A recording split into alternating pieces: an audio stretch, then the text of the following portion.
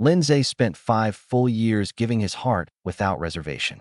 Day after day, he compromised, catered, and tried to please his girlfriend, Shen Manli. In return, all he ever received were her endless cold stares and constant criticism. Trapped in a cycle of self-doubt and emotional exhaustion, his life gradually sank into darkness. Just when despair left him with nowhere to turn, an unexpected miracle occurred. A cold mechanical voice suddenly echoed in his mind. Detected, host has been trapped in long-term emotional depletion. Physical and mental health have suffered severe damage.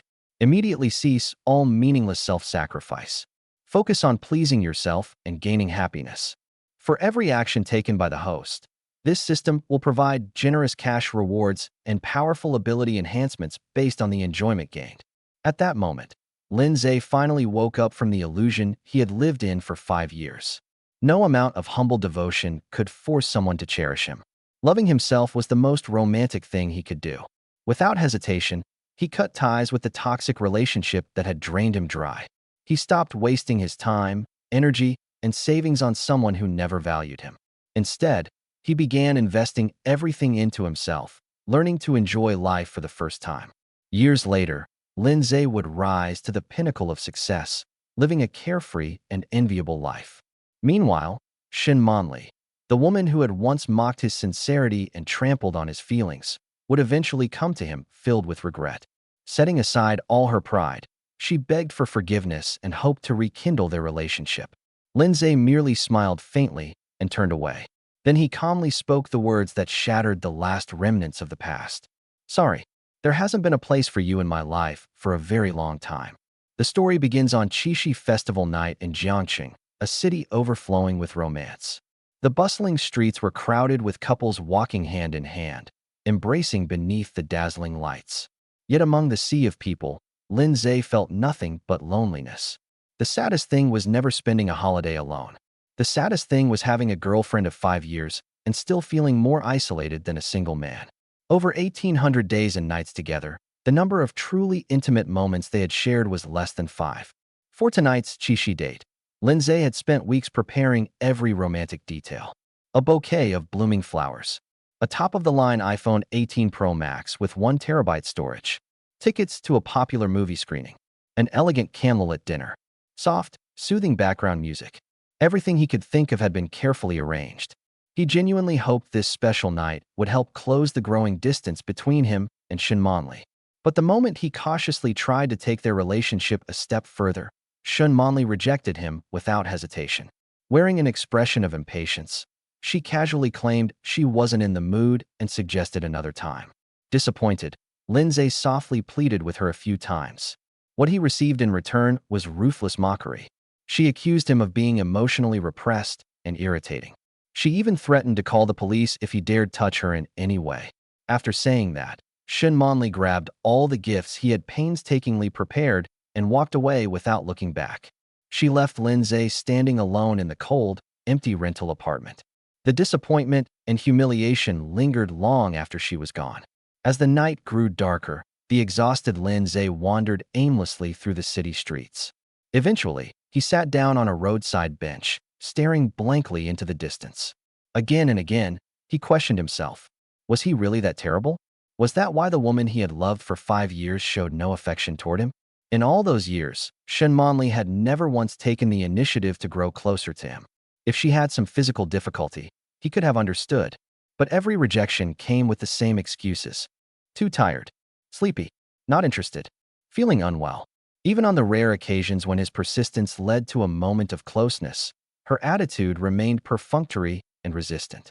Years of constant criticism, dismissal, and emotional distance had slowly eroded Lin Ze's confidence, leaving scars that seemed impossible to heal. He no longer had the courage to return to the apartment filled with painful memories.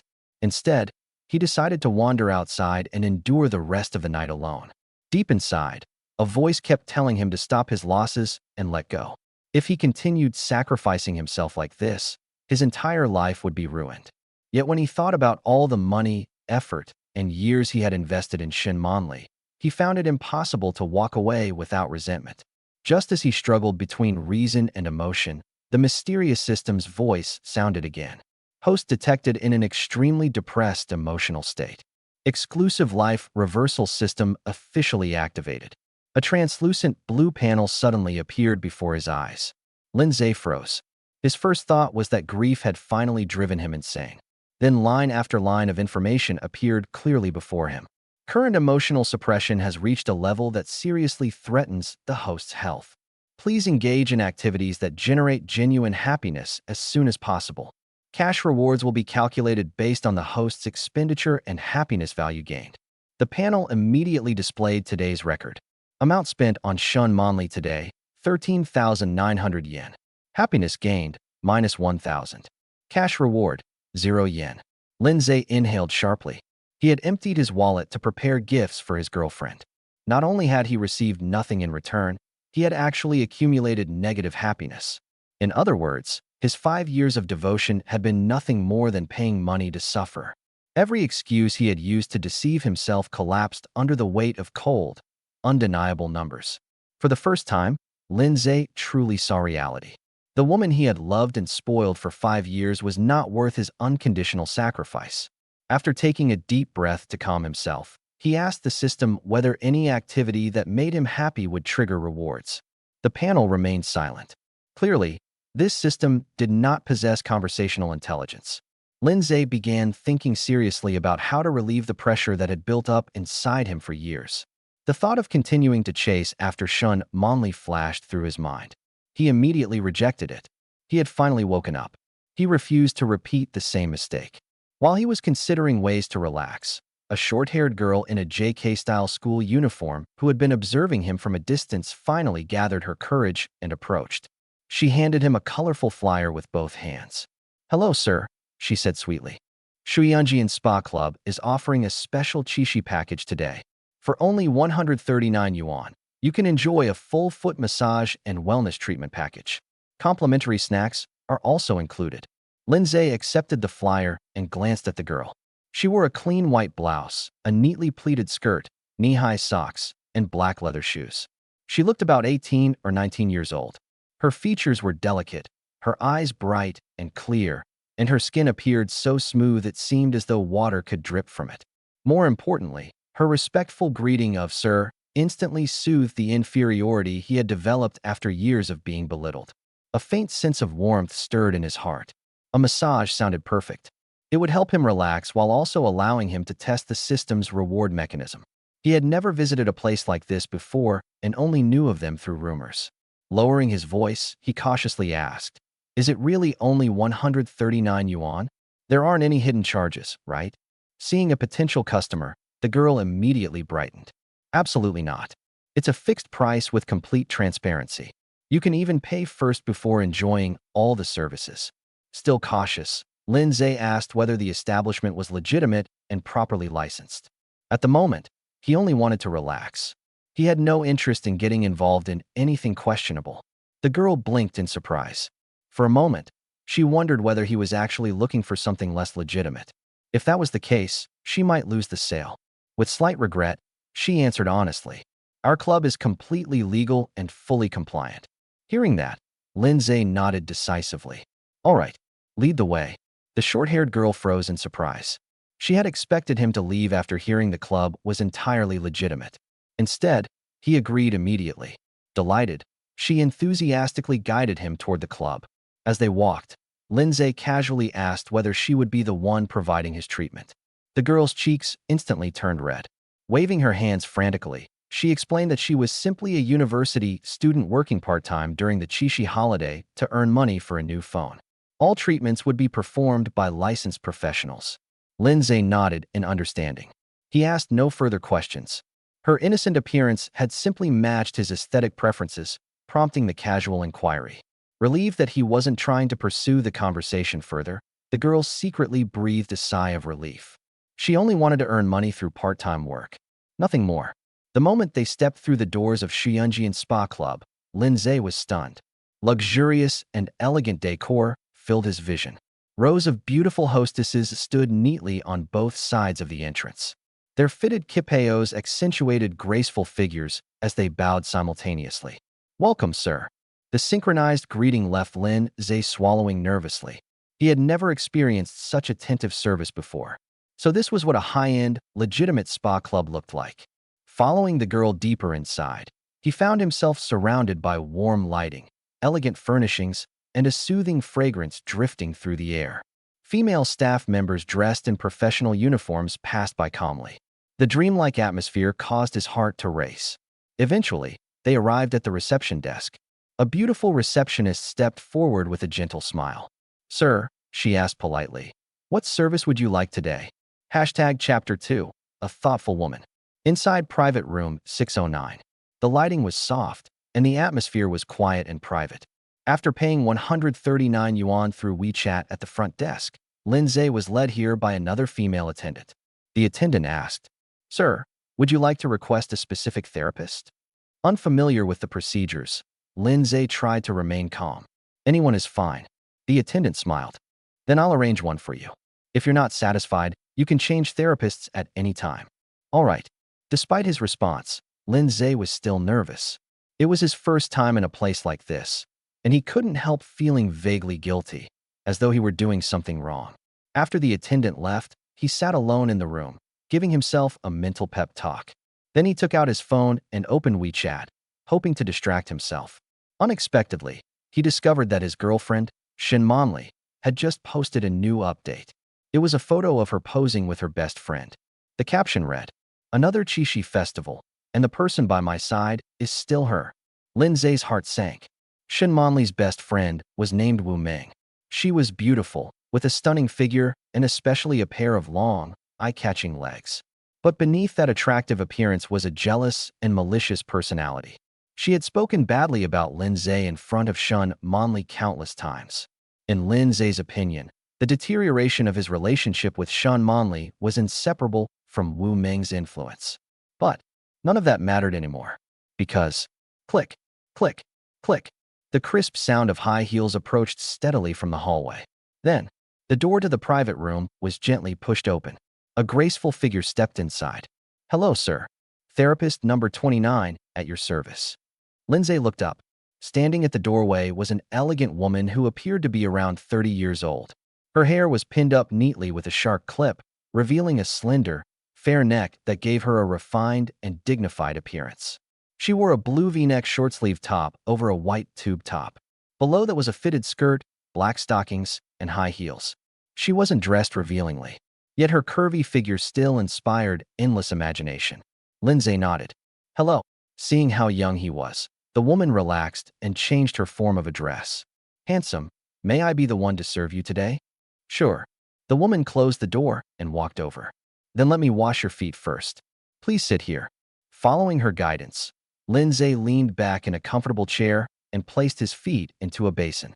The woman sat in front of him, slipped her hands into the warm water, and began washing his feet. A strange tingling sensation spread through him. For a moment, countless emotions surged through his heart. He had been with Shen Manli for 5 years. Forget washing his feet. There had been a time when he was bedridden with a fever and simply asked her to wipe him down to help reduce his temperature. She refused. Only after he promised to buy her a piece of clothing worth over 1,000 yuan did she reluctantly agree.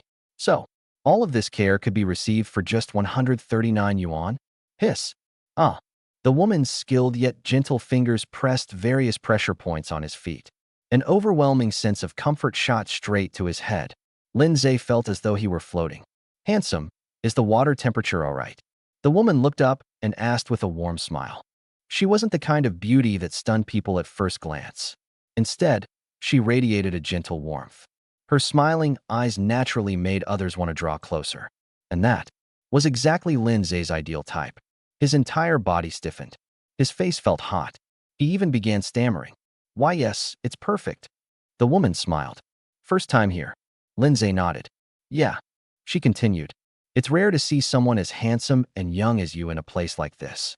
Lin Ze felt a slight stir in his heart, but years of insecurity made him instinctively deny it. "No, I'm not some boss. I'm just an ordinary person." The woman shook her head. "You're too modest.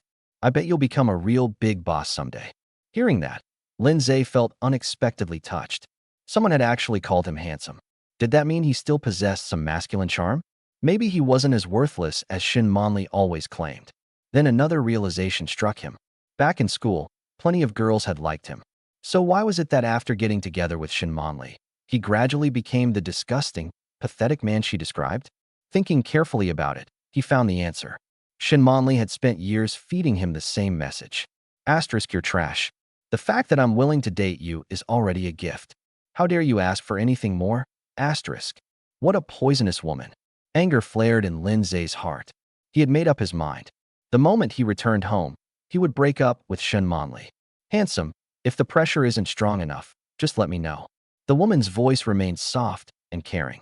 Under her service, Lin Ze gradually relaxed. He even began making conversation. How old are you? The woman laughed. You mean my age?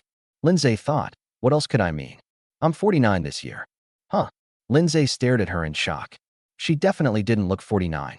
Seeing his reaction, the woman burst into laughter. I'm kidding. I'm 29. This young man was obviously the obedient, innocent type who had been well-behaved his entire life. Teasing people like him was always fun. Then she asked, have you ever been in a relationship? Lin Ze's expression immediately darkened. I'm in one right now. Really? The woman seemed surprised. But today is Qixi Festival. Why aren't you out with your girlfriend? Lin Ze sighed. She wanted to spend it with her best friend. The woman frowned. Seriously? Who spends Qixi with their best friend instead of their boyfriend? The topic instantly reminded Lin Ze of Shen Manli. The frustration in his chest returned. He didn't feel like discussing it further. Seeing his reaction, the woman immediately understood. This handsome young man was probably going through relationship problems. All right, handsome. We're done washing your feet. How does it feel? She gently dried his feet with a towel. Pretty good. The woman smiled. Let me give you a massage as well. Okay. Lin Ze moved to a massage bed and lay face down. The woman sat beside him. Her hands rested lightly on his shoulders. After testing the tension in his muscles, she said softly, your shoulders are very stiff. Work must be exhausting. You should make sure to get more rest. The simple words touched Lin Ze deeply. This older sister was genuinely considerate. If only Shen Manli possessed even half. No, even 1/10 of this woman's kindness, he would never have ended up here, seeking comfort from a stranger. The thought filled him with sadness. At the same time, it strengthened his resolve to break up. Lying on the massage bed, Lin Ze remained perfectly still. His body was tense, and he didn't dare move carelessly. The woman sat beside him. An occasional accidental contact was unavoidable during the massage. Several times, the back of his hand brushed against her stocking-covered leg. The silky texture was unmistakable, yet the woman showed no sign of annoyance. Instead, she simply asked gently, is the pressure all right? Lin Ze felt like crying. He had given Shen Manli so much. All he ever wanted was a little recognition and care. Those things weren't expensive. A complete stranger could offer them. But Shen Manli never could. ####Chapter 3, My Girlfriend's Best Friend. An hour later, Lin Ze finished his first ever experience at the spa club. The woman leaned down slightly and whispered in his ear, handsome, my shift is over. You should rest here for a while before leaving. If you're ever feeling unhappy in the future, come chat with me. Lin Ze nodded and asked, what's your name? The woman simply replied, I'm number 29. In Lin Ze's eyes, her graceful figure walking away seemed to glow. A foot therapist? No, she was practically a living bodhisattva. After her treatment, however, his body felt more relaxed than ever before. Lying on the massage bed, he drifted off to sleep without realizing it. When he woke up, it was already 5 o'clock the next morning. Only then did Lin Ze realize. He had spent the entire night at the club. If anyone found out, they'd probably think he was some kind of shady character. Just then, host spent 139 yuan. Pleasure value plus 100. Reward, 12,900 yuan. The next moment, a text message arrived. Your bank card ending in 9527 has received a deposit of 13,900 yuan. Current balance, 17,658.54 yuan. The money had actually arrived. At 5:30 a.m., Lin Ze sneaked out of Shuiyunjian Spa Club like a thief. Standing alone on the deserted streets, he saw discarded bouquets everywhere, by the roadside, inside trash bins. They had already fulfilled their purpose. Lin Ze thought. Many people's innocence had been left behind forever on last night's Qixi festival, including his own. He bought a few pork buns from a breakfast stand. Eating as he walked, he headed back to his rented apartment. He had already made up his mind. Once he saw that woman again, he would say, "Shen Manli, let's break up." But when he got home, he discovered that everything looked exactly the same as when he had left the day before. Clearly, Shen Manli hadn't come home last night either. The bouquet of roses he had angrily smashed still lay scattered across the floor, the petals already wilted. What garbage! Lin Ze mocked himself. He had prepared everything with such sincerity, only for it to be treated like trash. Wasn't that exactly what it was? Since Shen Manli still hadn't returned, he decided to wait patiently. In the meantime, he cleaned the apartment.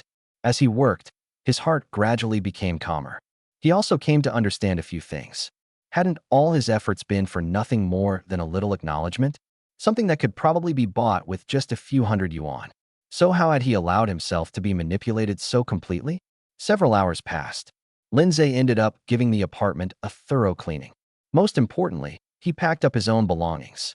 The apartment was rented under his name. Rent, utilities, and management fees weren't cheap, but he had accepted it all just to make Shen Manli's commute easier. Now, he had decided to move out. He'd rent a place closer to his own company. That way commuting would be more convenient. Wait a second. Now that he had awakened a cheatability, why was he still thinking about going to work? That wage slave mentality needed fixing as soon as possible. Everything was ready. All he had to do was wait for Shen Manli to return so he could end things once and for all. But even by afternoon, she still hadn't shown up. Unable to wait any longer, he called her. After a long time, someone finally answered with an impatient, "What?" Lin Ze asked coldly. "Where are you?" Shen Manli immediately snapped back. "Lin Ze, can you stop suffocating me? Give me some space." She was always like this, treating his concern as a burden. But it didn't matter anymore. She was about to be completely free. Keeping his tone calm, Lin Ze said, "When are you coming back? I need to talk to you about something." Shen Manli replied dismissively. "What could you possibly need to talk about?" "Oh right. I'm going on a business trip for the next few days. My best friend is coming to Jiangsheng for an exam and will be staying at the apartment for a few days. Help take care of her. That's all." With that, she hung up without even giving him a chance to respond. Lin Ze frowned. He couldn't figure out what kind of business trip an ordinary office clerk would need to go on. Then suddenly, a troubling thought crossed his mind. Yesterday had been Qixi Festival, yet the only thing Shen Manli posted was a photo of herself with her best friend. Was she trying to maintain a single girl image on social media? Could it be? Had she already cheated on him? Damn it! Lin Ze gritted his teeth. If that was really the case, he definitely wouldn't let her get away with it. She would have to pay the price. He tried calling Shen Manli again. Her phone was already turned off. She had probably blocked him. Gradually, Lin Ze calmed down. No, breaking up so easily would be letting her off too lightly. At the very least, he needed to get back the iPhone 18 Pro Max 1TB he had given her yesterday. That thing cost over 10,000 yuan, nearly 2 months of his salary. He would rather give it to number 29 from last night than let Shen Manli keep it for free. Around dinner time, Lin Ze originally planned to finish off the leftovers in the refrigerator. But then he thought, awakening a cheat ability was a huge life event. It deserved a celebration. So he made up his mind. Opening a food delivery app, he ordered a Haidaleo hot pot set worth more than 300 yuan. In the past, even during the new year, he wouldn't have dared spend money like this. Only when he was with Shen Manli would he buy expensive meals. When alone, if 10 yuan could solve the problem, he'd never spend 20. He had lived frugally, saving every penny to spend on Shen Manli, all to prove his sincerity. But in the end, what had he gained? The hot pot arrived. Lin Ze set it to boil. Then he took a bottle of beer from the fridge and poured himself a full glass. Once the broth started bubbling, he dropped the ingredients in one by one. Opening the dipping sauce, he picked up a slice of tender beef, coated it in the rich sauce, and took a bite. The savory flavor exploded across his tongue. Then he followed it with a gulp of ice-cold beer. Now this was what life was supposed to feel like. The next day, 10 a.m. Having stayed up indulging himself until late into the night, Lin Ze was still dreaming in bed. Suddenly, a loud, aggressive pounding on the door woke him up. Did that woman finally come back?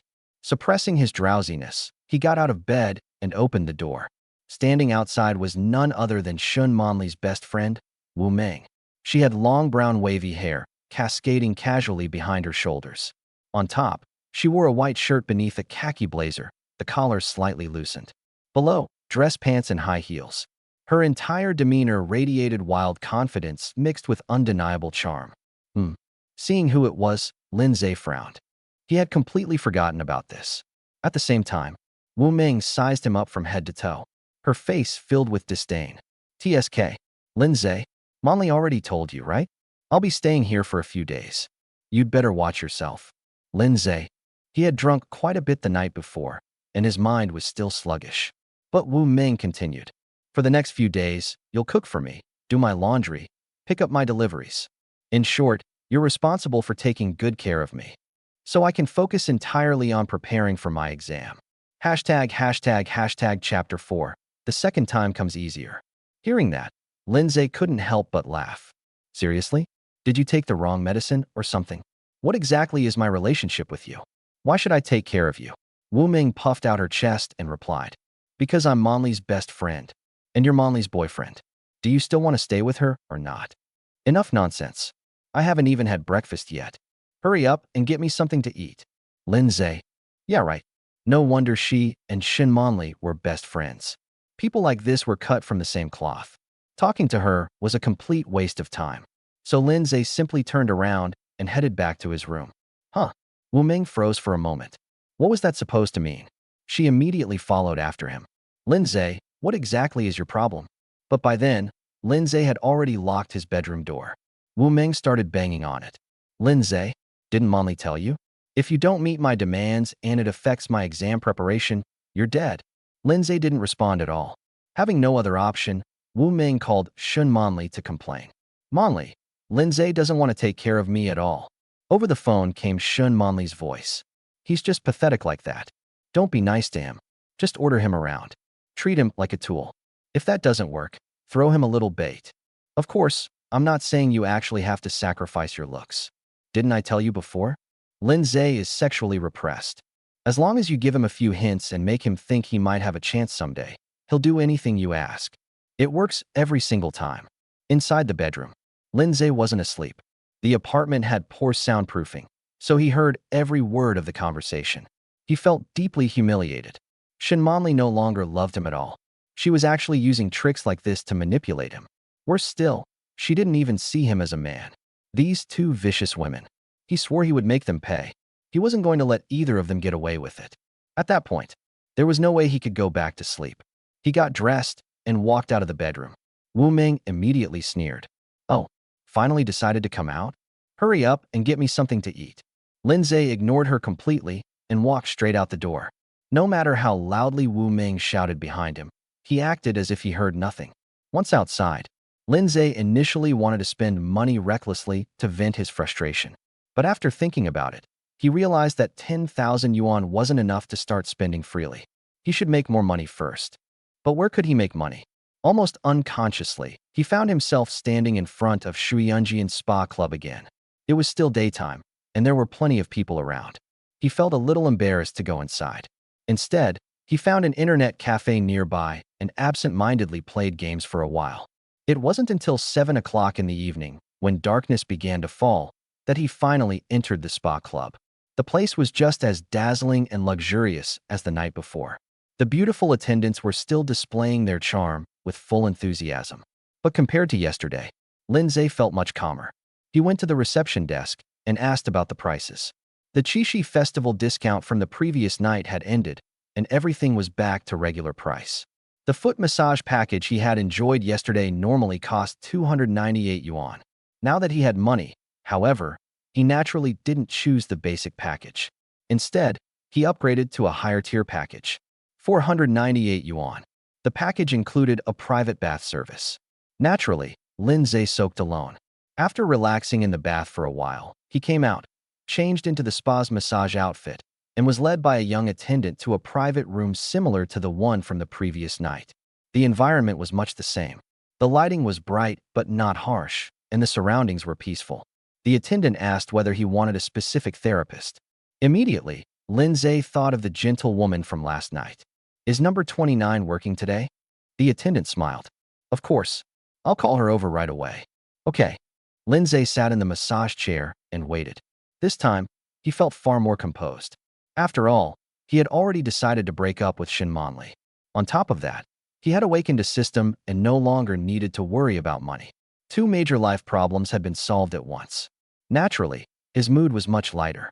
Hello, therapist number 29 at your service. A short while later, the woman entered the room and bowed politely. Lin Ze nodded. Go ahead. Huh. The voice sounded familiar. She looked up and immediately recognized him as the innocent young man from the previous night. A smile appeared on her face. So it's you again, handsome. Yep. She closed the room door behind her and walked over. Thank you, handsome. You even specifically requested me. Lin Ze replied. You made me feel really comfortable yesterday. The woman smiled. Then I'll make sure to take good care of you today as well. The process was much the same as before. She gently washed his feet. Then Lin Ze lay face down on the massage bed, waiting for the massage to begin. The woman climbed onto the bed and sat beside him, kneading his muscles with practiced hands. After yesterday's massage, did you sleep better? Physically, yes, Lin Ze answered. But I didn't sleep very well last night. Why not? I kept thinking about some things. The woman asked softly. At your age, shouldn't life be carefree? Lin Ze chuckled bitterly. I wish it were. But life always finds a way to beat me up. The woman couldn't help smiling. What happened? Bad mood today? Did you fight with your girlfriend? Not exactly. Lin Ze paused. I've decided to break up with her. Oh. The woman sounded surprised. After a moment, she said, a girlfriend who has someone as good as you and still doesn't cherish it. She'll regret it someday. Lin Ze shook his head. I don't think she will. There's no love left between us. Originally, he hadn't intended to share these things with a stranger, but he had been bottling up too much frustration. If he didn't talk about it, he felt like he might explode. And this gentle woman was willing to listen. The room was private. Neither of them knew each other outside these walls. Once the session ended, they could simply go their separate ways. So Lin Ze opened up a little more. After listening, the woman thought for a moment before asking, how do you know there's no love left? Have you two been intimate? Lin Ze sighed. Very rarely. We've been together for years, and I can count the number of times on one hand. What? The woman looked genuinely shocked. Is it because of you, or does she have some health issue? Not really. She always says she's tired, not interested, or comes up with some other excuse. The woman sighed as well. To be honest, if that's really the case, you should have broken up a long time ago. Yeah. Lin Ze nodded. It wasn't until after your massage yesterday that I finally woke up and saw things clearly. The woman shook her head in disbelief. You two are young. You're supposed to be in the prime of your youth. And she won't even let you get close? That's really too much. Then she asked gently. You've had it pretty rough, haven't you? ####Chapter 5. Wu Ming gives in. Lin Ze nearly broke down when he heard the woman's words. He had to admit it. The past 5 years had been truly miserable. Time and time again, he had poured his heart and soul into the relationship, only for Shen Manli to take everything for granted. Worse still, she was never satisfied. No matter how much he gave, she only complained that it wasn't enough. Seeing Lin Ze fall silent, the woman felt even more sympathy for him. What a pitiful little brother you are. Hearing that, Lin Ze smiled in relief. It's fine. It's all in the past now. I was foolish before, but I've finally come to my senses. Forget the fact that Shen Manli wouldn't let him touch her. Even if she suddenly realized her mistakes and became willing to do so, he would still break up with her. Because a man's life shouldn't revolve entirely around a woman. One day, when he became successful and accomplished, many things would naturally come to him. So Lin Ze had already decided. From now on, his focus would be making money. You're really open-minded, handsome. A man should be like you. If I were your girlfriend, I'd definitely do everything you wanted. Lying on the massage bed, Lin Ze enjoyed both physical and emotional comfort. Of course, he knew the woman was only saying these things to make him feel better. But honestly, it felt great to hear them. After all, everyone was just here to have a good time. He wasn't offering her his heart. Naturally, he couldn't expect her to give him hers either. As the massage session neared its end, Lin Ze asked, We've met twice now. Can you finally tell me your name? The woman smiled. You're so curious about my name. What are you planning to do with it? Because I've started thinking of you as a friend. The woman laughed. Then you have to tell me your name first before I tell you mine. My name is Lin Ze. Ze as in marshland. What an honest little brother. She smiled. My surname is Tian. My given name is He. The He from lotus flower. Lin Ze nodded. Tian, he said. Get some rest. My shift is ending now. Hopefully we'll meet again sometime. Okay. See you. Lin Ze took a short nap on the massage bed. When he woke up, it was already 10 o'clock at night. He changed back into his clothes and left the club. Host spent 498 yuan. Pleasure value plus 200. Reward, 99,600 yuan. Almost 100,000. I'm rich. Lin Ze's eyes lit up. The next second, a bank notification arrived. Your bank card ending in 9527 has received 99,600 yuan. Current balance, 116,401.47 yuan. Since graduating, this was the first time his savings had exceeded 100,000 yuan. Lin Ze was overjoyed. Now he finally had the freedom to spend money. But what should he spend it on? A car? He had always wanted one, but 110,000 yuan wouldn't buy anything particularly impressive. A house? That was even more unrealistic. A new phone or computer? That was worth looking into.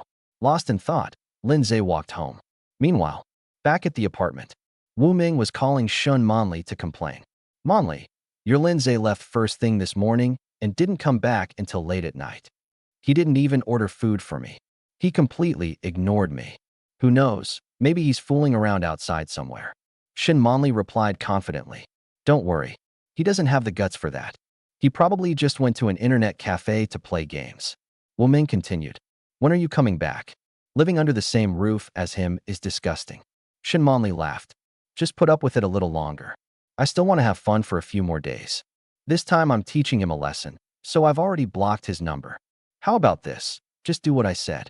When he gets back, act a little cute and soften your attitude. I guarantee he'll obey everything you say. Wu Ming looked troubled. Huh? I don't want to act cute toward him. Shen Manli scoffed. What's there to worry about? Trust me, he's a loser. He doesn't have that kind of courage. Oh, only then did Wu Ming relax. At that moment, the sound of a key turning in the lock came from the front door. All right, I'll talk to you later. He's back. Wu Ming hurriedly hung up and sat down on the sofa. The moment Lin Ze entered, she shot him an angry glare. Where have you been? Why are you only coming back now? I ordered takeout earlier and spent over 100 yuan. Send me the money right now. Lin Ze frowned. Wu Ming, is there something wrong with your head? You ate the food. Why should I pay for it? Wu Ming replied as if it were perfectly obvious. Manli told you to take care of me. Naturally, you're responsible for all my expenses while I'm staying here. Lin Ze thought the two women were unbelievable. Using him to score favors? Dream on. I never agreed to that.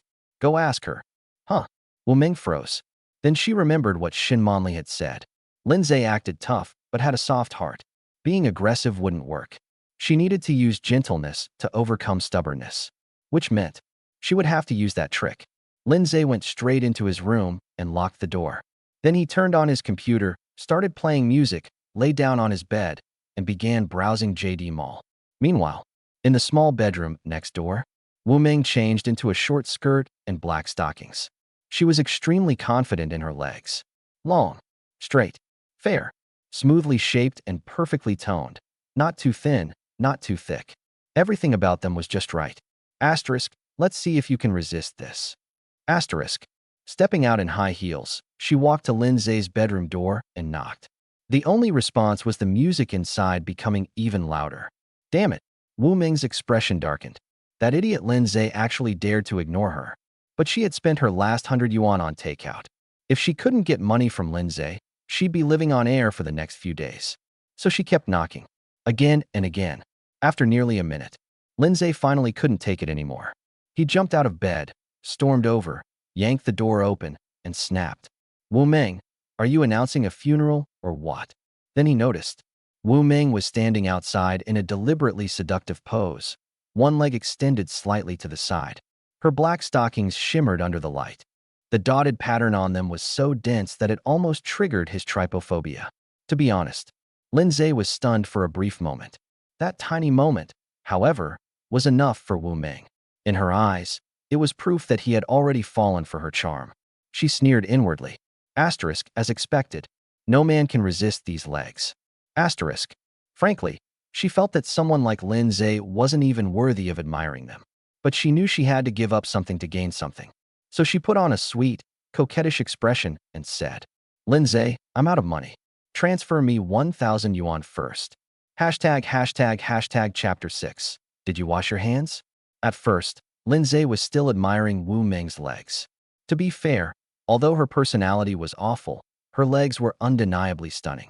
But then, the moment she opened her mouth and said that, all of his interest instantly vanished. There was no but about it. When a woman's personality is terrible, it can kill attraction in an instant. Lin Ze replied coldly. Do I owe you something? With that, he started to close the door. Hey. Wu Meng immediately panicked.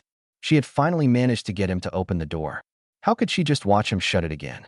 Without thinking, she stuck one of her legs into the doorway to block it. Lin Ze was still wondering why the door wouldn't close. At the same time, Wu Meng let out a painful cry. Only then did he realize. Her leg was caught in the door. Holy crap, Lin Ze was startled. Afraid he might actually break her leg, he quickly let go and cursed. Wu Meng, are you insane? Wah! Her leg had just been crushed by the door, and now she was being scolded too. Feeling wronged, she spoke with tears in her voice. Lin Ze, you're bullying me. Do you believe I'll call Manli and tell her? Lin Ze was speechless. Still, he replied. Sure. Bringing her back sooner would be great. I actually have something I need to talk to her about. What serious business could you possibly have? Tears welled in Wu Meng's eyes, but she ended up repeating almost the exact same line Shen Manli always used. Lin Ze. Sure enough, he'd been too soft-hearted. He should have let the door squeeze her leg a little longer. Maybe then she'd learn how to talk properly. Stop acting crazy. I'm going back to sleep. Wu Meng immediately said. Then give me the money. Lin Ze laughed. Do I owe you money or something? I worked hard for what I earn. Why should I transfer it to you? What exactly have you ever done for me? Wu Meng froze. She hadn't expected that answer at all. This wasn't what Manli had described. Hadn't Shen Manli said that as long as she put on black stockings and gave Lin Ze a little eye candy, he'd do anything she asked? Without thinking, she blurted out. What do you mean? I even put on black stockings for you. Lin Ze sneered. As expected, in the eyes of women like them, men's money simply fell from the sky. You open your mouth and ask for 1,000 yuan right away. Don't you think that's a ridiculous price? Wu Meng frowned. What do you mean? Do you think I'm negotiating a business deal with you? Lin Ze smirked. Isn't this exactly a business deal? So, are we talking or not? If not, I'm leaving. As he spoke, he started closing the door again. Wait. Humiliation filled Wu Meng's face, but she still stopped him. Then just tell me, how much are you willing to give? After thinking for a moment, Lin Ze replied. Any amount is negotiable. But first, you need to provide something worth that amount. At that moment, Wu Meng finally understood what he meant. It wasn't that he thought 1,000 yuan was too much. He thought her sacrifice wasn't enough. She couldn't help asking. Lin Ze, what exactly are you trying to say? He shrugged. What do you mean? What am I trying to say? Her face alternated between red and pale. Almost gritting her teeth, she said. I'm Manli's best friend. What exactly are you trying to do to me? Lin Ze rolled his eyes. Stop trying to put words in my mouth. Then he moved to shut the door again. Fine. Grinding her teeth, Wu Meng forced out the word. Inside, she was furious. Lin Ze, you've really got some nerve. You're actually setting your sights on me? Asterisk, just wait until Manli gets back. I'll tell her everything and let her deal with you. Asterisk. But that was for later. Right now, she had no choice but to swallow her pride. First, she needed money to survive the next few days. So tell me, what do I need to do for you to give me money? Lin Ze put on a troubled expression. I only have 10 yuan left in my mobile wallet. What? Wu Meng exploded instantly. Her beautiful legs were only worth 10 yuan. That was beyond insulting. Lin Ze replied. Why are you yelling? I can go online anytime and find prettier legs than yours. Giving you 10 yuan is already generous because you're showing them live. Wu Meng could only grind her teeth in anger. She couldn't find a single word to argue back. Lin Ze yawned. Visual stimulation alone doesn't do much for me anymore. Hearing that, Wu Meng froze. Did he mean he wanted physical contact? Her face immediately turned red. You'd better not go too far. Lin Ze replied. Goodbye. Wait. Wu Meng stamped her foot angrily. This stupid man kept trying to close the door every other sentence. Looks like she'd have to make a small sacrifice. Forget it. I'll just treat it like being licked by a dog. Taking a deep breath, she asked. How much can you give me? Lin Ze didn't waste any words. He simply opened his banking app and showed her the balance. 116, 316.27 yuan. Wu Ming counted the digits. Ones, tens, hundreds, thousands, 10,000s. Holy crap. She stared in shock. Over 100,000. Lin Ze, where did you get so much money? Lin Ze remained calm. That's none of your business. Sure enough, money really did change people's attitudes. Just moments ago, Wu Ming had been acting arrogant and demanding. Now her tone had softened considerably. Biting her lip, she asked cautiously, "Could I have 30,000?"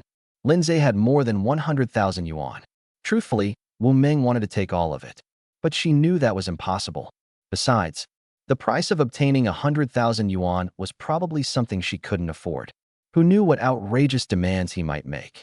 That was absolutely out of the question. For one thing, she wasn't some kind of escort. For another, Lin Ze was still her best friend's boyfriend. No matter what, she couldn't cross that line. That would be betraying Manli. Yet when Lin Ze heard her request, he laughed. 30,000. That money isn't so easy to earn. Wu Ming asked impatiently. Then how much are you willing to give? Just say it. 500. Take it or leave it. Plenty of people outside would happily accept that deal. 500. Wu Ming almost lost her temper again. But seeing the determination on Lin Ze's face, she realized there was probably no room for negotiation. Finally, she closed her eyes and gritted her teeth. Fine. 500 it is. At the same time, she silently cursed him in her heart. Lin Ze couldn't help feeling complicated. Originally, he had only wanted to mock her. He never expected her to actually agree. After all, 500 yuan was practically nothing to him now. His savings had already surpassed 100,000. Just then, Wu Ming suddenly asked, "Did you wash your hands?" Chapter 7. The woman at the company. Seeing the look of disgust on Wu Ming's face, Lin Ze's self-esteem took another hit. He said coldly, "Wu Ming, get this straight. You're the one who came looking for me. I didn't force you into anything. If that's your attitude, you might as well go to sleep." Wu Ming immediately panicked. Fine. I won't say anything else." But by now, Lin Ze had already lost most of his interest. Still, since it had practically fallen into his lap, he figured he might as well go along with it. He raised his broad right hand and smacked Wu Ming's thigh. Smack. Ah. Wu Ming immediately cried out in pain. Unable to hold back her anger, she snapped. "Lin Ze, are you touching me or hitting me?" Lin Ze rolled his eyes and said dismissively, "Honestly, that's it. Nothing particularly special." Wu Ming. "Excuse me? You're actually criticizing my legs now? Who gave you that kind of confidence?"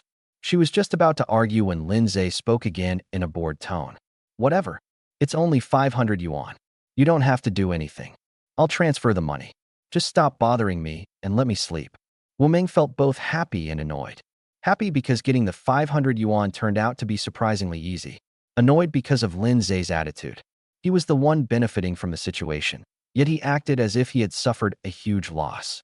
Truthfully, though, Lin Ze really did feel like he was losing out. But since he'd already said it, he could only accept it.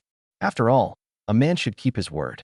He opened his WeChat friends list, found Wu Ming, and sent her 500 yuan. As he entered the payment password, he thought, "Damn, spending 500 yuan at once still hurts a little. I could have gone to Shuyunjian again with that money." Then suddenly, host spent 500 yuan. Pleasure value plus 10. Reward, 5,000 yuan. A bank notification immediately followed. Your bank card ending in 9527 has received 5,000 yuan. Current balance, 120,816.47 yuan. Huh. Even Lin Ze was stunned. He hadn't expected an extra reward. Instantly, he felt much less cheated. So this can generate pleasure value too? Though the amount is ridiculously low. If he had spent the same 500 yuan at Shuyunjian, he would have received nearly 100,000 yuan in return. But spending it on Wu Ming only earned him 5,000 yuan. That meant he had effectively lost 95,000 yuan. Damn it, still a loss. The next day, 7 o'clock in the morning, Lin Ze's weekday alarm rang. The holiday was over, and he had to go back to work. His mind wasn't fully awake yet, but his body had already climbed out of bed and headed to the bathroom. Only after splashing cold water on his face did he finally wake up completely. Damn, I've already awakened a cheat system. Why am I still acting like a corporate drone? It wasn't that having a cheat ability meant he couldn't work anymore, but there was no reason to be so diligent. If he was late, Then he was late. The perfect attendance bonus was only 1,500 yuan a month anyway. 1,500? He could earn more than that from a random transaction with Wu Ming. Wouldn't it be better to sleep a little longer? Still, since he was already awake today, he decided to go. So he put on his work clothes and prepared to leave. Just then, the door to the small bedroom opened. Wu Ming stepped out, looking impeccably made up. Today she was wearing a denim outfit. The overall look was fiery, bold, and untamed, like a wild horse that refused to be broken. The moment she saw Lin Ze, she snorted disdainfully. "What are you looking at?" Lin Ze replied. "What's wrong with looking? It's not like I haven't seen it before." The moment he brought up that incident again, Wu Ming's face twisted with anger. "Shut up." Yesterday, when she'd first received the money, she had been quite pleased. But after thinking about it more carefully, the more she thought about it, the more she felt she had been the one who lost out. Why should this jerk have been allowed to touch her at all? Even letting him look at her should have been considered a privilege. As for the money, hadn't he already promised Manli that he'd take care of her? Wasn't that money something he should have paid anyway? But what was done was done. Regretting it now was pointless. It wasn't as though she could go and touch him back. That would only make things worse. So she threatened, "Lin Ze, I'm warning you. You're not allowed to tell anyone about what happened last night. Otherwise, I'll make Manli break up with you." Lin Ze burst out laughing. "There's actually a benefit like that? Then hurry up and tell Shen Manli." Wu Ming snorted. "Manli isn't here right now, so keep talking tough. When she gets back, you'll find out whether I'm joking or not." With that, she stepped past him and out the door, leaving behind a faint trail of perfume. Lin Ze ignored her and turned to lock up. Just then, the elevator arrived. He was about to head over when Wu Ming darted inside first and immediately pressed the close button. The doors shut right in front of him. "Enjoy being late for work." She stuck her tongue out at him. "Lin Ze, what an ungrateful woman." Lin Ze walked to the entrance of the residential complex. Then he hailed a taxi straight to work. After all, he now had over 100,000 yuan in savings. Taking a taxi wasn't exactly extravagant anymore, was it?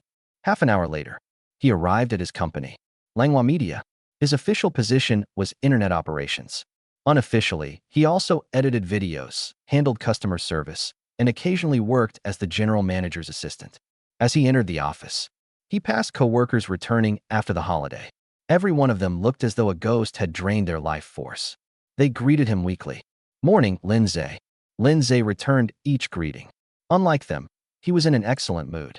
After clocking in, he sat down at his workstation and resumed his daily tasks. But his mindset had completely changed. He couldn't help thinking, "This job is optional now. Asterisk, if I stop enjoying it, I can quit whenever I want." A short while later, a message popped up in the desktop version of WeChat. It was from the general manager, Ji Rian.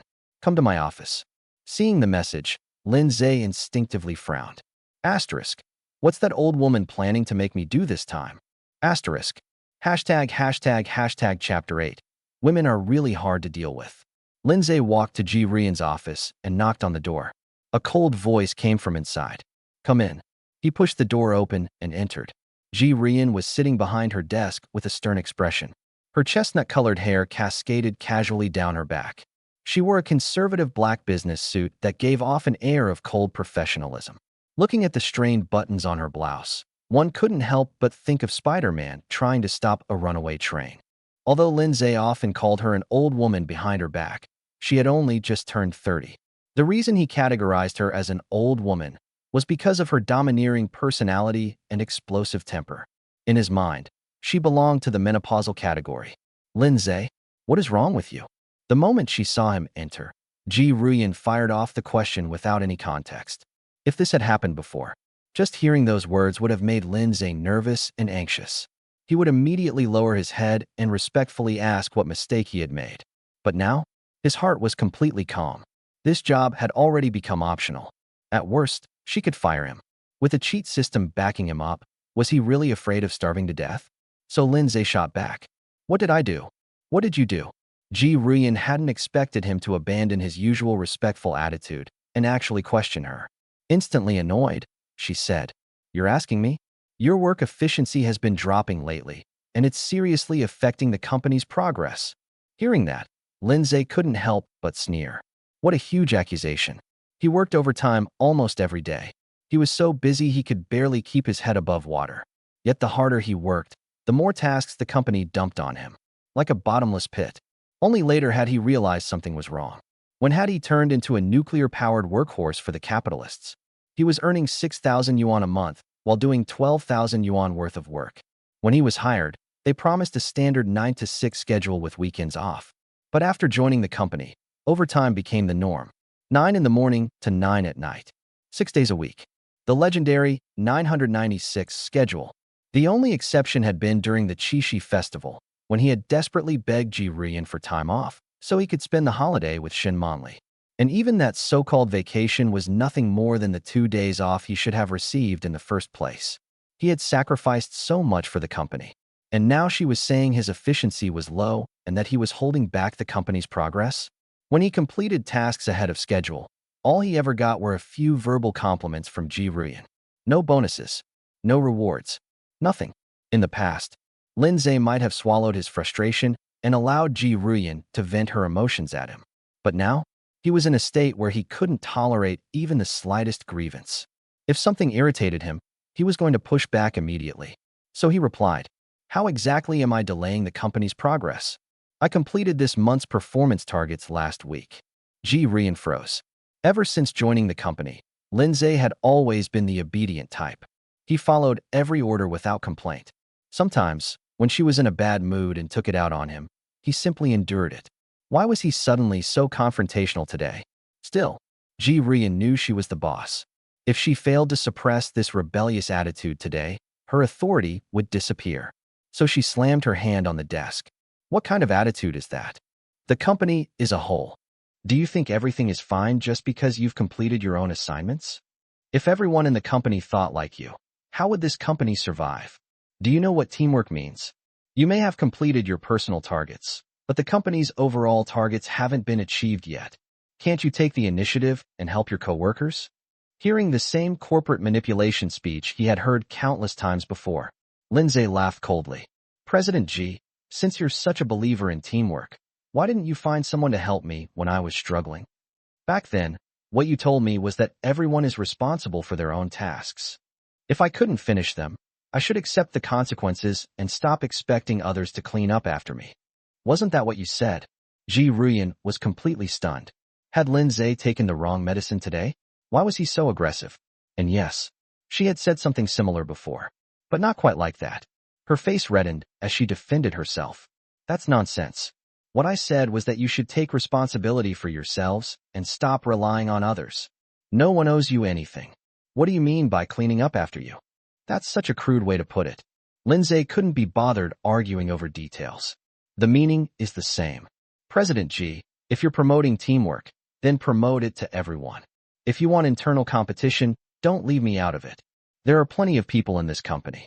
You can't keep shearing the same sheep over and over." Then, Lin Ze deliberately said something he knew would disgust her.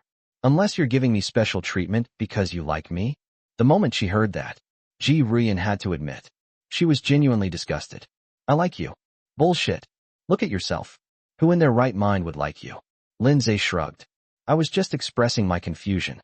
Since you don't like me, could you stop calling me into your office for private meetings all the time? When I applied for this job, I signed up to be a new media operator, not the general manager's personal secretary. If this keeps happening, it's not just me who's going to misunderstand.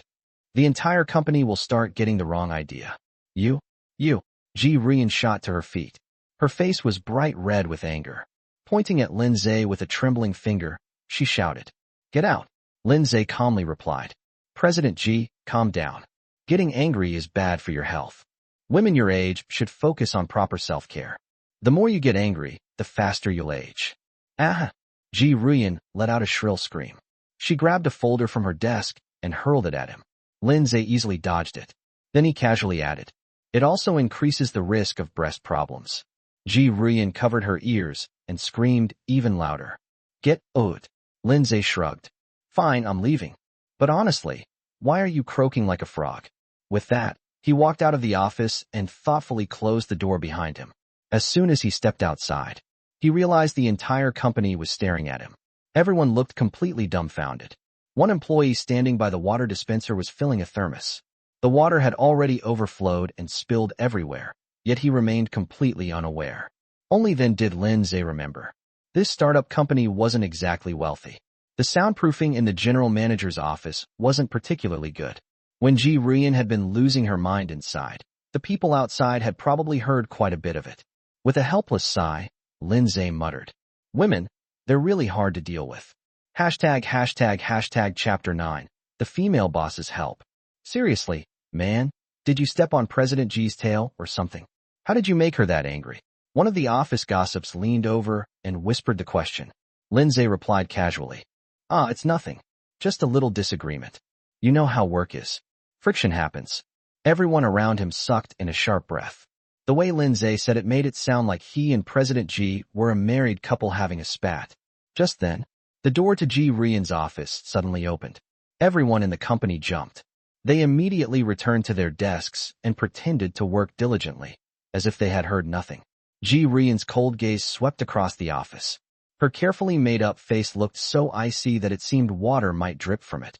"Has everyone stopped working? Zhang Jia, Wang Lijuan, if your teams fail to meet this month's targets, I'm deducting the entire team's quarterly bonus." Hearing that, both teams secretly groaned. But seeing how close Ji Rian looked to exploding, nobody dared object. Then she turned toward Lin Ze. "Lin Ze, I hope you won't bring your personal emotions into the workplace. We have no obligation to pay the price for your failed relationship." With that, she turned and marched back into her office, slamming the door behind her. However, the entire company was stunned by what she had just said. What did President Ji mean by that? No idea. It sounded like she was talking about some failed relationship with Lin Ze. Oh my god, did Lin Ze date President Ji? What? President Ji and Lin Ze had a failed marriage. A rumor spread through the company at lightning speed. And with every retelling, it became even more ridiculous. Even Lin Ze was dumbfounded. Wait a minute. Who started this nonsense?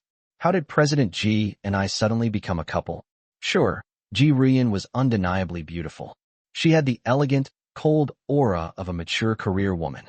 But her temper was awful. He wasn't interested at all. More importantly, he had already sworn an oath. From now on, he would never fall for another woman. Ji Rian, you will never have me.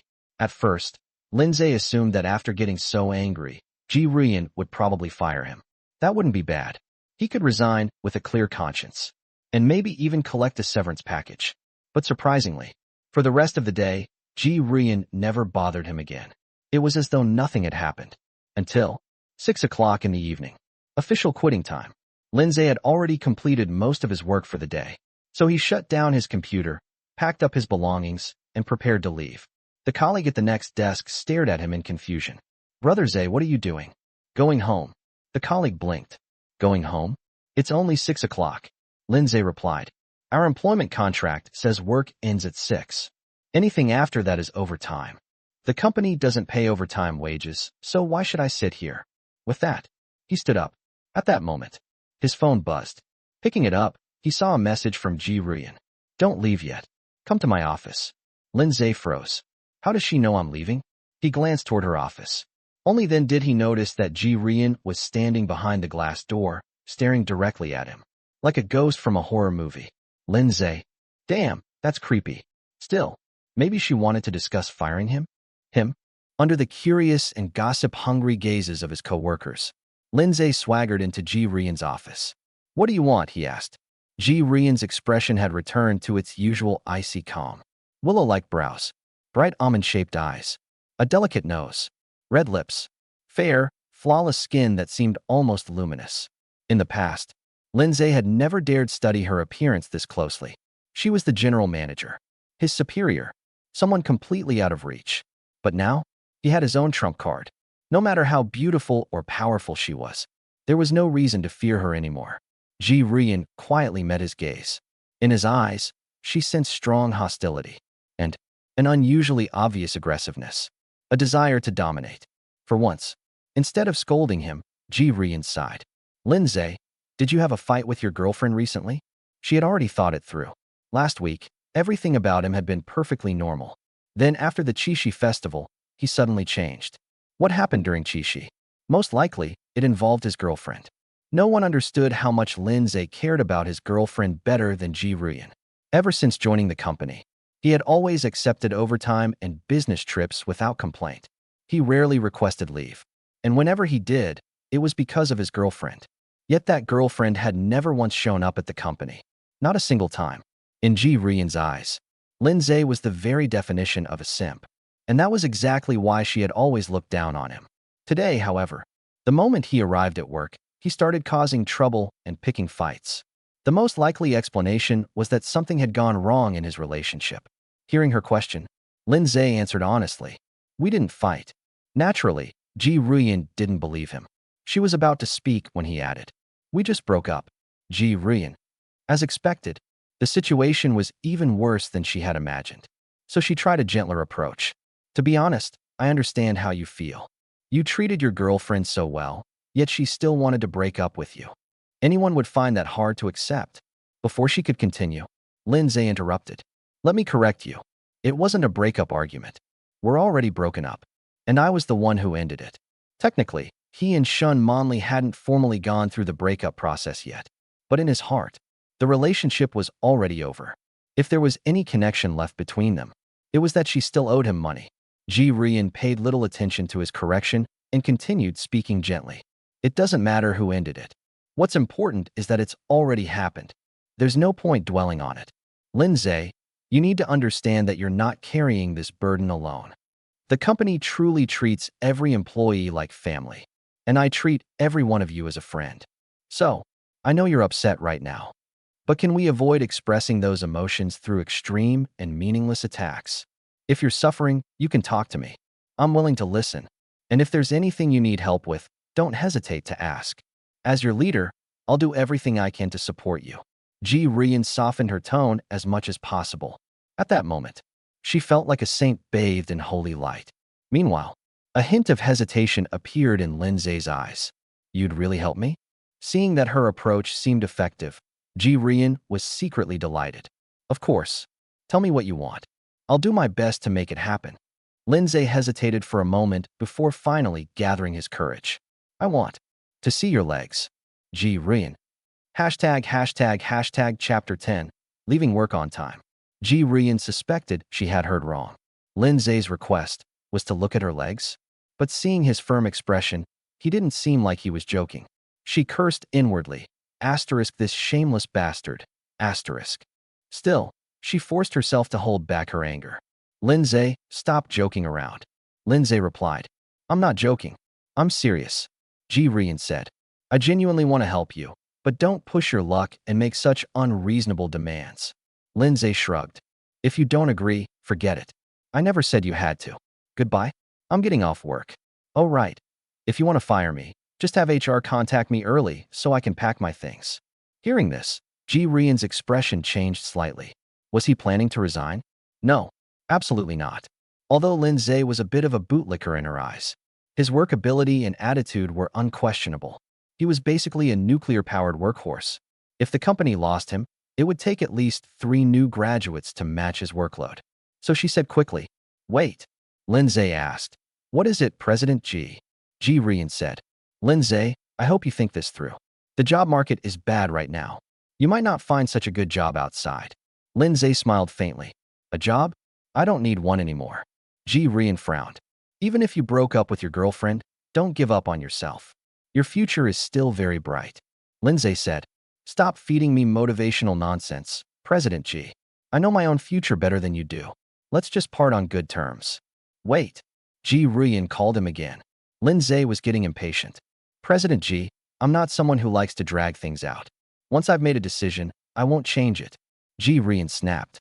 "Enough. I don't have time for your nonsense. Go back to work now." Then Lin Ze said calmly, "Sorry, President Ji. I've already decided to resign." Bang. Ji Ruyan slammed the desk and stood up. "Lin Ze, how can you go back on your word? Didn't you say looking at my legs would be enough?" Lin Ze replied, "President Ji, that was just a small personal wish. I'm grateful you were willing to consider it, but we're talking about my job here."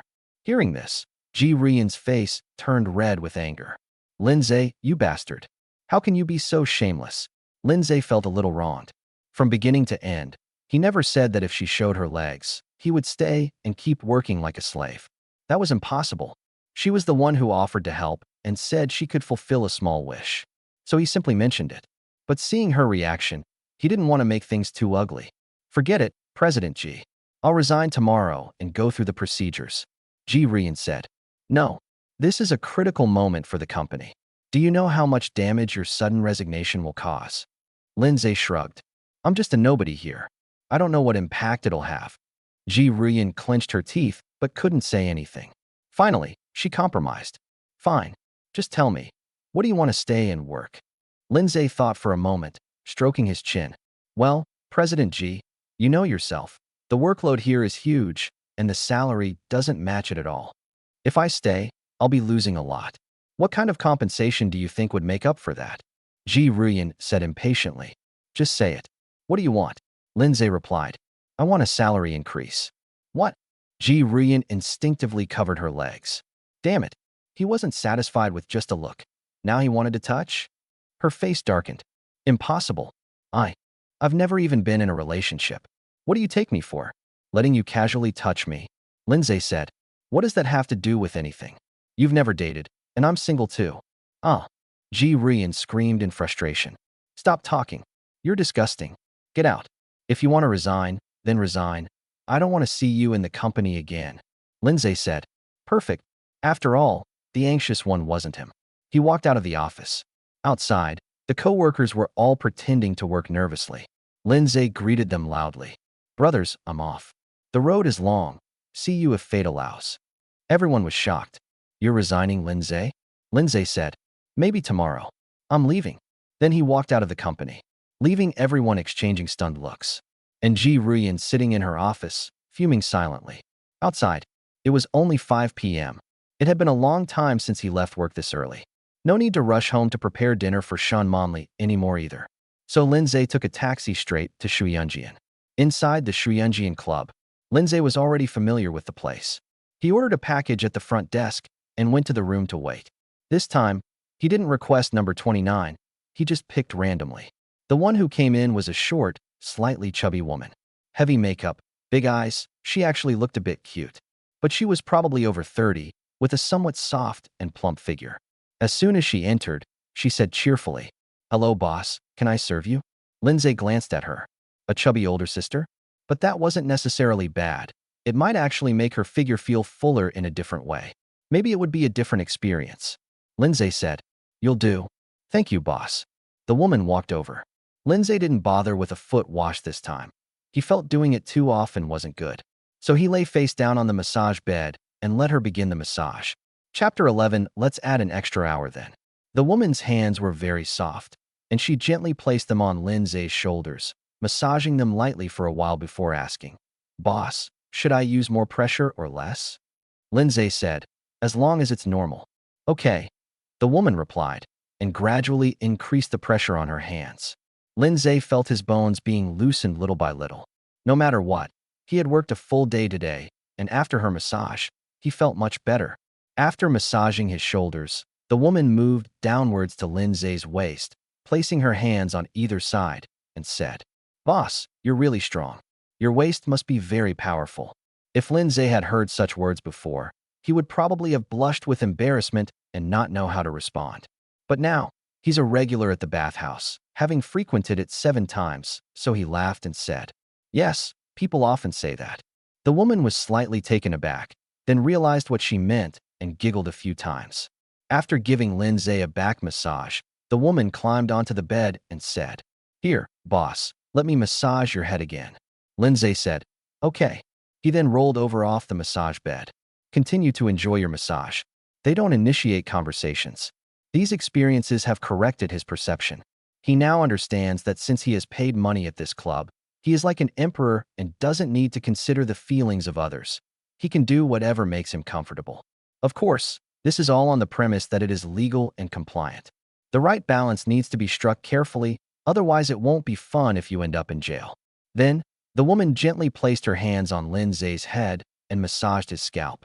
An extremely comfortable feeling instantly spread from my head to my whole body. It's as if there's a knot in my head that's being untied little by little. Lin Ze couldn't help but let out a sound of pleasure.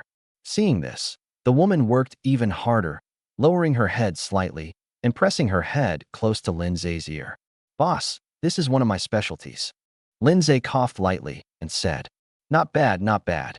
The woman smiled and straightened up, returning to her previous posture, and said, Boss, it's almost time. Would you like to extend the time? Lin Ze said, I won't add any more. I have something to do later.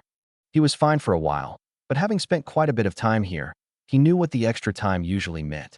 The woman, however, advised, Add one more. It'll be 198. I still have other special tricks up my sleeve. Lin Ze said, Next time, maybe next time. The woman asked, Boss, what are you going to be busy with later? Lin Ze said, I have to go take care of something. The woman said, Boss, how about we add another hour? I guarantee I'll make sure you're completely satisfied. Lin Ze said, Really, it's not necessary. All right then. The woman didn't say anything more, afraid that if she said too much, Lin Ze would complain. Therefore, she gently pushed Lin Ze away and pulled her body out from under Lin Ze's head. Lin Ze propped himself up with pillows and sat up. The warmth of the woman still lingered on them. The woman still smiled when she saw Lin Ze and said, Boss, are you sure you don't want to extend the time? We offer great value for money here. Lin Ze paused for a moment, then asked, When I came here before, wasn't this place supposed to be legitimate? The woman paused for a moment, then said to Lin Ze, Oh, look at what you're saying, boss. Of course it's legitimate. Where are there any illegitimate places these days? Lin Ze said, Since it's legitimate, what's so enjoyable about it? The woman smiled and said, You're not familiar with this, are you? Our service is very considerate. Lin Ze was also itching to try it.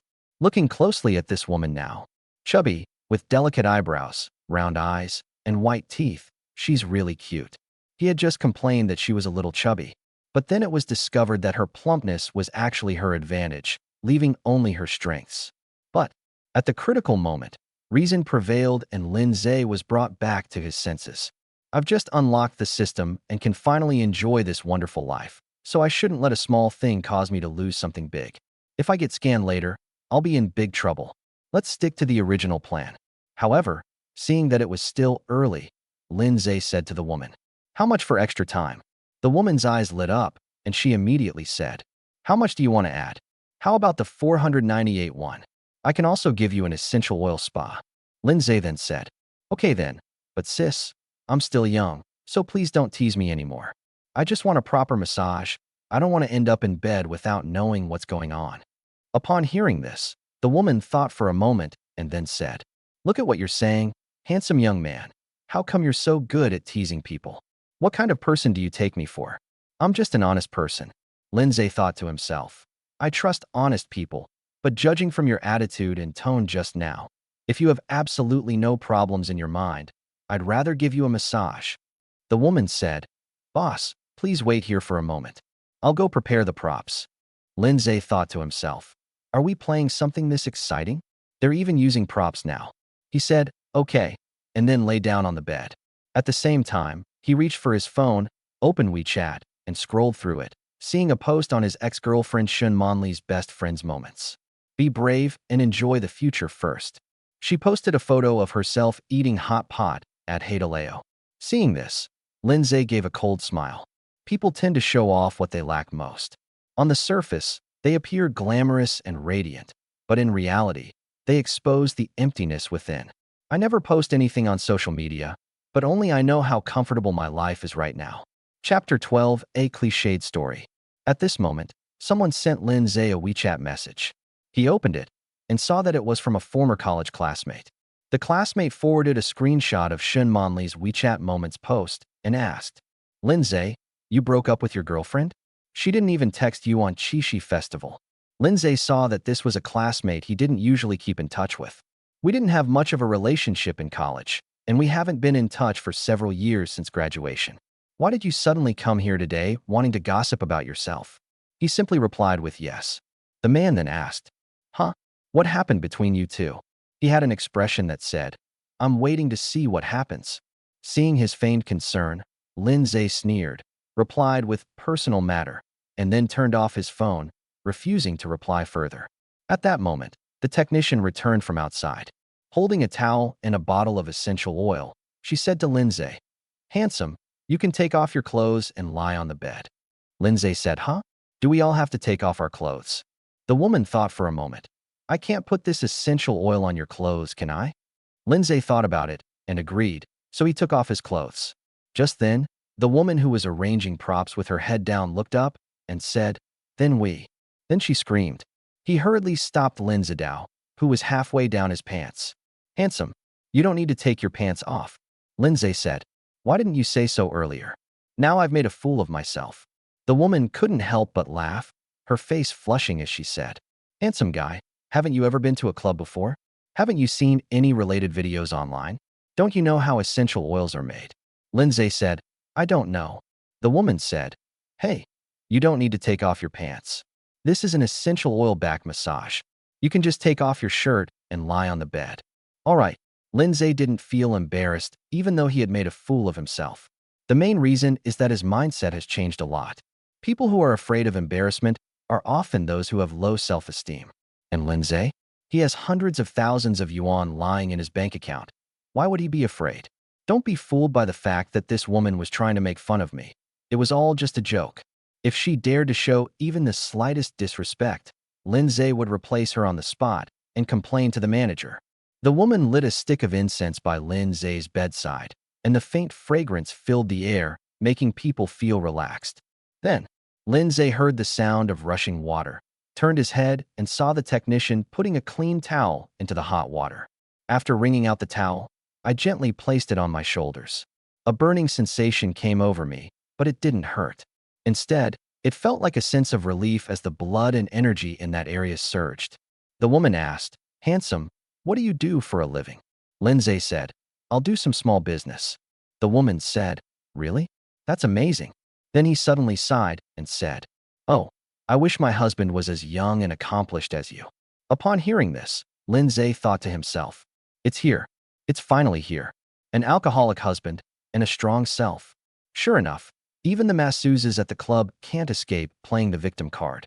However, since he was bored anyway, Lin Ze said, what's wrong with your husband? The technician said, sigh, he was idle and didn't do anything productive when he was young. Now he's middle-aged and doesn't even have a job. He's been laid off by his company. He lies at home all day, hoping to get rich overnight by studying stocks, but he doesn't even have any capital. I have to support the family's living expenses. Lin Ze listened, but felt nothing at all. The main issue is that, not knowing whether she was telling the truth or lying, she then said, you must have had a really tough time. The woman said, Sai, what can I do? My husband is useless, and my kids still need to go to school, so I had no choice but to do this. Lin Ze said, there's nothing wrong with doing this job, right? We all earn money through our skills. The woman said, hey boss, if everyone thought like you, that would be great. Yes, we in this line of work really do earn money through our skills and strength, and there's nothing illegal about it. At most, we might try to sound pitiful and get you to help us with extra hours or give us a membership card. But that's not how other people see us. They all think we. The woman sighed deeply as she finished speaking. Lin Ze said, it's okay. There's always some prejudice against you in the market, but it doesn't matter. I can understand you. She added, I didn't realize you had a child. The woman said, I got married when I was 20, had a child when I was 22, and now I'm 30 and my child is 7 or 8 years old. Lin Ze asked, is the child obedient? The woman said, be good, my child is so obedient. He doesn't seem like the son of some stinky man. He added, well, that's just how things are now. Midlife unemployment is very common, and nobody can predict what tomorrow will bring. The woman said, yes, we can't blame him for the environment, but he's just too unambitious. He's always at home drinking or smoking.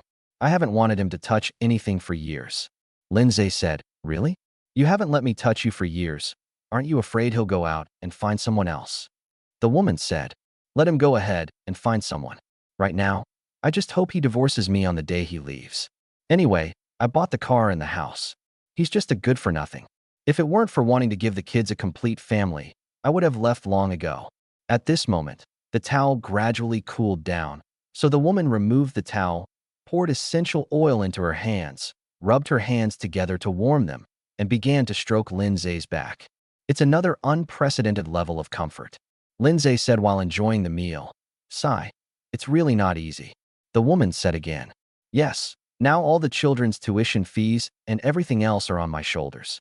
I'm even thinking that since everyone says our line of work is dirty, if they push me too far one day, I might really quit. So what if it's dirty? In this day and age, even dirty people are more respected than poor people. Upon hearing this, Lin Ze exclaimed, "Good heavens! After all that talk, you were just waiting for me here." He then whispered in the woman's ear, "Sis, stop joking. One wrong step leads to another. If you take the wrong path, there'll be no turning back." The woman said, "Don't worry, I'm just saying that. I'm afraid I won't be able to bring myself to do it when the time comes." While serving Lin Ze, he also said, "Hey, by the way, handsome, I haven't asked you yet. Are you married or not?" Lin Ze said, "No, I dated someone before, but we broke up after a few years." The woman asked, "You broke up? What?" Lin Ze said, "They think I'm useless." The woman said, "Oh, you're still so young. Of course you're ambitious, and you'll be successful sooner or later, but those who give their hearts are always let down." These words brought them to the same side. Lin Ze simply said yes. At that moment, the woman suddenly climbed onto the bed and said, "It's easier for you to exert force this way, sister." Chapter 13, I'll eat you for a lifetime. All right, handsome, it's time to clock out. Just as Lin Ze was beginning to experience the charm of essential oil back massage, the technician stopped without warning. This feeling is like being halfway through a meal when someone takes your food away. The timing was absolutely perfect. You have to admire that. The woman then said seductively, "Handsome young man, would you like to extend the time? I have some new tricks up my sleeve." Lin Ze thought to himself, "This chubby lady is too greedy. One clock after another. If I really listen to her nonsense, I'm afraid I won't be able to leave the club tonight." He then said, "No, sister, I really have to go." Seeing this, the technician knew that Lin Ze was determined to leave, so he said, "All right then." Then, they used a towel to clean Lin Ze's back. Before leaving, she even winked at Lin Ze and said, "Handsome young man, I'm very happy today too. Next time you come, you must order from me." Lin Ze casually replied, "Sure." After the technician left, Lin Ze rested alone in the private room for a while. Then he left the club. At this moment, the system provided the following prompt. Host paid 998 yuan, pleasure points plus 300, reward 299,400 yuan. More than 299,000, nearly 300,000. And now, his bank account balance had reached 400,000. Upon seeing this number, Lin Ze let out a long sigh of relief. Awesome. Massage is a physical pleasure, while a reward is a mental pleasure. With this two-pronged approach, Lin Ze is now the happiest person in the world. Lin Ze went home. It's only just past midnight. As soon as he entered, he smelled a strong durian aroma. Go inside and take a look. Really, a peeled durian was placed on the dining table. There were also half-eaten spicy strips, stinky tofu, fried skewers, and other snacks next to it. The table was piled high with food. Lin Ze didn't dislike the smell of durian, but why didn't this woman clean up the food she couldn't finish? And all these things on the table must cost at least 200 or 300 yuan, right? In addition, she ate Haidaleo hot pot today. She spent all 500 yuan I gave her yesterday. What a stupid woman, Lin Ze thought to himself. Then he called out, "Wu Meng," but no one responded. The door to Wu Meng's small bedroom was tightly closed. Lin Ze walked over, knocked on the door, and vaguely heard the sound of a brainless TV drama coming from inside. Lin Ze knocked on the door again. "Hey, stop banging. It's so annoying." After a while, Wu Meng got out of bed and opened the door. He saw Lin Ze standing outside the door with a gloomy expression. Lin Ze glared at her as well. The woman was wearing a loose, short-sleeved shirt and black shorts, with her long, beautiful legs exposed and slippers on her feet. This woman is glamorous in public, but once she gets home, her true colors are revealed. Sloppy. Especially when Lin Ze opened the door, he found an even stronger aroma of various foods wafting out from inside. Lin Ze felt like this house was turning into a garbage dump. But this woman has only been here for one day. Lin Ze then angrily questioned, "Wu Meng, are you a pig? Don't you know how to clean up after you've eaten?" Wu Meng was immediately dumbfounded. "Damn it, Lin Ze, what did I ever do to you? You start cursing at me the moment you open the door?" Lin Ze said, "Didn't you put all that trash outside? Can't you clean it up?" Wu Meng, however, retorted. Lin Ze, are you fucking crazy? All that stuff outside was left for you by me. I kindly left you food, and you don't appreciate it, but instead you're cursing at me? What are you going to do about your mother? Lin Ze retorted without holding back. Who leaves things like that? Just throwing them all over the table. They say it was leftovers, but it's clearly just leftovers. Lin Ze said, you left your leftovers unattended, saying you were saving them for me, right? Have you no shame? Upon hearing this, Wu Ming stopped arguing, instead tilting her head back and snorting out 3 words. So what happened? Lin Ze felt a surge of anger rising in his heart. I really want to kick her out of here right now. But Lin Ze had also figured it out. I still have over 400,000 yuan left, which isn't enough to buy a house. However, if you're going to rent a place, renting a villa would be enough. However, he still needed to wait for Shen Manli to come back so he could talk things out with her about the breakup. Before this, he could only live under the same roof as this woman. Therefore, Lin Ze said, you'd better clean up all the trash right now, or else. Or what? What else would you dare do to me? Lin Ze said, if you don't go and pack your things, I'll tell Shen Manli what happened last night. Wu Ming was stunned when she heard this. You told her? Shouldn't this be something I used to threaten Lin Ze? How come he dares to use this to threaten me? So she said, are you crazy? If you tell Manli about this, she'll definitely break up with you. Lin Ze sneered. Do you think I'm afraid of her breaking up with me? Wu Ming said, humph, stop being so glib. Once Manli comes back, you'll be wagging your tail like a dog in front of her again. Lin Ze said, it seems you won't shed a tear until you see the coffin. Then, he took out his phone and played a recording. Wu Ming, get this straight. You came here to do this deal on your own. I didn't force you. If that's your attitude, you might as well go to bed. Wu Ming's voice came out. Okay, I won't say anything more. If you're going to touch me, then hurry up and do it. Lin Ze, are you touching me or hitting me?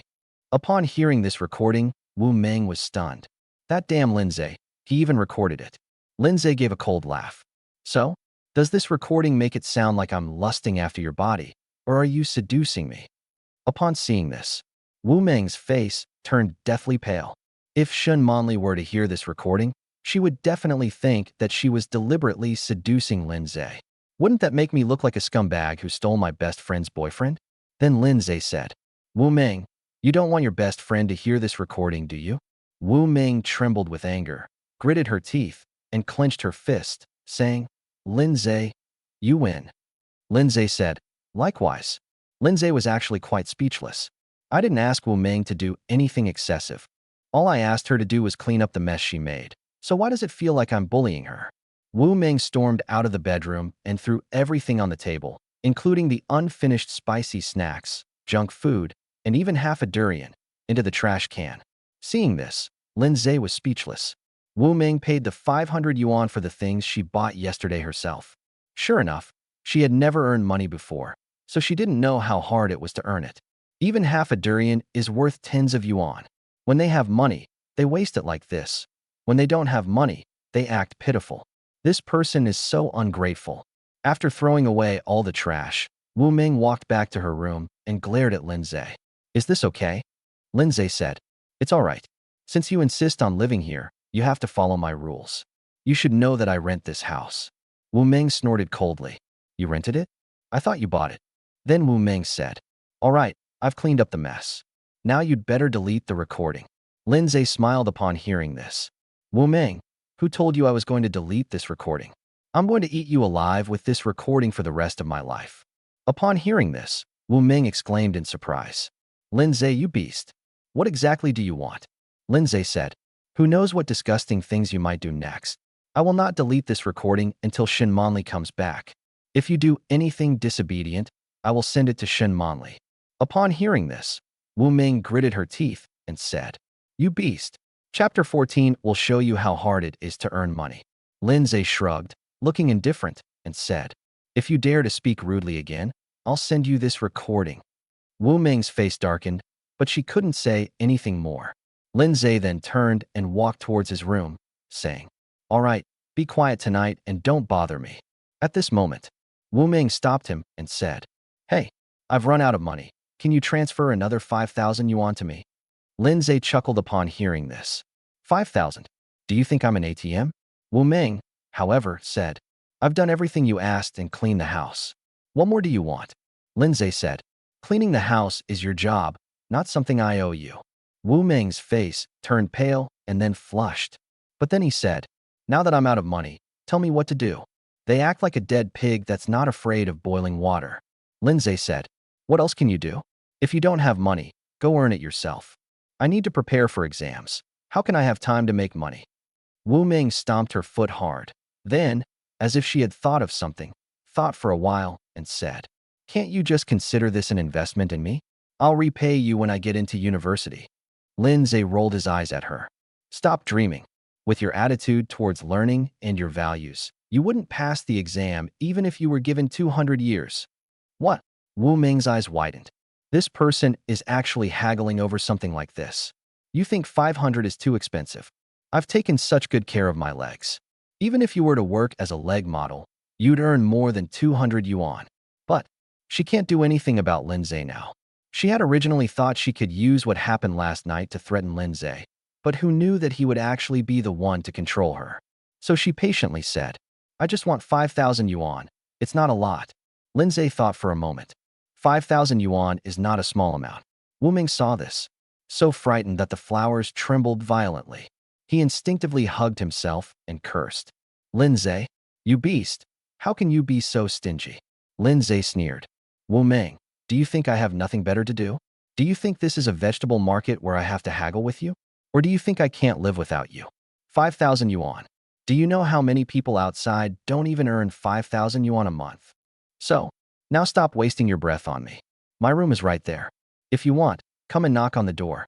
If you don't want to, then don't bother me, or I won't be polite. After saying these words, Lin Ze turned and left coldly. I went back to my room and closed the door. Wu Ming coldly watched Lin Ze's departing figure. Before I could react, I heard another loud bang. She didn't understand why Lin Ze had suddenly changed so much. He used to be so patient and obsequious towards me, because with just one word from him, he could decide whether or not he and Shen Manli could continue their relationship. Therefore, he always kept his word. But how come he not only doesn't care about Shen Manli at all now, but also dares to threaten me? Wrong. Shen Manli had told Wu Ming about Lin Ze's situation. Lin Ze shouldn't have any savings now. But yesterday, Wu Ming saw with her own eyes that Lin Ze had over 100,000 yuan in his card. Could it be that he won the lottery? That means Lin Ze may have a large sum of money on him that even Shen Manli doesn't know about.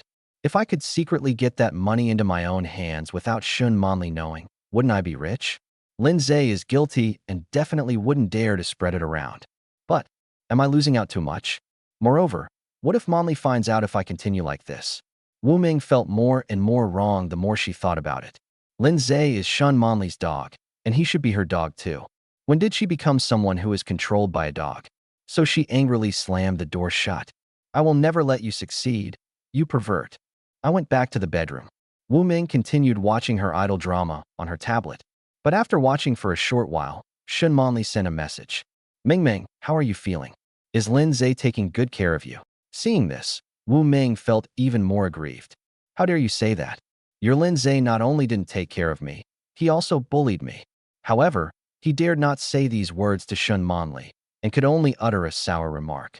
Lin Ze is completely disobedient. He's changed a lot. Shen Manli didn't take it to heart at all. Instead, she posted several more beautiful photos of herself. It's a selfie taken at the beach while wearing a swimsuit. Then he said to Wu Ming, hee, the top-of-the-line iPhone 18 really has great camera quality.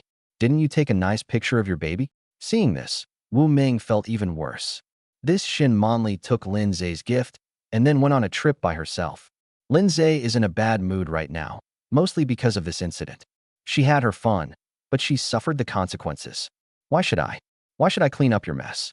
Therefore, Wu Ming bit her lip and made a decision in her heart.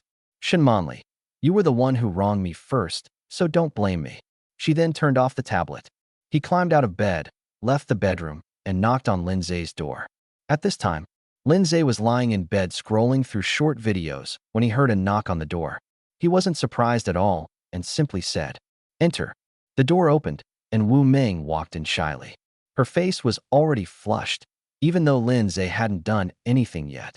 Wu Ming carefully closed the door and said to Lin Ze, Lin Ze, I'm begging you, please lend me some money. Chapter 15, I bought you breakfast. Can you give me the money or not? Wu Ming bit her lip and asked with great difficulty. Lin Ze sneered. It's only been a minute. You can't even handle this. Here's 1,000. Go back to sleep. No. Wu Ming gritted her teeth and decided to persevere. Lin Ze was speechless. How could you punish her yourself and then make her feel good about it? He's the one paying the money, but she's the one having fun. Isn't that a huge loss for him? Until Lin Ze was completely convinced. Wu Ming is really a pain in the neck. If we don't give her money, she might really cause a scene here all night. She has nothing to do. I have to go to work tomorrow. Lin Ze was even more disgusted, but I still gave her 5,000 yuan.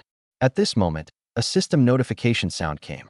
Host paid 5,000 yuan, pleasure points increased by 20, reward 100,000 yuan. Your bank card ending in 9527 has received a deposit of 100,000 yuan, and your balance is 514,627.54 yuan. Lin Ze felt a little better after seeing the 100,000 yuan returned. Although Wu Ming is a bit shameless, at least she managed to get some money back for herself. Even though it doesn't bring much pleasure, every little mosquito is still a treat. In addition, why can a massage therapist at a club provide hundreds of pleasure points at once, while Wu Ming only gets a few dozen? I guess it's because I have a strong dislike for Wu Ming. So even though I had this kind of interaction with her, I wasn't particularly happy. It was getting late, so Lin Ze put down his phone, turned off the lights, and went to sleep. The next morning at 7 o'clock, Lin Ze was still asleep when he heard a series of urgent knocks on the door. Who is it?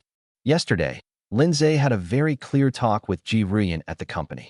I made it clear that I didn't want to do that job, so there was no need for me to get up early to go to work. So he turned off the alarm clock, intending to sleep in today. Who is so inconsiderate as to knock on my door so early in the morning? Lin Ze got out of bed, put on his pants, went to the living room, and opened the door. But standing outside the door was a food delivery driver who said, Your takeout. Lin Ze took the takeout and subconsciously said, Thank you, before realizing what he had done. Oh, I didn't order takeout. Then I suddenly realized. It must be that woman Wu Ming again. Seriously, it's only 7 o'clock. Are you already starving? Is this woman a pig? However, by then, the delivery man had already left. Lin Ze stood at the door for a moment, then closed it. But the more I thought about it, the angrier I got. Oh shit. Wu Ming is a woman who spends money recklessly as soon as she gets it. There's a breakfast shop right downstairs, but she's unwilling to even make the effort to run there to buy a steamed bun, and insists on ordering takeout instead. She ordered takeout but didn't carry it herself. Why should I carry it for her? He was already angry because he hadn't slept well. At this point, he was even angrier. He then picked up the things, knocked twice on Wu Ming's door, and called out, Wu Ming, don't you know how to pick up your own takeout? At this moment, Wu Ming opened the door. Inside the room, her hair was disheveled, her face was bare and pure, and she exuded a languid beauty. However, beauty is in the eye of the beholder, while in the eyes of an enemy, all that can be seen is ugliness. Lin Ze found everything about her displeasing, so he shoved the takeout into her arms. Next time you order takeout, just pick it up yourself. I'm not here to run errands for you. Wu Ming cried out in grievance. Lin Ze, did you eat gunpowder this morning? I didn't order breakfast just for myself. Lin Ze was stunned for a moment. What? You're eating for two by yourself? Wu Ming's eyes were red. She took the takeout bag and walked out of the bedroom. She placed the food on the dining table in the living room, then opened it, took out breakfast for two, and said, This one is mine, and this one is what I bought for you. Lin Ze was stunned for a moment. Huh, this woman is actually thinking of buying me breakfast? What does that mean? Could she have poisoned it? Just as he was thinking, Wu Ming said, I knew you had to go to work at 7 o'clock, so I specially ordered breakfast for you when I bought it. Who knew you would do this? I'm never taking care of you again. She snorted, picked up her breakfast, and ran into the bedroom. Lin Ze stood there, staring at the breakfast, and scratched his head. Could this woman have a crush on me? If I had known this would happen, I wouldn't have bothered trying to reason with her. I should have just run away. Having just escaped Shen Manli, he had no intention of falling into Wu Ming's trap again. Although Lin Ze wanted to sleep in, he wasn't sleepy at all now. I bought breakfast, it would be a waste not to eat it. He sat on the sofa and ate his breakfast, congee with preserved egg and lean pork, steamed buns, boiled eggs, and a cup of soy milk. This woman knows how to enjoy life. After finishing breakfast, Lin Ze cleaned up the trash. Looking at Wu Ming's room door again, he thought to himself, this woman probably left half-eaten food in the room again, didn't she? The weather is getting hotter and hotter. I can't even imagine how many cockroaches those food scraps will attract to the house. So, Lin Ze took out his phone and sent Wu Ming a message on WeChat. After you finish eating, take out the trash and throw it away. Then, Lin Ze then returned to his bedroom and lay on the bed scrolling through short videos. After browsing for a while, I went to the computer desk, turned on the computer, and played 2 games. These days when I don't have to go to work are so great. Chapter 16, Buying a Car with Cash. Before we knew it, it was 9 o'clock. Just then, Lin Ze's phone rang. He picked up the phone and discovered that the contact person was Ji Ruyan. He frowned. Even a fool could tell that this woman wanted him to go back to work. Lin Ze then hung up the phone. Whether he goes to work or not now depends entirely on his mood. He doesn't care at all about things like having his salary deducted. The best option would be to fire yourself directly. Then you could get N+1 compensation. The phone rang again a few minutes after I hung up. Lin Ze was somewhat irritated. We just lost a team fight, and I died too. My godlike streak is over. Before we are resurrected. He picked up the phone and asked, hello. Ji Ruyan's voice came through the phone. Lin Ze, why aren't you at the company yet? Lin Ze said, sorry, I just woke up. Just woke up. Ji Ruyan's voice on the other end of the phone carried a hint of surprise. Why didn't you tell me you were taking the day off today? Lin Ze said, what leave are you asking for? I'm clearly going to skip work. Ji Ruyan was speechless. What the hell are you so proud of for skipping work? What's wrong? Should I give you an award? He then said, stop talking nonsense and get to the company right now. Lin Ze said, can't you understand human language? I told you I can't. Ji Ruyan raised her voice, her tone filled with anger. Lin Ze, what exactly do you want? You're a grown man. How can a breakup affect you so much that you've given up on yourself? Come work at the company and make some money. You can find any kind of girlfriend you want. This questioning left Lin Ze speechless. After hesitating for a while, I replied, I'm not interested in any other women. He paused, then continued, I only want you. Upon hearing this, there was immediate silence on the other end of the phone. At this moment, Lin Ze's game character also revived. He hung up the phone and continued playing the game. After finishing the game, it was already 11 a.m. Lin Ze was also tired from fighting, so he started calculating the time. In a few hours, I can go to the massage parlor for a massage. That feels so good. He went to the restroom. Just as she entered the restroom, the door was suddenly opened, and Wu Ming walked in. Lin Ze was startled and immediately shouted, damn it, someone's here. But it was too late. Wu Ming was already frozen in place, her eyes wide open. Lin Ze couldn't possibly stop halfway through. He had no choice but to quickly turn to the side, avoiding eye contact, and said, Wu Ming, are you sick in the head? Don't you know how to knock before going to the bathroom? Wu Ming then realized what was happening, screamed, and quickly slammed the door shut. Lin Ze was speechless. Why does this woman always seem to be causing trouble for herself? We must get rid of her as soon as possible. After urinating, he flushed the toilet, washed his hands, and walked out of the toilet. I was just about to go back to my bedroom to change my clothes before going out to play. At this moment, Wu Ming came out of the bedroom and shouted loudly, you perverted bastard, don't you even know how to close the door when you go to the toilet? Lin Ze was so angry he laughed. How could this woman be the one to accuse him first? He then said, excuse me, this is my house. I don't have the habit of locking the bathroom door when I use it in my own home. Since you saw the bathroom door was closed, why didn't you knock before coming in? Wu Ming shouted, who knew you were home? Don't you usually go to work at this time? Lin Ze was speechless. So it seems that it's not entirely Wu Ming's fault. However, we should always look for reasons in others and blame ourselves less. Therefore, Lin Ze said, I'll teach you a lesson so you won't be so reckless in the future. I'm only letting it slide today because I don't want to hold it against you. Wu Ming looked incredulous. You're going to argue with me about what? I'm the one who's losing out, okay? Lin Ze said, you're the one looking at me, not the other way around. Wu Ming looked speechless. Who wants to see you like that? Lin Ze didn't want to get entangled with this woman anymore. So he went back to his room, changed his clothes, and prepared to go out. I just got to the door. Wu Ming, who was sitting in the living room, called out, hey, where are you going? Lin Ze said, What's it to you? Wu Ming said. When are you coming back? Bring me some food. I'm hungry. Lin Ze said, whether you're hungry or not is none of my business. After saying that, he walked out the door and closed it. Right now, he has a whopping 500,000 yuan in his hands. I can't find anywhere else to spend money. Then I thought, why don't I buy a car? So he took a taxi to the local car market. 1 hour later, he reached his destination.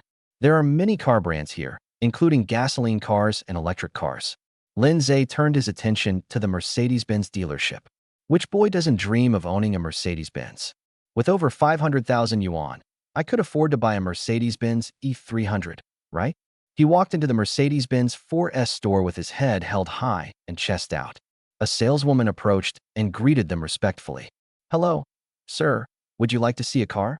Lin Ze habitually sized up the saleswoman. A neat ponytail, fresh and elegant makeup, a tall and slender figure, a full bust, straight legs, and graceful demeanor. Excellent, a feast for the eyes. The saleswoman smiled and showed no discomfort despite Lin Ze's highly aggressive gaze. But in his heart, he secretly commented, this must be a very capable man, because he has an aura of domineering indifference towards everything. This kind of aura can only be cultivated with extremely strong abilities and enough money. As the saying goes, salespeople can judge people's character, which means that to assess a client's overall strength, one must start from various details, rather than just judging from their clothing and appearance. Sure enough, Lin Ze immediately said, take a look at the new E300. The young lady smiled and said, okay, sir, please come this way. She led Lin Ze to the exhibition hall and introduced him. This is the luxury version. Are you familiar with the features before? Would you like me to take you for a test drive? Lin Ze trusted the car's reputation, so a test drive wasn't really necessary. However, since I don't have anything else to do right now, it's good to get familiar with things first. Therefore, he agreed to the test drive. We arrived at the test drive area. The two got into the car. The saleswoman sat in the passenger seat and introduced Lin Ze to the car's basic information: horsepower, configuration, functions, operation, and so on. Lin Ze listened for a while, then said, sure, how much? The saleswoman said, the total price for this car, including all fees, is around 490,000 yuan. We'll also give you a free car cover, floor mats, and maintenance. Lin Ze didn't hesitate much when he heard that the price was within his budget. Let's take this one. The saleswoman didn't react with much surprise. She just smiled and said, okay. Then Lin Ze asked her another question. May I ask your name? The saleswoman paused for a moment, then said, my surname is Zhou, and my name is Zhou Jing. Lin Ze then said, yes, Miss Zhou Jing, you are very beautiful. Do you have a boyfriend? Upon hearing this, Zhou Jing smiled and said, sir, if I answer that I have a boyfriend, will you no longer want this car? Lin Ze smiled and said, no, it won't. Zhou Jing said, okay then, I don't have a boyfriend, but I'm married. Lin Ze glanced at her hands subconsciously. They were clean, and she wasn't wearing a wedding ring. However, he was just teasing the young lady out of boredom. He didn't really want to pursue her. Since visiting the club a few times, Lin Ze's mindset has changed a lot. I used to feel inferior whenever I saw a pretty girl, and I wouldn't dare to go up and talk to her. Now, no matter how beautiful a girl is, he can easily and naturally crack a few jokes with her. Chapter 17: Falling for a Woman. 1 hour later, Lin Ze signed the car purchase contract and paid the full amount of 488,000 yuan in one go. Then, the dealership held a simple handover ceremony for him and took photos to commemorate the occasion. Driving my Mercedes-Benz E300L on a smooth city road, Lin Ze was full of vigor and high spirits. From now on, I'm a man who drives luxury cars. Who would dare to look down on me? The only drawback, it's probably those discounted clothes he's wearing. He then drove to the largest shopping mall in Jiangxing. I still have over 20,000 yuan left in my bank account, enough to buy myself a nice outfit. He first went to a men's hair salon. I got Tony to give me a clean and stylish new haircut. Then, we've entered another upscale clothing store. On the salesperson's recommendation, I bought a whole new set of clothes from head to toe, inside and out. After all that tidying up, he stood in front of the full-length mirror in the clothing store, examining himself in the reflection. Young, tall, and handsome, he exudes endless masculine charm. Yes, this is the ultimate version of old G. Lin Ze was very satisfied. But then, his phone rang.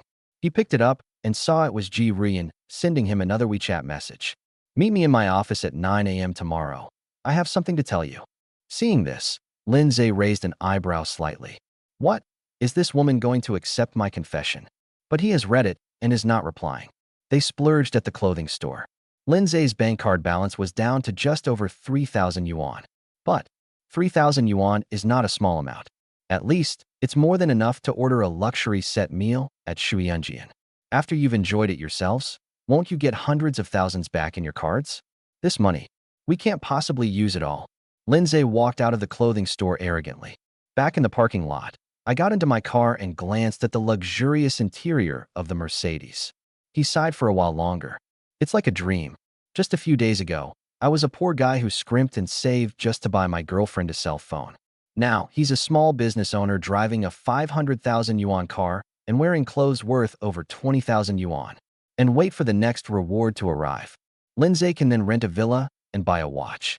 Experience the legendary life of the elite. A Mercedes-Benz E300L with gleaming paint drives on the road. The sky gradually darkened. The streetlights also came on. This signifies the start of Jiangqing's nightlife, and Lin Ze has entered his king's time. Soon, the car stopped in front of the entrance to Shuyanjian. Two security guards stood at the entrance. When they saw Lin Ze get out of the car, they immediately stepped forward and respectfully opened the gate for him. Lin Ze walked in without looking around. Then I heard a familiar voice. Welcome, boss. The same welcoming ladies at the entrance, with their charming smiles, bowed to him in unison. Lin Ze discovered that these hostesses were actually the most beautiful people in the store. Even the receptionists and waitresses are just as attractive as the foot massage therapists. But at this moment, Lin Ze suddenly spotted a slightly familiar figure. It was the short-haired JK girl who handed Lin Ze a flyer when he first came to Shuyanjian. Only, the girl wasn't wearing a JK uniform today. She was wearing a pink and cute sportswear outfit, more youthful and energetic. Her eyes were dark, and her skin was so white it seemed to glow, like a spotless, crystal-clear doll. The girl saw Lin Ze, but didn't seem to recognize him and hurriedly walked past him. At this moment, a hostess walked up to Lin Ze and said with a smile, "Boss, this way." Lin Ze nodded and followed her to the front desk. The receptionist smiled and asked, "Boss, what service do you need?"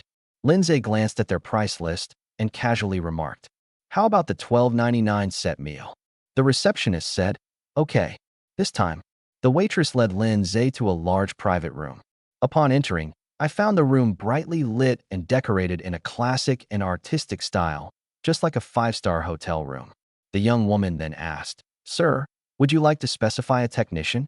Lin Ze said, "Let number 29 come."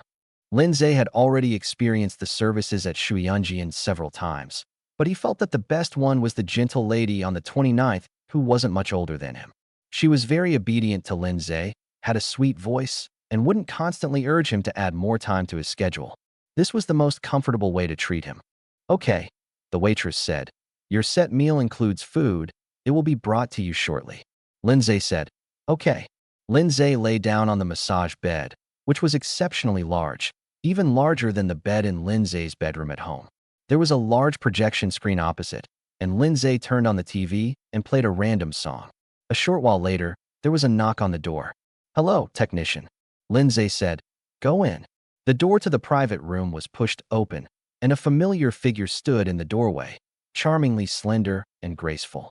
After the woman walked in, she saw Lin Ze on the bed, paused for a moment, and then her eyes lit up with surprise.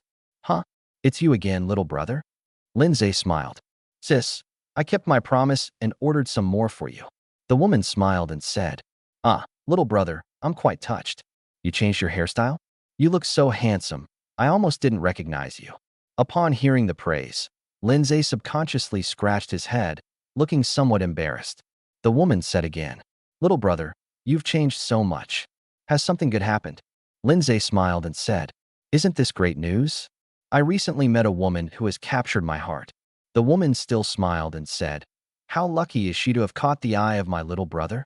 As she spoke, she walked over, but only to the bedside, where she affectionately took Lin Ze's hand. "Come here, let me wash your feet. While I'm washing them, you can tell me what you're doing." Lin Ze felt like he was being treated like an emperor. Even getting out of bed was being helped up by such a beautiful woman. Lin Ze said, "Yes, I'm completely infatuated with her." The woman said, "Oh dear, little brother, the way you're saying it makes me a little jealous. Who is that girl? How did you two meet?" The woman may not actually be interested in these things, but she was clearly a good conversationalist, speaking in a friendly manner as if they were a family having a casual chat.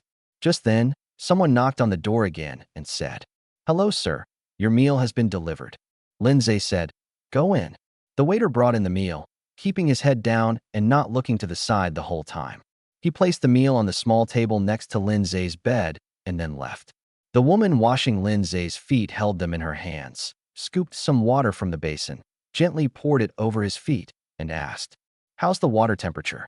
Is it suitable?" "It's suitable." Lin Ze sat on the bed, looking down at the bed. The woman smiled and raised her face, asking, "Hey bro, why did you stop talking? What was that girl like?" Lin Ze said, "She was not a girl, but a woman, a gentle woman." The technician feigned envy and said, "Oh my God, look at my little brother. His eyes are so tender. It seems he's really fallen for you. I'm so happy you found true love." Lin Ze raised an eyebrow and said, "Not necessarily. She might not know that I like her yet." The woman said, "Haven't you confessed to her yet? Don't worry, just confess boldly. She'll definitely say yes. After all, you're so handsome, little brother." Lin Ze said, "Really? How should I try?" The woman said, "Yes, that would be best. Pick up your phone now and send her a message, asking her to meet up tonight." Lin Ze smiled and said, "Then there's no need to send a WeChat message. Sis, when are you getting off work? How about I treat you to a late-night snack?" Chapter 18, The Soft-Hearted Big Sister. Oh.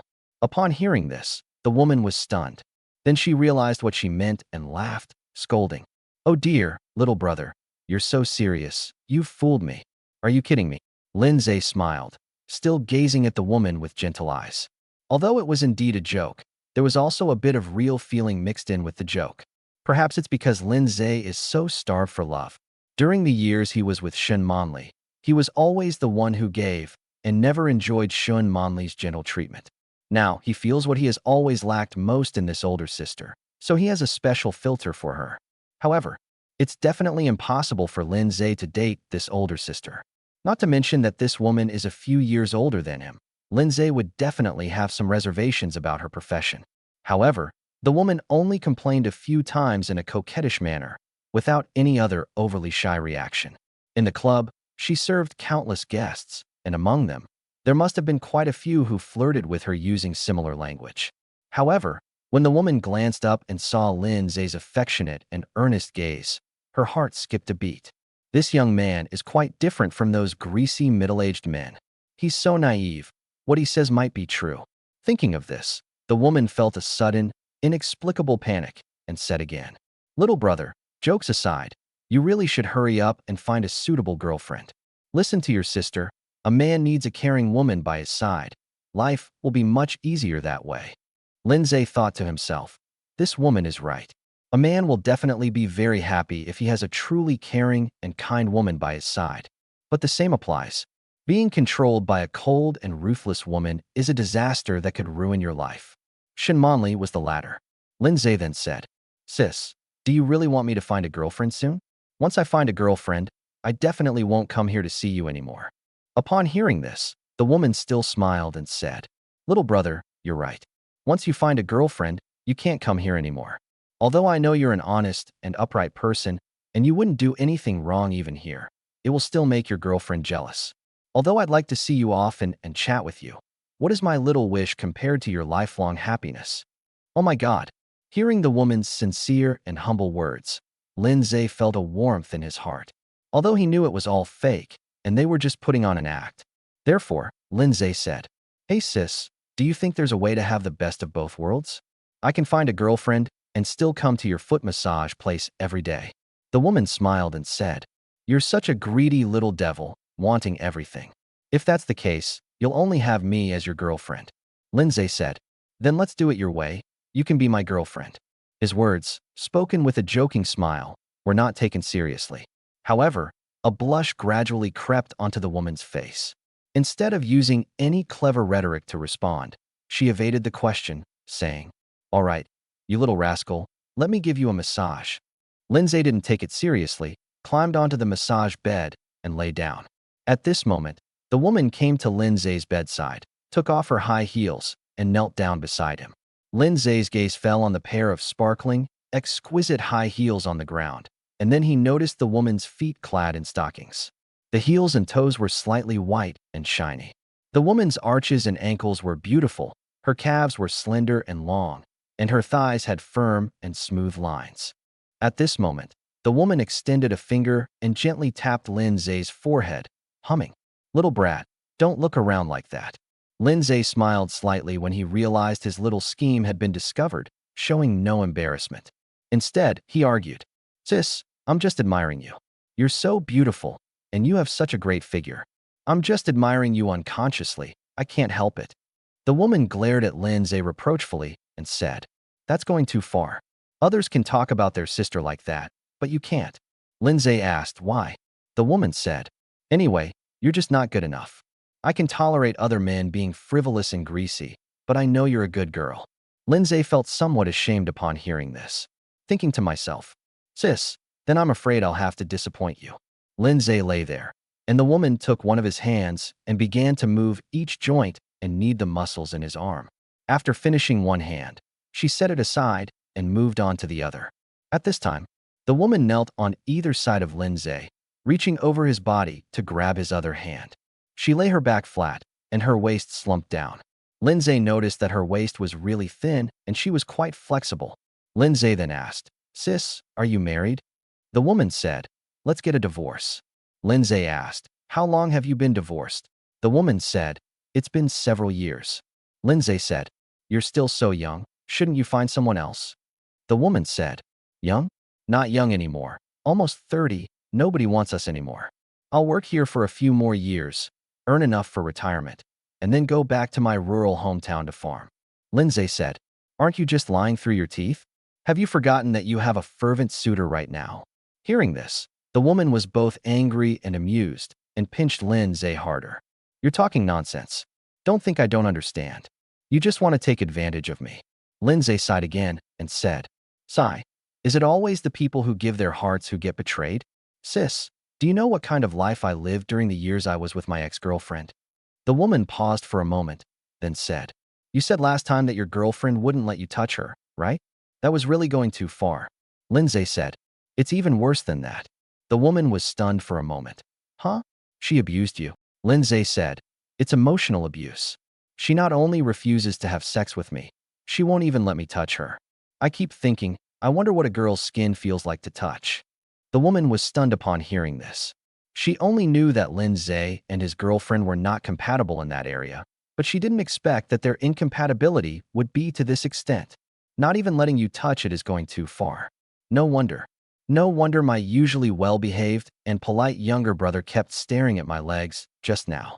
It turns out that it wasn't because he was lustful, but because of an obsession he had. Thinking of this, the woman felt a pang of heartache and said, "What a pitiful little brother. He's such a good person, yet he's being bullied by that kind of woman. Come here, little brother.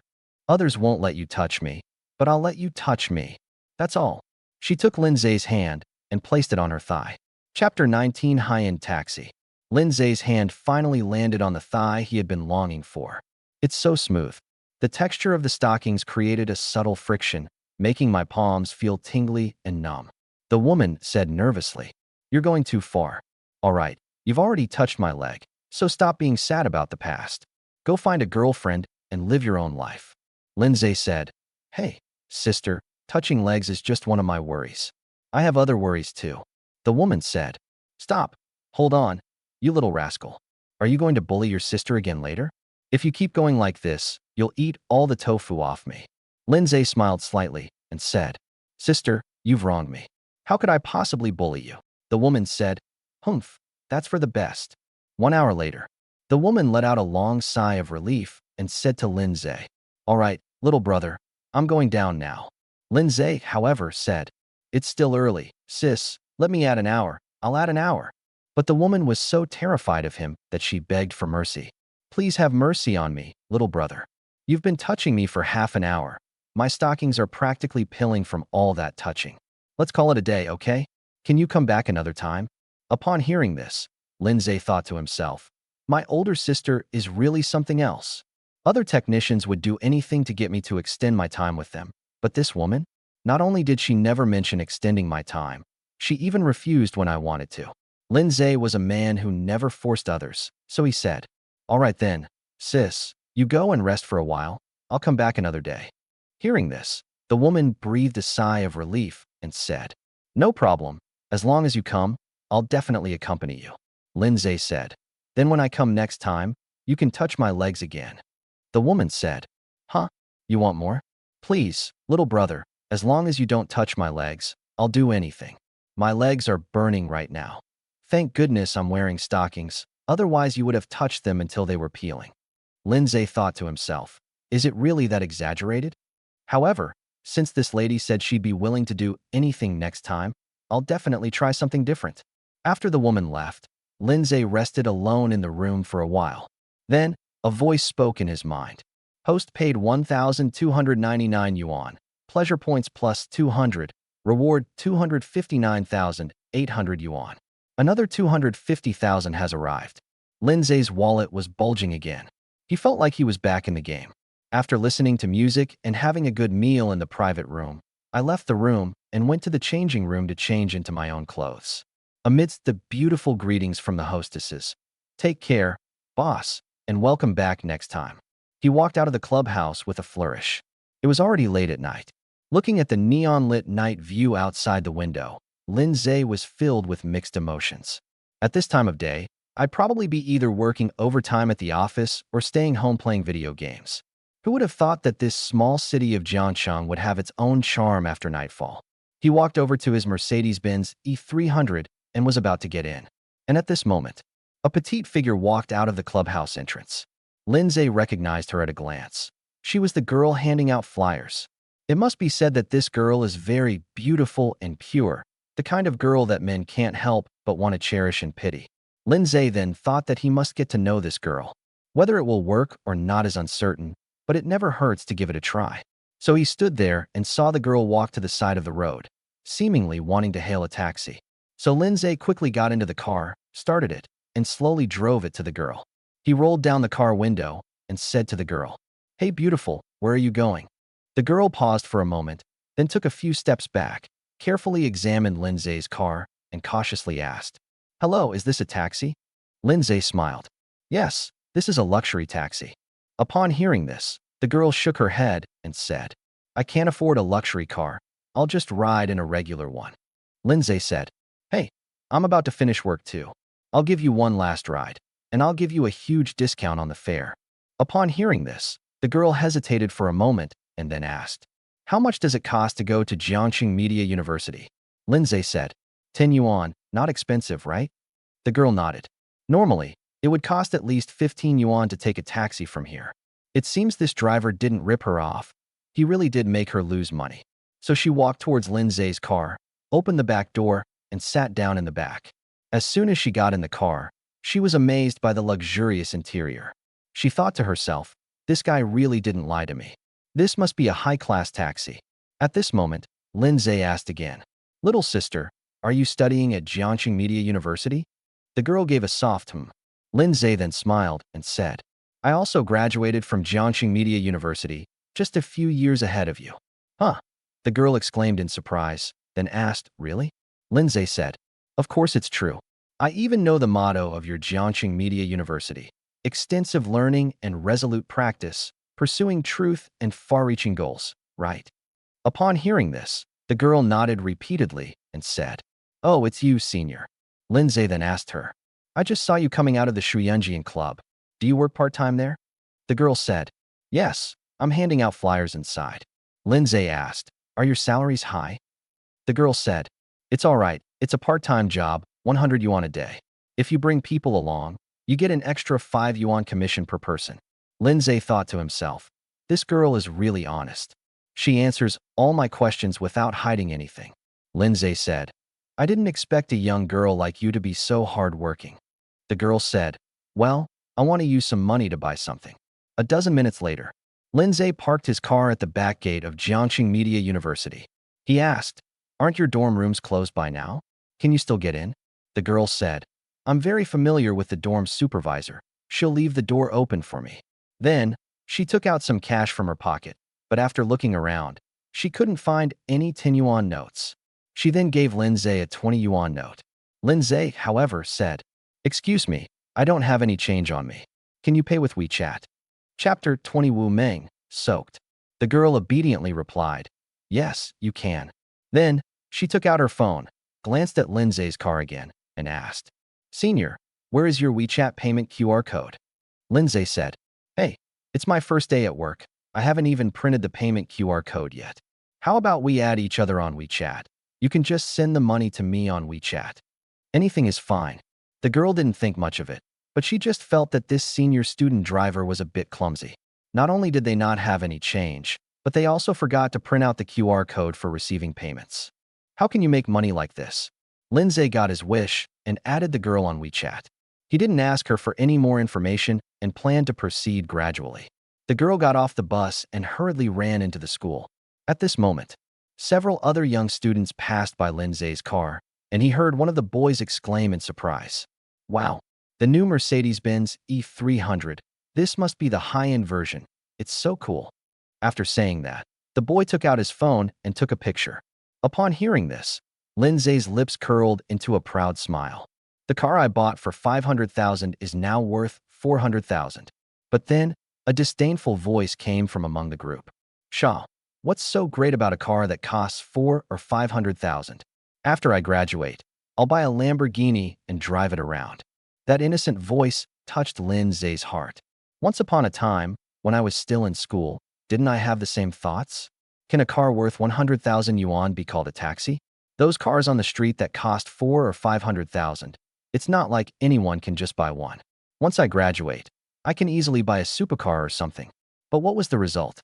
3 years after graduation, my salary has increased from 3,000 to 6,000. Forget about buying a car. I can barely make ends meet for my daily life.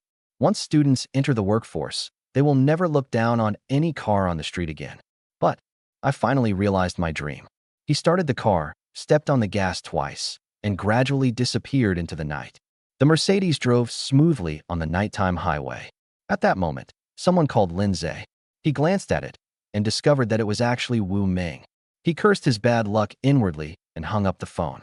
But a moment later, the phone rang again, and it was Wu Meng again. "Damn, is this woman crazy?" He hung up the phone again. But soon, the phone rang again. Lin Ze was speechless, so he answered the phone and said, "You'd better have something important to say." Wu Meng's anxious voice came through the phone. "Lin Ze, when are you coming back? Your bathroom faucet is broken. It's been spraying water nonstop." Lin Ze was speechless. How could this woman have so many problems in a day? His bathroom faucet was perfectly fine, so how did it suddenly break down?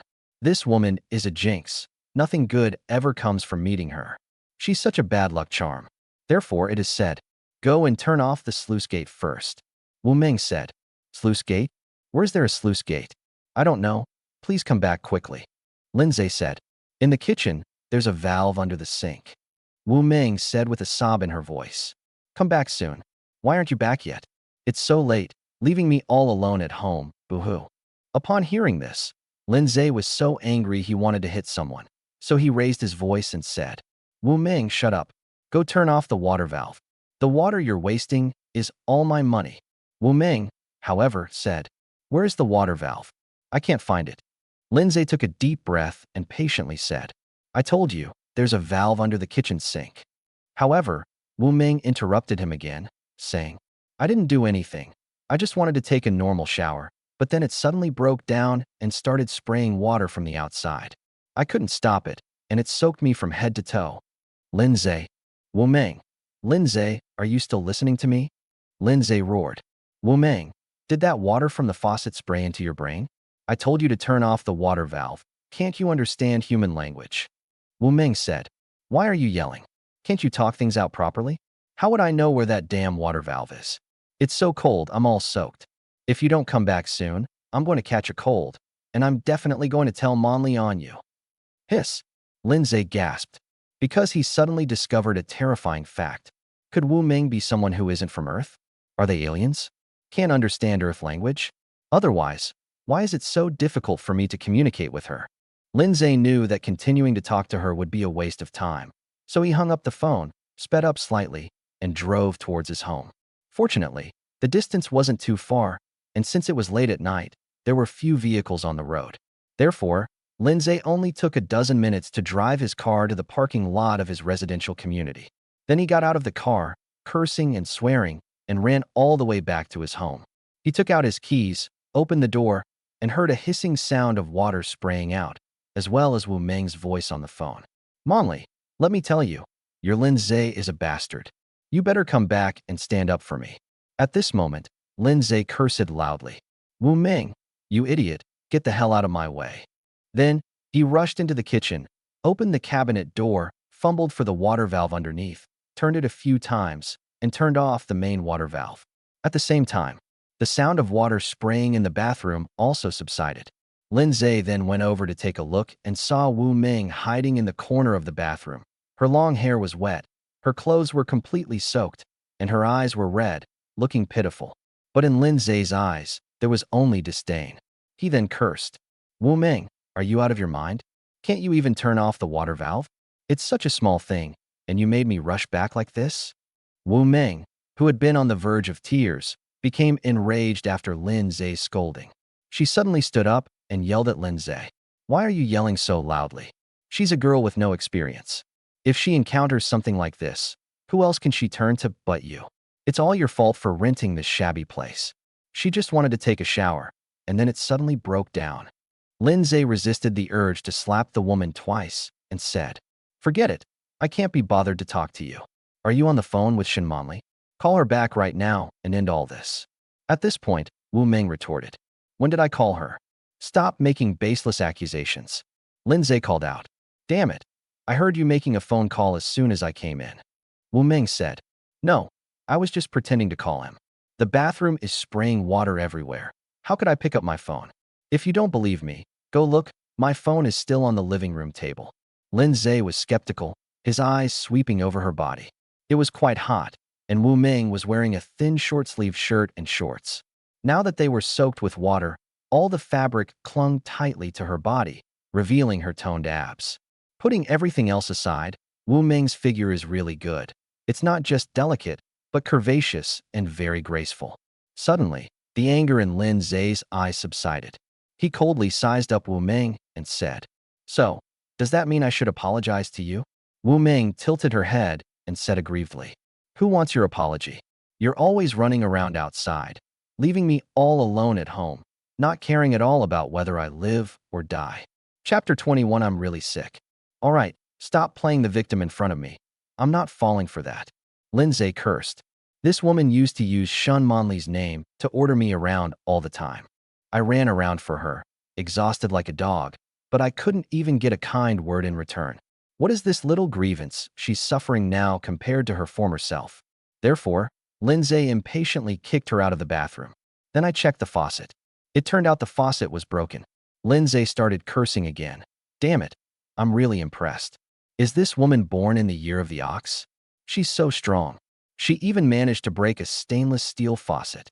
The hardware stores downstairs are probably all closed now. Therefore, Lin Ze could only order a faucet from a local delivery app and have it delivered by a courier. It cost him 50 or 60 yuan. Fortunately, he still has more than 200,000 yuan on hand. The order shows that it will take more than half an hour for the delivery guy to arrive. Lin Ze then left the bathroom and went to the living room, intending to change his clothes. But Wu Ming was still standing blankly in the middle of the living room, looking completely lost. Lin Ze got angry as soon as he saw her, so he cursed again. "Wu Ming, are you out of your mind? You're all wet. Don't you know to go change into dry clothes?" He said this not out of concern for Wu Ming, or out of worry that she might catch a cold or something. It's purely a matter of not understanding Wu Ming's thought process. It's commonly known as a case of aversion to stupidity. Upon hearing this, Wu Ming glared resentfully at Lin Ze, but said nothing more and went to her room.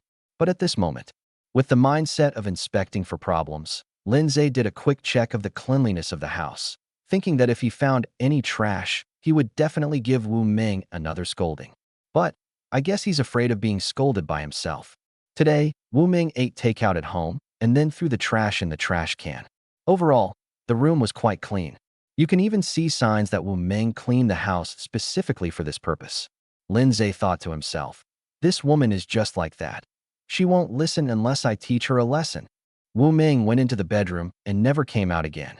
Unable to see her, Lin Ze found peace and quiet, so he sat down on the living room sofa and started scrolling through short videos. More than half an hour later, there was a knock on the door, and Lin Ze went to open it. The delivery guy has arrived. Lin Ze got the faucet, found his toolbox, replaced the bathroom faucet, and then turned on the water valve in the kitchen. Everything was normal. Lin Ze grabbed a mop and cleaned up the excess water stains in the bathroom before finally letting out a sigh of relief. After all that work, it was past midnight. Lin Ze quickly washed up and went back to his bedroom to rest, locking the door behind him. Unexpectedly, a little while later, Wu Ming came to knock on the door. Lin Ze didn't want to talk to her, so he pretended to be asleep. Wu Ming didn't persist for long. She stopped after tapping for a short while. Early the next morning, Lin Ze slept until 8 o'clock, but was still woken up by a phone ringing. He picked up the phone and saw it was Ji Ruyan. After hesitating for a moment, he answered the phone, making no attempt to hide the languidness in his voice as he said, "What?" Ji Ruyan said. "Did you receive the message I sent you yesterday?" Lin Ze then remembered that Ji Ruyan had sent him a WeChat message yesterday, asking him to come to her office at 9 a.m. today. But at this moment, Lin Ze said arrogantly, "Didn't receive it, what's wrong?" At this moment, Ji Ruyan's voice still sounded very patient. "Come to my office at 9 o'clock. I have something to tell you." Lin Ze said, "Can't we talk on the phone about what's wrong?" Ji Ruyan said, "We need to talk face to face. Do you want to work hard or quit? Let's make it clear once and for all. Dragging this out isn't good for anyone, don't you think?" Lin Ze, however, remained shameless and said, "I will neither resign nor go to work." Ji Ruyan suppressed her anger and said, "So what exactly do you want to do?" Lin Ze said, "I just want to date you." Ji Ruyan gasped, gritting her teeth as she said, "Lin Ze, don't go too far. Is it fun to play with me like this?" Lin Ze feigned innocence and said, "President Ji, I'm not kidding you. I'm serious. I really want to date you." Upon hearing this, Ji Ruyan's temper flared up and she sharply questioned, "You want to date me? Fine. Then let me ask you, what makes you think you can pursue me? Why should I say yes? What skills do you have to offer?" Lin Ze said, "I have nothing, but I have a heart that is devoted to you." "Lin Ze, you bastard." Ji Ruyan couldn't take it anymore.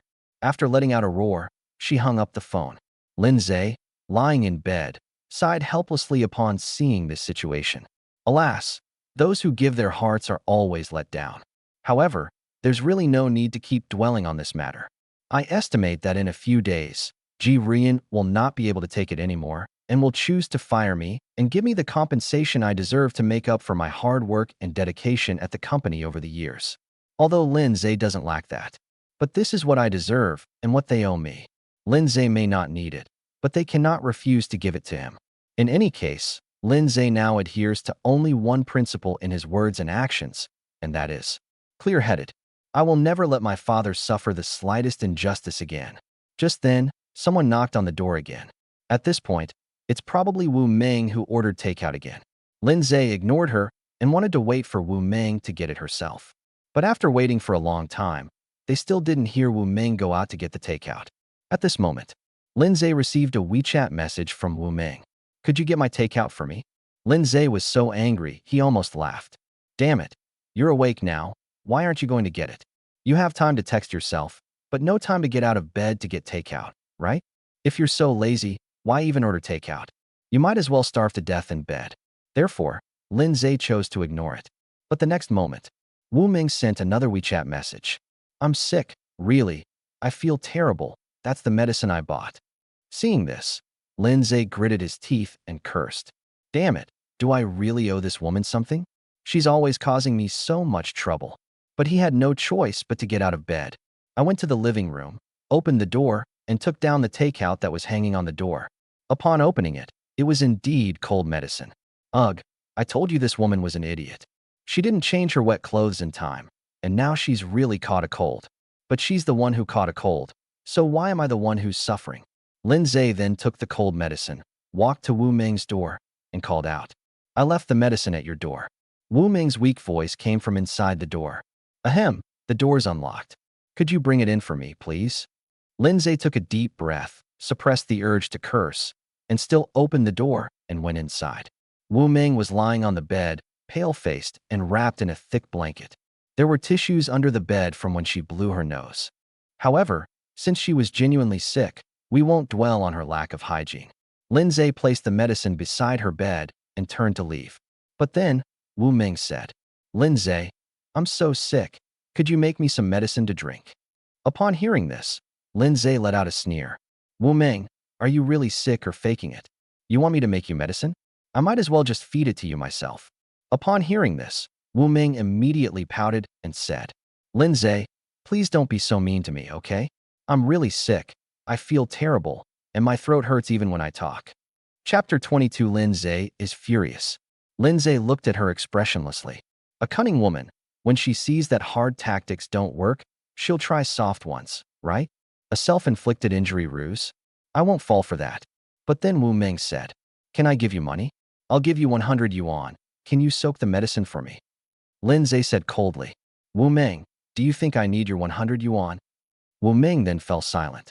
After a moment of silence, she said pitifully, "Please, I'm really sick. How can you be so cruel to a sick person?" Lin Ze, "Why? I'm off. What the hell does this woman take me for? Am I such a spineless person?" Lin Ze went to the living room. I filled a cup with hot water from the water dispenser, then made her a cup of cold medicine and placed it by her bedside. Wu Ming looked very strained as she braced herself against the bed frame and sat up. Lin Ze noticed that she was wearing a thick cotton nightgown underneath, and her forehead was covered in a cold sweat. Lin Ze then said speechlessly, "Do you have a fever?" Upon hearing this, Wu Ming subconsciously glanced at her clothes and said, "Lin Ze, are you crazy? I'm dressed so conservatively, and you're still saying I'm horny?" Lin Ze, "So, if a person's heart is corrupted, everything they hear will sound corrupt. I'm asking you, do you have a fever?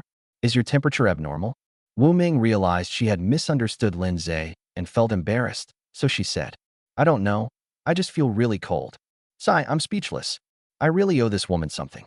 So he went to the living room, found the thermometer in the family's first aid kit, took it inside, and then said to Wu Ming, "Raise your hands."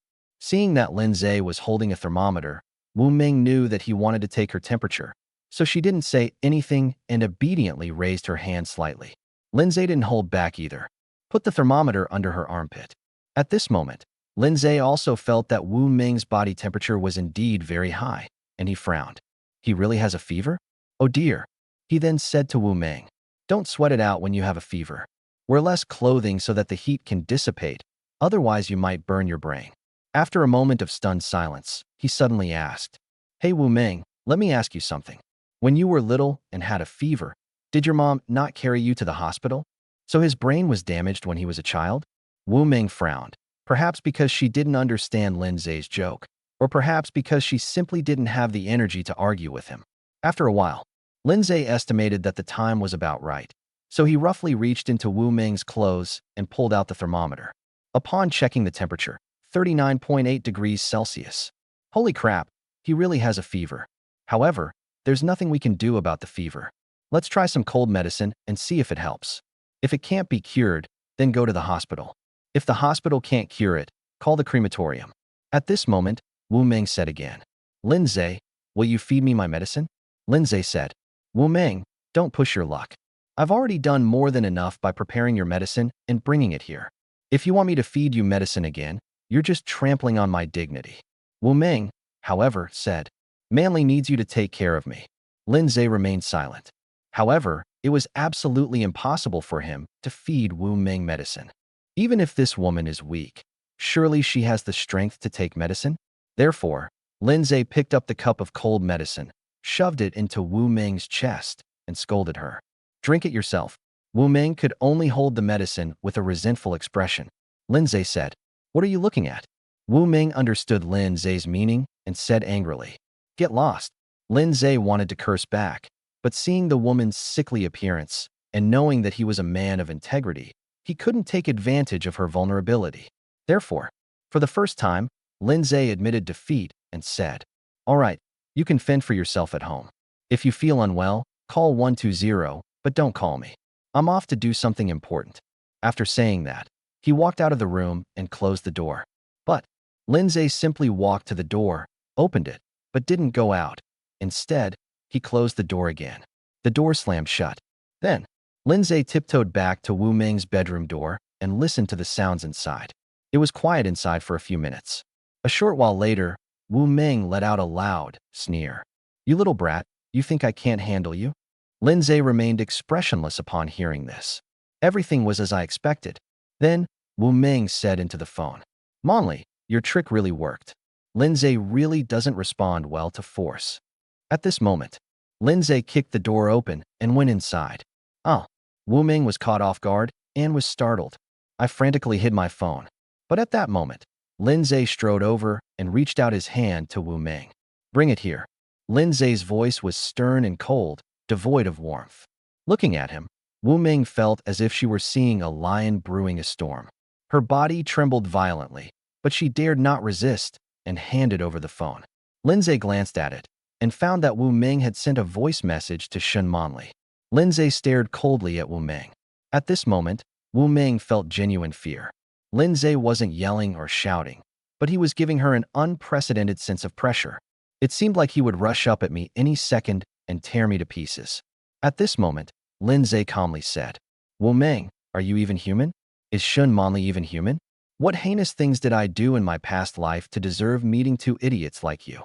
Wu Ming's face was pale, and it was hard to tell whether it was a real cold or just that she was so frightened that she turned pale. But she swallowed hard and began to explain incoherently. "Lin Ze, listen to me. It's not what you think. I didn't mean to do anything. I was just joking with you." Lin Ze said, "You fucking joking. Now you pack your clothes and get the hell out of here. Just tell Shen Manli that I'm breaking up with her and that she should return everything she owes me. If she tries to renege on her debt, don't blame me for being ruthless. Anyway, we've had no feelings for each other for so many years." Hearing Lin Ze say this, Wu Ming realized the seriousness of the situation. Lin Ze was really angry. She jumped out of bed and grabbed Lin Ze's arm, pleading, "Lin Ze, I'm sorry, it's not what you think. I really did catch a cold, and then I complained to Manli about it. Manli said I could use this opportunity to ease the tension between us. I didn't mean to do anything. Really, I just didn't want to keep arguing with you like this." But at that moment, Lin Ze flung her away, pushing her onto the bed, and said, "Shut up. You and Shen Manli are two beasts whose words are as worthless as farts. I don't believe a damn thing. Didn't you always want me to break up with Shen Manli? Well, now you've got what you wanted. I'm not playing with you guys anymore." Chapter 23: The Strictest Father. This was the first time Wu Ming had seen Lin Ze truly angry. Lin Ze used to be always timid and submissive. No matter how much she and Shen Manli plotted to order him around or tease him, he would never get angry. It turns out, he can be this terrifying when he gets angry. However, Wu Ming knew that she absolutely could not move out of Lin Ze's house. He then said, "Lin Ze, everything I'm saying is true. You have to believe me. Manli and I chatted on WeChat. You can check the chat history. Go ahead and check it if you don't believe me."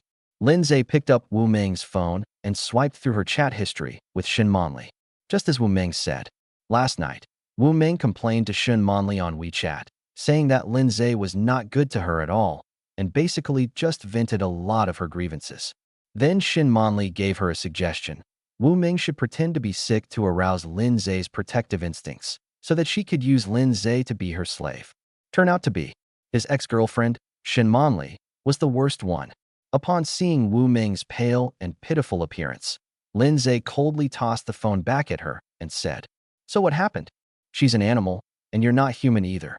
What am I in your eyes? A tool? You've brainwashed me like this, so don't say anything more. Just pack your things and get the hell out of here." Wu Ming said, looking aggrieved. "Lin Ze, please. I promise I won't steal anything from the house anymore, and I won't bother you again. Please don't make me leave, okay? I have no money. If you kick me out, I'll be homeless." Upon hearing this, Lin Ze cursed. "What nonsense are you spouting now? Didn't I just give you 5,000 yuan?" Upon hearing this, Wu Ming's eyes darted away, and she stammered, "I used it to buy. I bought a bag." Lin Ze was truly speechless. Does this woman have no brains at all? If you're so short of money, the first thing you do when you earn money is to buy handbags? Wu Ming muttered again. Who told your Manli to show off the new phone you gave her in front of me every day? I can't afford a phone that costs over 10,000 yuan, but I can surely afford a bag that costs a few thousand yuan, right? Lin Ze, please don't kick me out. I have my exams coming up soon. I promise that I will be very well behaved at home during these last few days and will not cause you any trouble. Lin Ze sneered. There's no way you can believe what you say.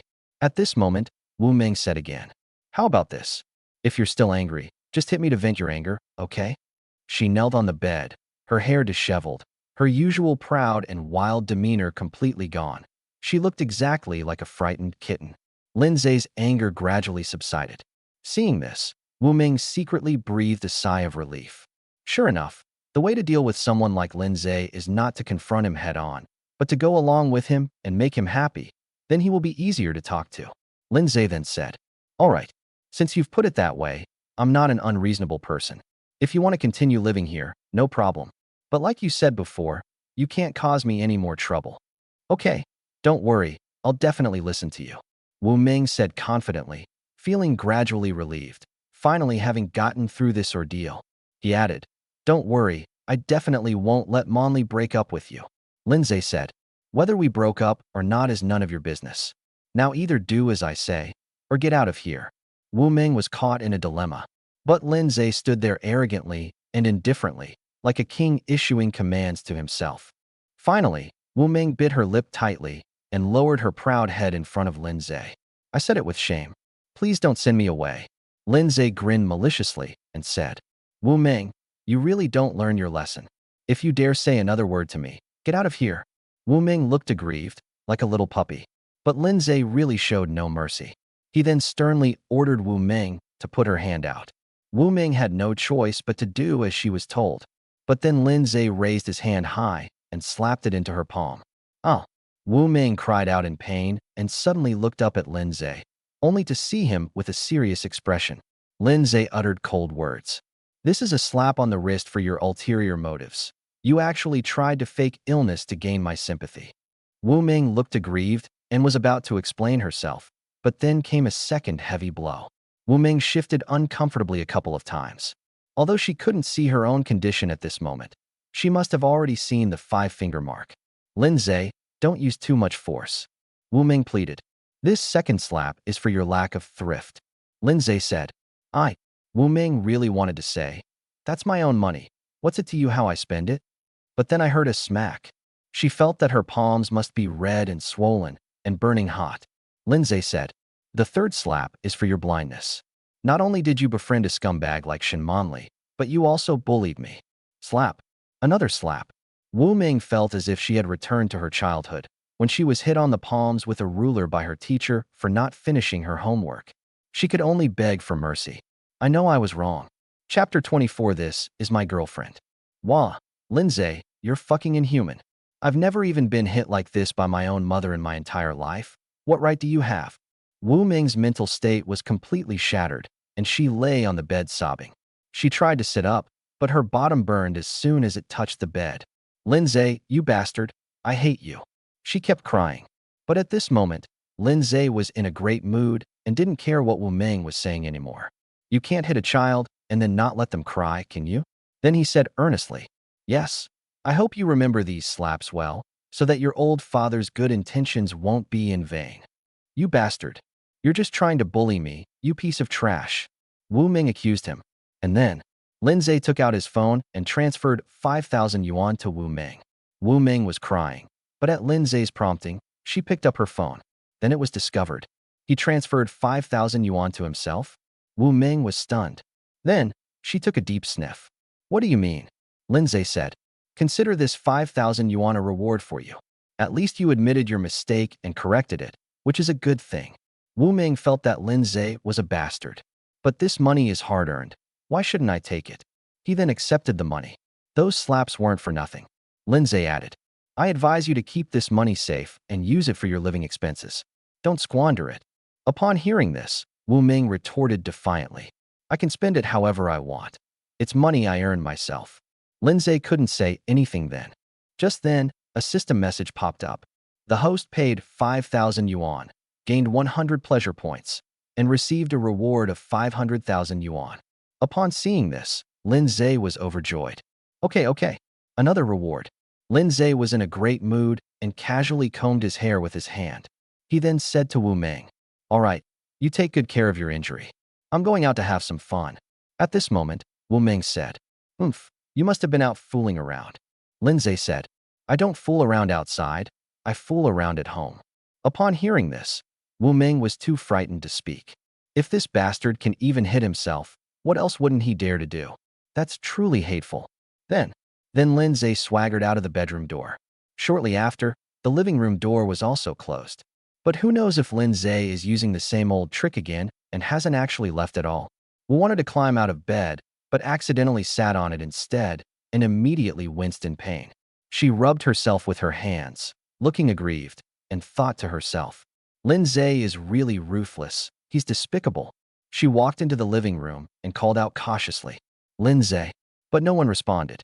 She then furtively checked every corner of the room, and sure enough, Lin Ze was nowhere to be found. Is he really gone? So Wu Meng stomped her foot hard and shouted, "Lin Ze, you bastard. I'll get you one day. I'll make you pay for everything you did to me today, 100-fold. Meanwhile, Lin Ze had already gone downstairs to the community parking lot and saw his newly purchased Mercedes-Benz E300 parked there. He approached, got into the car, and drove towards the Shuyan Club. As he neared his destination, he suddenly noticed a petite figure weaving through the crowd on the road ahead. It was that little girl handing out flyers. Seeing this, Lin Ze smiled. After parking his car, he got out and walked towards the girl handing out flyers. On the street, in the bustling crowd, the girl handing out flyers was saying to passersby, "Hello, boss, we have a special offer at Shuyanjian Club. Would you like to know more?" Most passersby ignored her and hurried past her.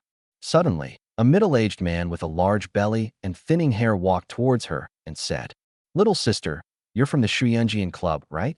The girl ran over innocently and said, "Yes, boss, the club is having a special event today. Would you like to try it out?" The man gave a lewd smile and said, "Okay, let's go. Take me to experience it." Seeing the malicious smile on the man's face, the girl gradually became wary. However, she still politely said, "Okay, boss, please come this way." But then, the man deliberately moved closer to her and said, "Hey, why are you going that way? My car is parked right behind me. Just come with me to the car and serve me, and I'll pay you." The girl quickly explained, "Sir, I'm just here to hand out flyers. Once you're inside the club, someone will be there to serve you." But the man said, "No, I don't want their services, I only want yours. How much do you charge per hour? I'll give you double, okay?" Upon hearing this, the girl took a few steps back in alarm and hurriedly shook her head, saying, "No, sir, I'm just here to hand out flyers. I don't know how to do anything else." The man said, "Hey, little girl, it's okay if you don't know how. Uncle can teach you. Uncle's car is parked over there. Come with me to the car, and I'll explain your project to you properly." The girl hurriedly said, "No, boss, I need to get back to work." At this moment, the man said, "Hey, can't you understand what I'm saying? You're in this line of work, and you still want to pretend to be innocent, huh? Believe me or not, I'll complain to your boss about you. I know your club's general manager by." Upon hearing this, the girl immediately became frightened. This part-time job was hard-earned, and I don't want to lose it just like that. But then, a tall, strong figure walked over and put his arm around her shoulder. The girl trembled and looked up in terror. But then I saw a handsome face that looked somewhat familiar. Lin Ze sized up the middle-aged man with an arrogant gaze and shouted, "Uncle, you're so old. Is it really worth making things difficult for a little girl? You want to talk in the car, right? I'll go with you." Upon seeing that Lin Ze was just a young man, the man looked at him with disdain and said, "Kid, what's it to you? Do you know who I am?" Lin Ze said, "This is my girlfriend. You harassed her on the street and then asked what it has to do with me? Tell me who you are. I really want to know who you are, whether you're married, where your wife is, whether your wife knows what you're doing outside, whether you have children, and whether your children know you're harassing young girls." Upon hearing these words, the man's eyes widened in panic, and he cursed. Neuropathy. He cursed as he slunk away. And at this moment, the girl then realized that the man had come to help her, and said, "Thanks." Lin Ze also took his hand off her shoulder at the right moment and smiled. "It's okay, Junior, do you still remember me? Chapter 25 Ear Cleaning Service. The girl nodded slightly and said, I remember. Lin Ze said with a smile. Really? Then let me test you. What's my name? The girl shook her head. You didn't tell me. Lin Ze raised an eyebrow and said, Really? Then I must have forgotten. My name is Lin Ze, Lin as in double wood, Ze as in swamp. What's yours? Me?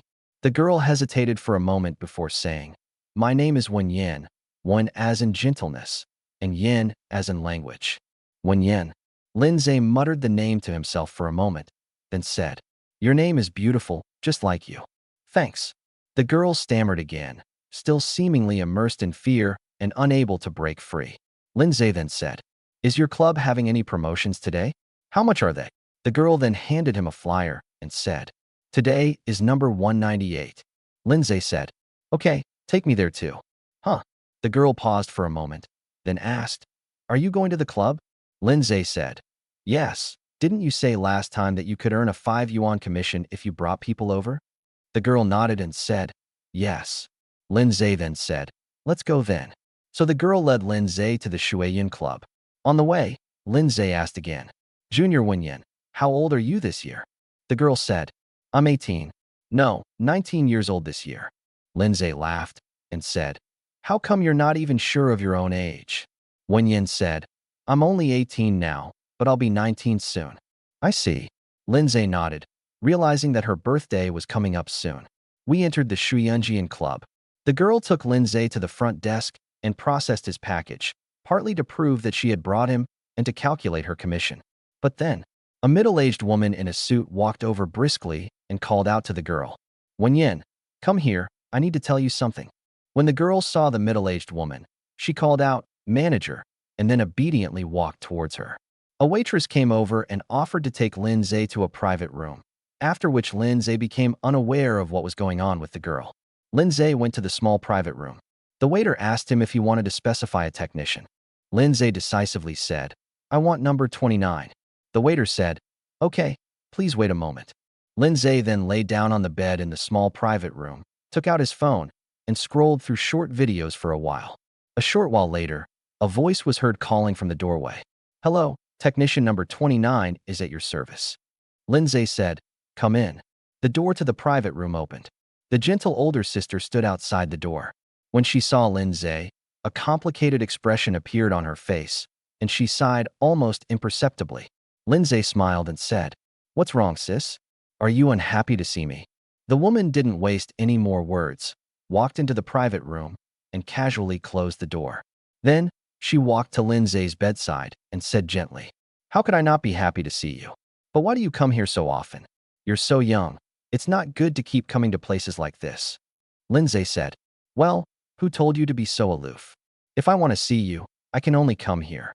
The woman said, You're talking nonsense. How am I aloof? You tormented me like that last time, and I didn't say anything to you, did I? Lin Ze said, Do you have time today? I'll treat you to a late-night snack after work.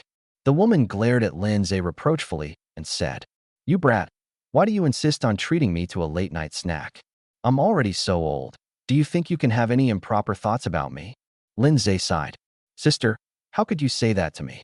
I consider you my own sister. The woman said, I'd never believe you. At this moment, Lin Ze asked another question. Sis, you look a little tired. Are you too busy with work? The woman sighed softly and said, Oh, work is never easy. But don't worry, no matter how tired I am, I will take good care of my brother. Lin Ze, however, said, Sister, you look so tired, I can't bear to see you like this. How about I take care of you today?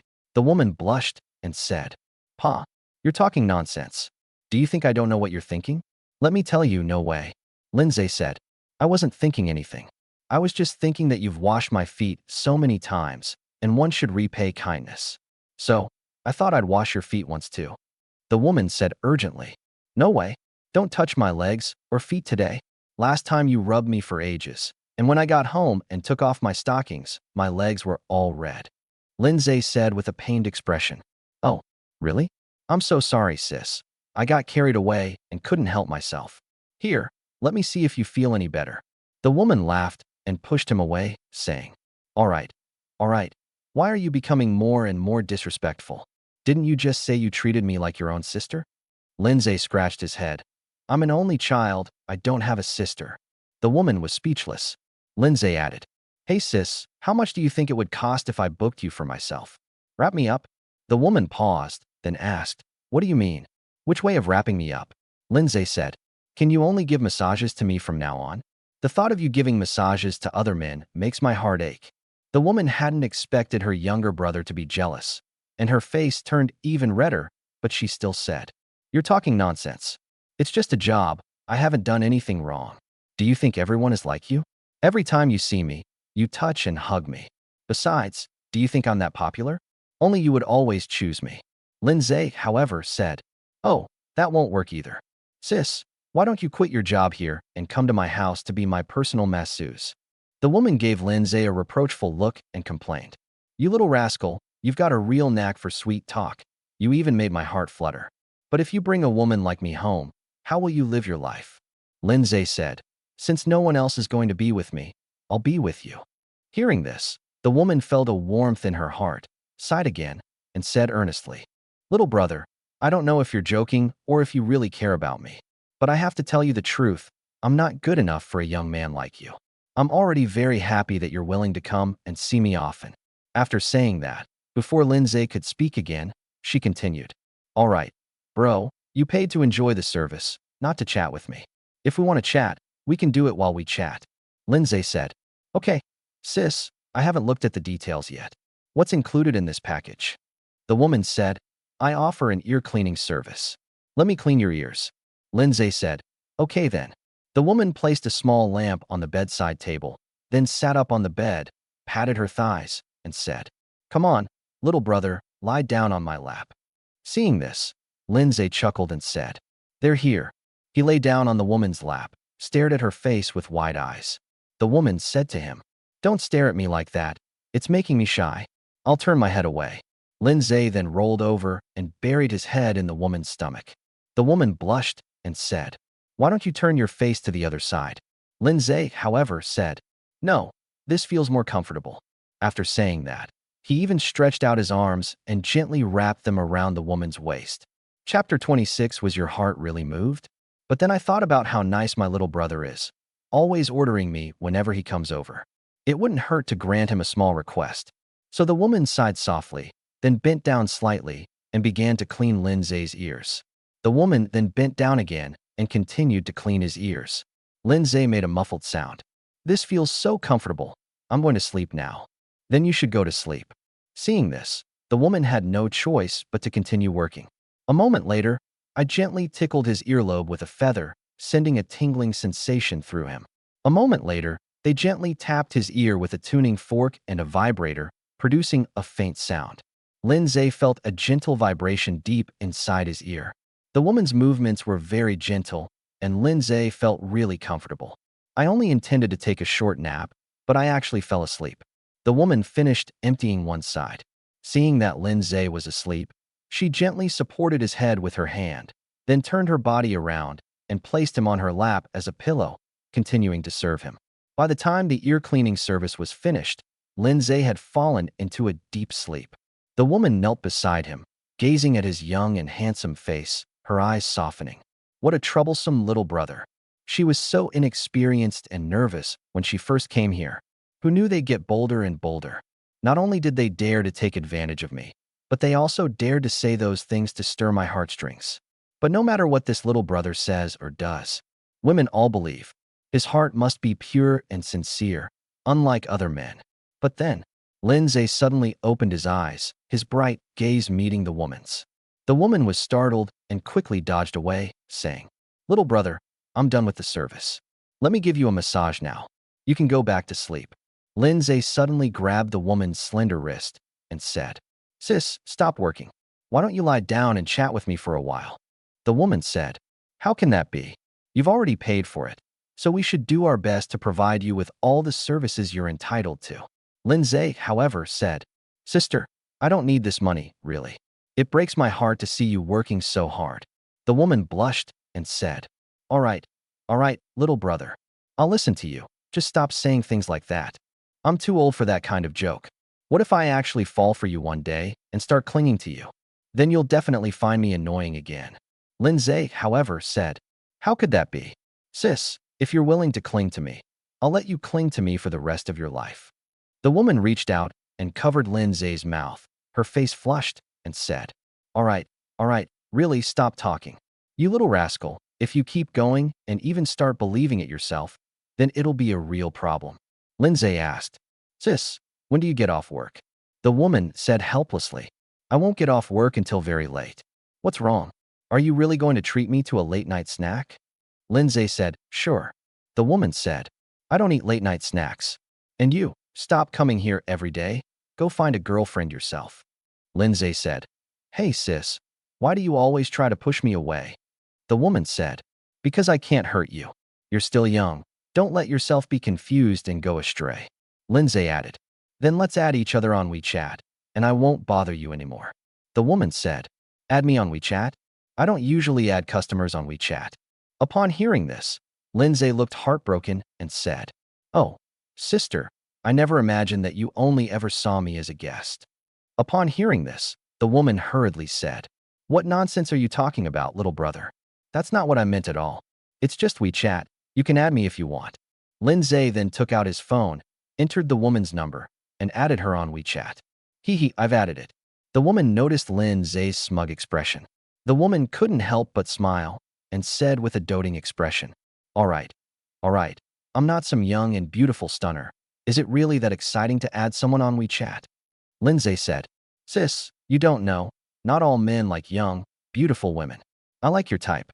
The woman, however, deliberately said in a fit of pique, "Oh, so in your heart, I'm not a young and beautiful woman." Lin Ze, however, said, "Youth and beauty are worthless compared to sexiness and gentleness." The woman never expected that she wouldn't be able to gain the slightest advantage over this little brother in a verbal exchange. On the contrary, every word he said hit the nail on the head. After all, she's almost 30. If others say she's young and beautiful, it's definitely not true. She doesn't even believe it herself. But if this little brother says he's sexy and gentle, it might actually be true. A hint of shyness appeared on the woman's face as she said, all right, I'm not joking with you anymore." Then, the woman said to Lin Ze, "All right, little brother, I'm off duty now." Lin Ze said, "Sis, if I want to extend my time, can I keep you here?" The woman sighed, "Little brother, are you really bewitched by me? You young people don't earn money easily. Don't waste it here. Save some money, save more money, so that when you meet a girl you like in the future, you can marry her. It's not worth spending money here on an old woman like me." Lin Ze was also taken aback upon hearing this. But at that moment, the woman had already packed her things and walked to the door. But then, reluctantly, she turned back to look at Lin Ze and said, "Little brother, listen to your sister. Don't come to places like this." After saying that, she walked out of the door and closed it. Lin Ze sat on the bed and scratched his head. This woman seems to be even more serious than I am. Chapter 27: Wu Meng's Sudden Intrusion. The host paid 198 yuan, gained 300 pleasure points, and received a reward of 59,400 yuan. The reward has been credited to your account. This is Lin Ze's haul for tonight, nearly 60,000 yuan. Not a lot, but not a small amount either. Lin Ze mainly wanted to run into that junior schoolgirl again today, so he didn't linger in the club for too long. "I quickly went to the changing room to change my clothes. Then I left the club. It's still early, so the junior student probably hasn't gotten off work yet." Lin Ze then sat in his Mercedes and played on his phone. Waited for a while. He finally saw the junior schoolgirl come out of the clubhouse. Just like last time, he walked to the roadside, ready to hail a taxi. Lin Ze quickly started the car and drove over. As he got closer, he called out, "Hey, Junior, what a coincidence, we meet again." "Senior." The junior schoolgirl glanced up at Lin Ze, but immediately lowered her head and quickened her pace. Lin Ze continued driving and chased after them, asking, "Hey, Junior, aren't you going back to school?" The junior schoolgirl said, "Senior, it's still early, I can take the bus." Lin Ze said, "Why take the bus? Taking a taxi is much more comfortable." The junior schoolgirl said, "Taxi rides are too expensive. Moreover, it's such a high-end taxi." Lin Ze smiled and said, "It's not expensive at all. Today is college student day, so you college students get discounts. I'll give you a comminuted fracture, and I'll only charge you 5 yuan. How about that?" The junior schoolgirl frowned, seemingly pondering why she didn't know college students had moral principles. Back to the fare, 5 yuan is actually very cheap. If you take the bus back by yourself, it will only cost 2 yuan. But, after thinking about it carefully for a while, she decided to get into Lin Ze's car and sit in the back seat. After getting on the bus, Lin Ze asked her, "Junior, what did the manager say to you at the club? Was it about giving you a raise?" The girl frowned and said, "She said that I was a good candidate and that I was well suited to be a technician, and that I would earn a lot of money, at least much more than handing out flyers." Lin Ze was stunned for a moment upon hearing this, thinking to himself, "Damn it, is that manager really that inhuman?" They actually encouraged a college student to work as a masseuse at a club. Lin Ze then said, "Junior, as your senior, I must advise you, you absolutely must not agree to her request." The girl opened her mouth, but then lowered her head. "I know." But seeing her lack of resolve, Lin Ze asked, "You're still young, your priority should be studying, not making money. Unless, you're really short of money." Upon hearing this, the girl's eyes reddened slightly, but she remained silent. Seeing this, Lin Ze understood what was going on. I guess this girl is just short of money. That's true. If they weren't short of money, why would they be doing part-time work? The journey is not far. We soon arrived at the entrance of Jiangxing University. The junior schoolgirl took out a handful of crumpled coins from her pocket, selected a relatively new 5 yuan note, and handed it to Lin Ze. Lin Ze smiled, took the money, and said, "Thanks." The junior schoolgirl said, "You're welcome. You're the one who let me earn this money." Lin Ze realized that the junior schoolmate had taken him to the club today and earned him a 5 yuan commission, which he had now given back to her. He thought for a moment, then said, "Hey, let's help each other out. You know what? I've been driving for days, and you're the only customer I've gotten so far." Oh. Upon hearing this, the junior schoolmate was also taken aback. Is business really that bad for taxi drivers these days? No wonder the senior student's driver kept asking him if he wanted a ride. He must have been a pitiful person. Then, the junior schoolgirl gritted her teeth, took out another 10 yuan note from her change, and handed it to Lin Ze. "Senior, I usually pay 15 yuan for a taxi ride here. Since your business is so bad, don't give me a discount, or you won't make any money." Lin Ze was also stunned for a moment upon seeing this, and his eyes widened in shock as he looked at the junior schoolmate. Oh my God, can there really be such a kind and pure girl in the world? Was she an angel? Fearing that Lin Ze would refuse to accept the money, the girl threw it onto the passenger seat and then hurriedly got out of the car. At this time, there were still many students at the school gate. When they saw Wen Yan get out of a Mercedes-Benz E300, they all discussed in surprise. "Hey, isn't that Wen Yan, the school beauty? Why is she getting out of that kind of car? Was Wen Yan really that rich? Is he her boyfriend? Is she being kept by a sugar daddy?" Various rumors spread rapidly. And on the car, Lin Ze picked up the 10 yuan bill, unfolded it, and examined it for a long time, thinking to himself, "She's such a gem of a girl, I absolutely have to win her over. How wonderful it would be to be able to trick a girl like that into coming home as my wife." Then, Lin Ze started the car and drove home.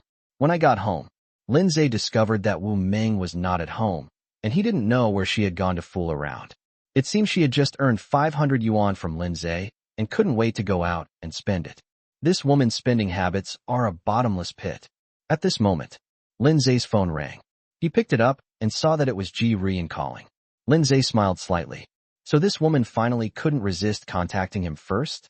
He deliberately waited a while before slowly answering the phone and saying, "Hello, Mr. Ji?" On the phone came Ji Rian's icy voice. "Lin Ze, come to the company at 9 a.m. tomorrow to complete your resignation procedures." Lin Ze said, "Yes, I'll definitely come. But 9 o'clock is too early. I'll come after I wake up." Ji Rian, however, said, "It's 9 o'clock, no exceptions. If you want to keep dragging this out, then so be it." After saying that, Ji Rian hung up the phone. Lin Ze scratched his head. Was this woman really that short-tempered? It seems I've indeed entered menopause. However, since Ji Rian had already put it that way, he might as well go along with it.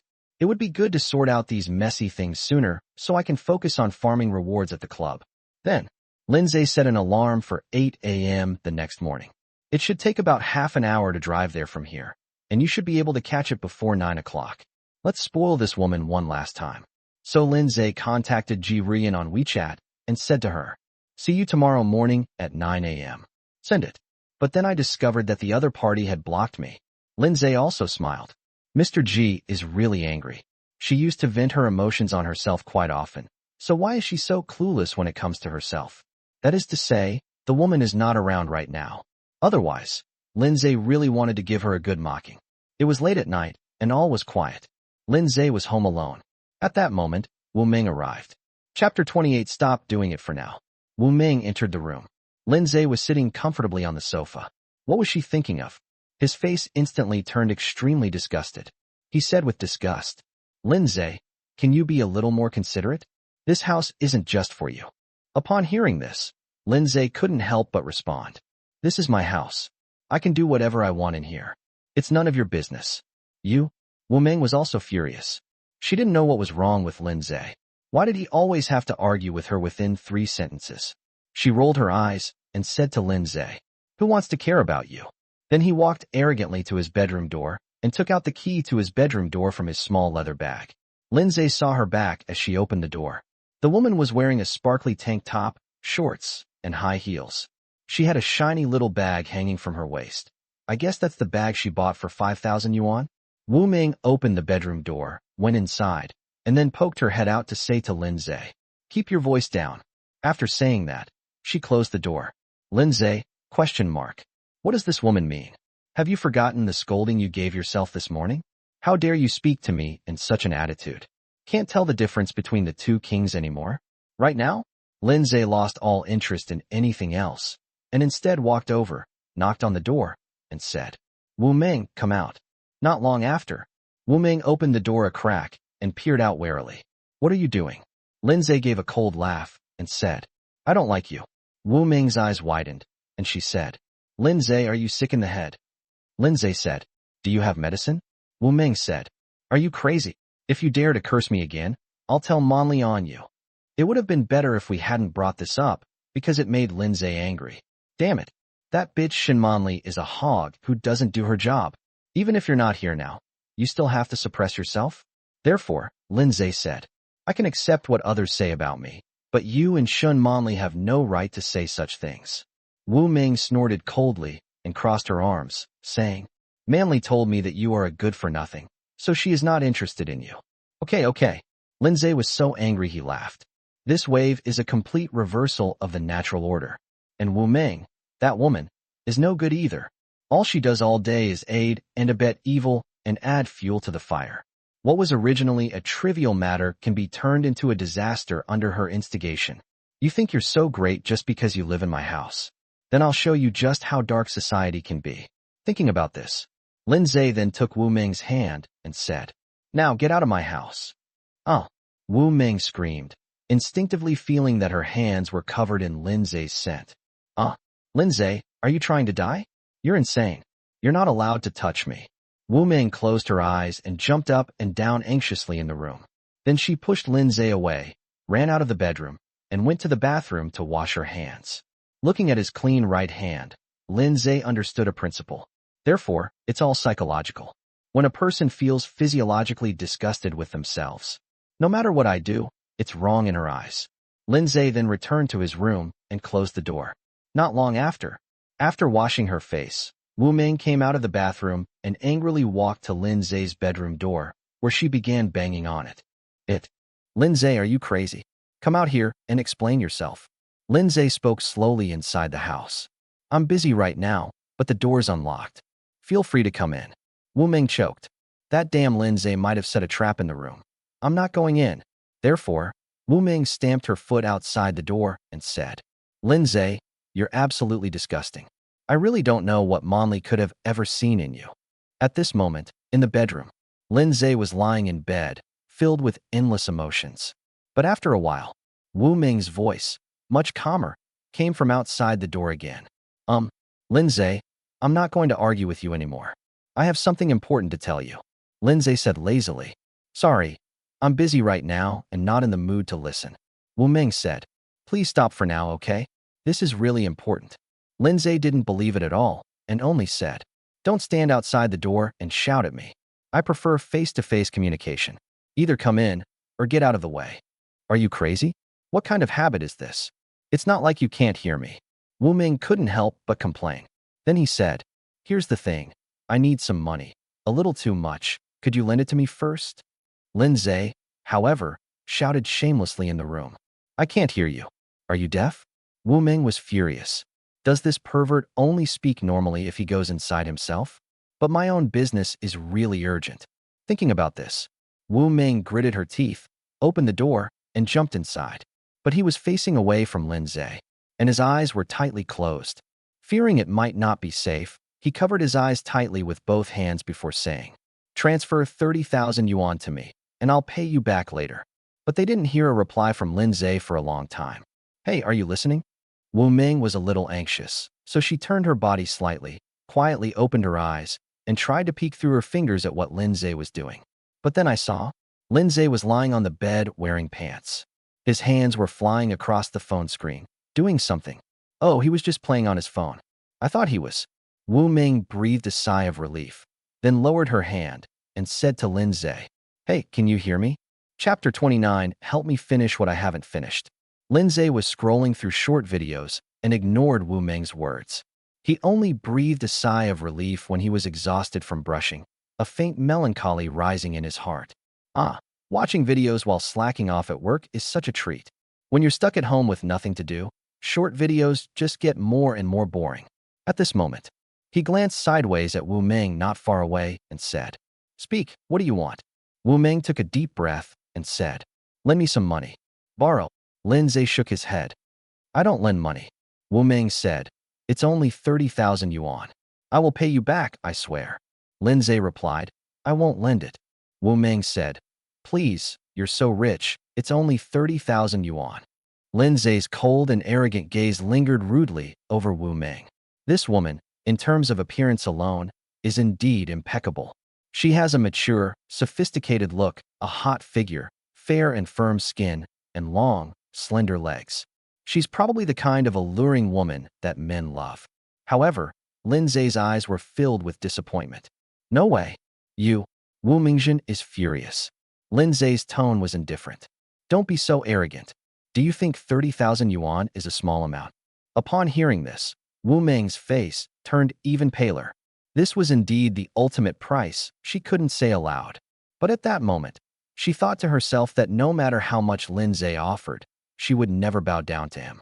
This isn't just about money. Shen Manli and I are best friends. This is a matter of dignity. So she said, Lin Ze, that's impossible. Don't even think about it. Forget about 30,000. Even if you gave me 50,000, I still wouldn't be your girlfriend. 50,000. Lin Ze laughed. You really think highly of yourself. You think you're worthy. Wu Ming's face flushed red instantly after being teased by Lin Ze like this. I almost lost my temper. Remembering her own difficulties, she still pleaded. Lin Ze, can't you help me this once, just for Manli's sake? Please. It's really important to me. Stop. Lin Ze interrupted Wu Ming. Don't tell me you're having any trouble. That's none of my business. If you want money from me, you have to follow my rules. Wu Ming gritted her teeth. All right then. Tell me, what exactly do you want in return for 30,000 yuan? Lin Ze interrupted her again. All right. Don't think I'm that interested in you. In Lin Ze's eyes, Wu Ming was such a sexy and fiery woman, yet she didn't have a proper job and spent all her time messing around in society. Her private life was probably quite chaotic. Upon hearing this, Wu Ming was stunned for a long time, her face filled with shame and indignation. Lin Ze, what are you saying? I'm Manli's best friend.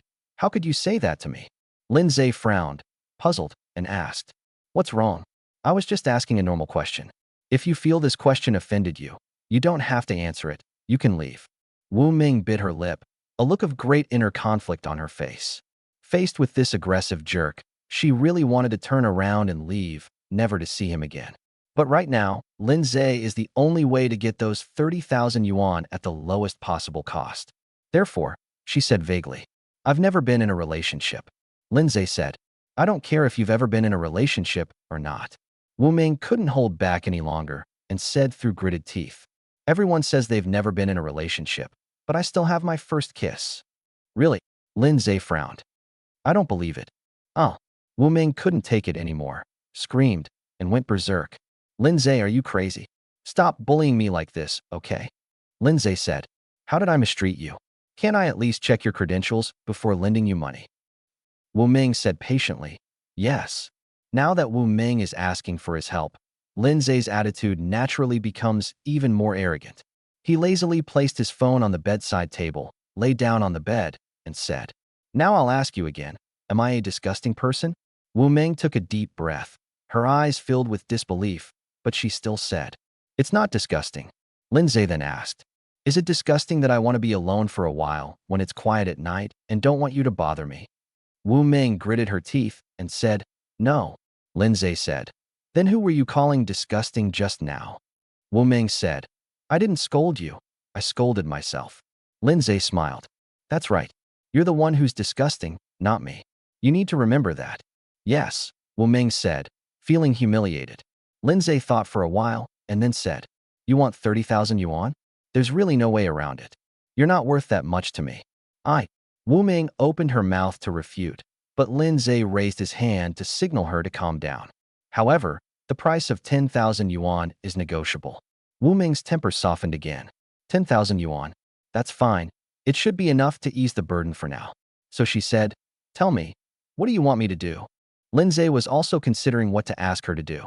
Wu Ming urged, What exactly do you want me to do? Can't you be more specific? Chapter 30 Ming. Don't push yourself too hard. Wu Ming's reaction was exactly what Lin Ze expected. He wasn't in a hurry, nor did he try to persuade him. He simply said, Okay then, could you please close the door behind you when you leave? Thank you. After saying that, he started playing with his phone again. Wu Ming stood frozen in place, motionless. Wu Ming stood there, her face contorted with struggle for a long time, before finally saying, Lin Ze, I really need this money urgently. Can't you do a good deed? Stop. Lin Ze smiled slightly. Wu Ming, you have a deep misunderstanding about me. You actually think I'm a good person? Perhaps I was like that before, but that's definitely not the case now. Go to hell. Wu Ming's eyes immediately reddened. She stomped her foot hard, her big eyes brimming with tears. Then, she turned around angrily, twisted her body, and left through Lin Ze's door. Lin Ze calmly said, Close the door. Wu Ming slammed Lin Ze's door shut with a loud bang. Lin Ze? Damn it. If this woman breaks her own door, she'll have to pay for it before she leaves. After that, he continued to lie in bed playing on his phone and scrolling through short videos. At the same time, Wu Ming angrily returned to her room. After closing the door, they also locked it from the inside. She kept crying, trembling with anger, not knowing why she had provoked Lin Ze. This devil. He's so rich, 30,000 yuan is nothing to him, so why won't he lend it to me? It's not like I'm not going to pay it back. Just then, Wu Ming's phone rang. She picked up her phone and glanced at the caller ID. The moment she saw that number, she couldn't help but tremble, as if she had seen something extremely terrifying. She didn't dare to answer.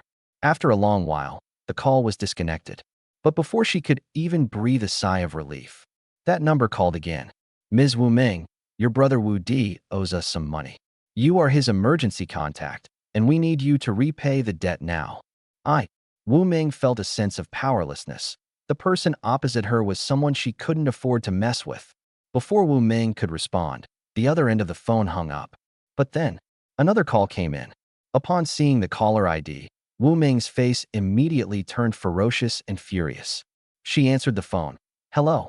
A pathetic male voice came from the other end of the phone. Sis, didn't you say you'd help me handle this? Upon hearing this, Wu Ming became even angrier. Damn it, Wu Di, you piece of trash. I don't care about you anymore.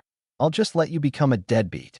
Wu Di, on the other end of the phone, cried as she recounted. Sister, I was tricked, sister.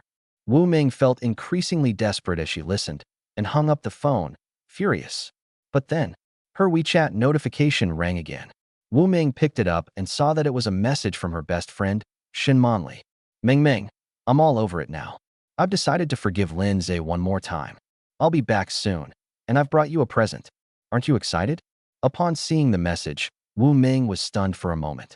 Shen Manli is coming back, and she's coming back very soon. She was initially delighted, thinking that once Shen Manli returned, Lin Ze would definitely not dare to bully her so recklessly. However, she then thought of another possibility. I can no longer borrow money from Lin Ze. Then, Shen Manli sent several more messages. Also, here are some beautiful photos I took today. Enjoy. The accompanying photos are beautiful pictures taken by Shen Manli at various scenic spots. In the photo, Shen Manli is radiant and dressed in luxurious clothes. Those things were all bought for her by Lin Ze. But why? Wu Ming felt wronged and thought to herself. She was just as good as Shen Manli in every way, whether it was her figure or her looks. But why is it that Shen Manli can find a boyfriend like Lin Ze, who is so devoted to her, and even cuts corners on his own to give her the best gifts? But what about myself? However, they can only be dragged down by their families of origin. Even now, she has to worry about the high-interest loans her younger brother has incurred. She didn't want to get involved in Wu Di's messy affairs. However, if my parents knew that I had watched Wu Di get into trouble, they would be very disappointed in me. Thinking about this, Wu Ming gritted her teeth. Shen Manli, why are you so happy and able to find a boyfriend like Lin Ze who's a simp, allowing you to live like a queen? Am I only fit to rot away like this? No, that's not fair.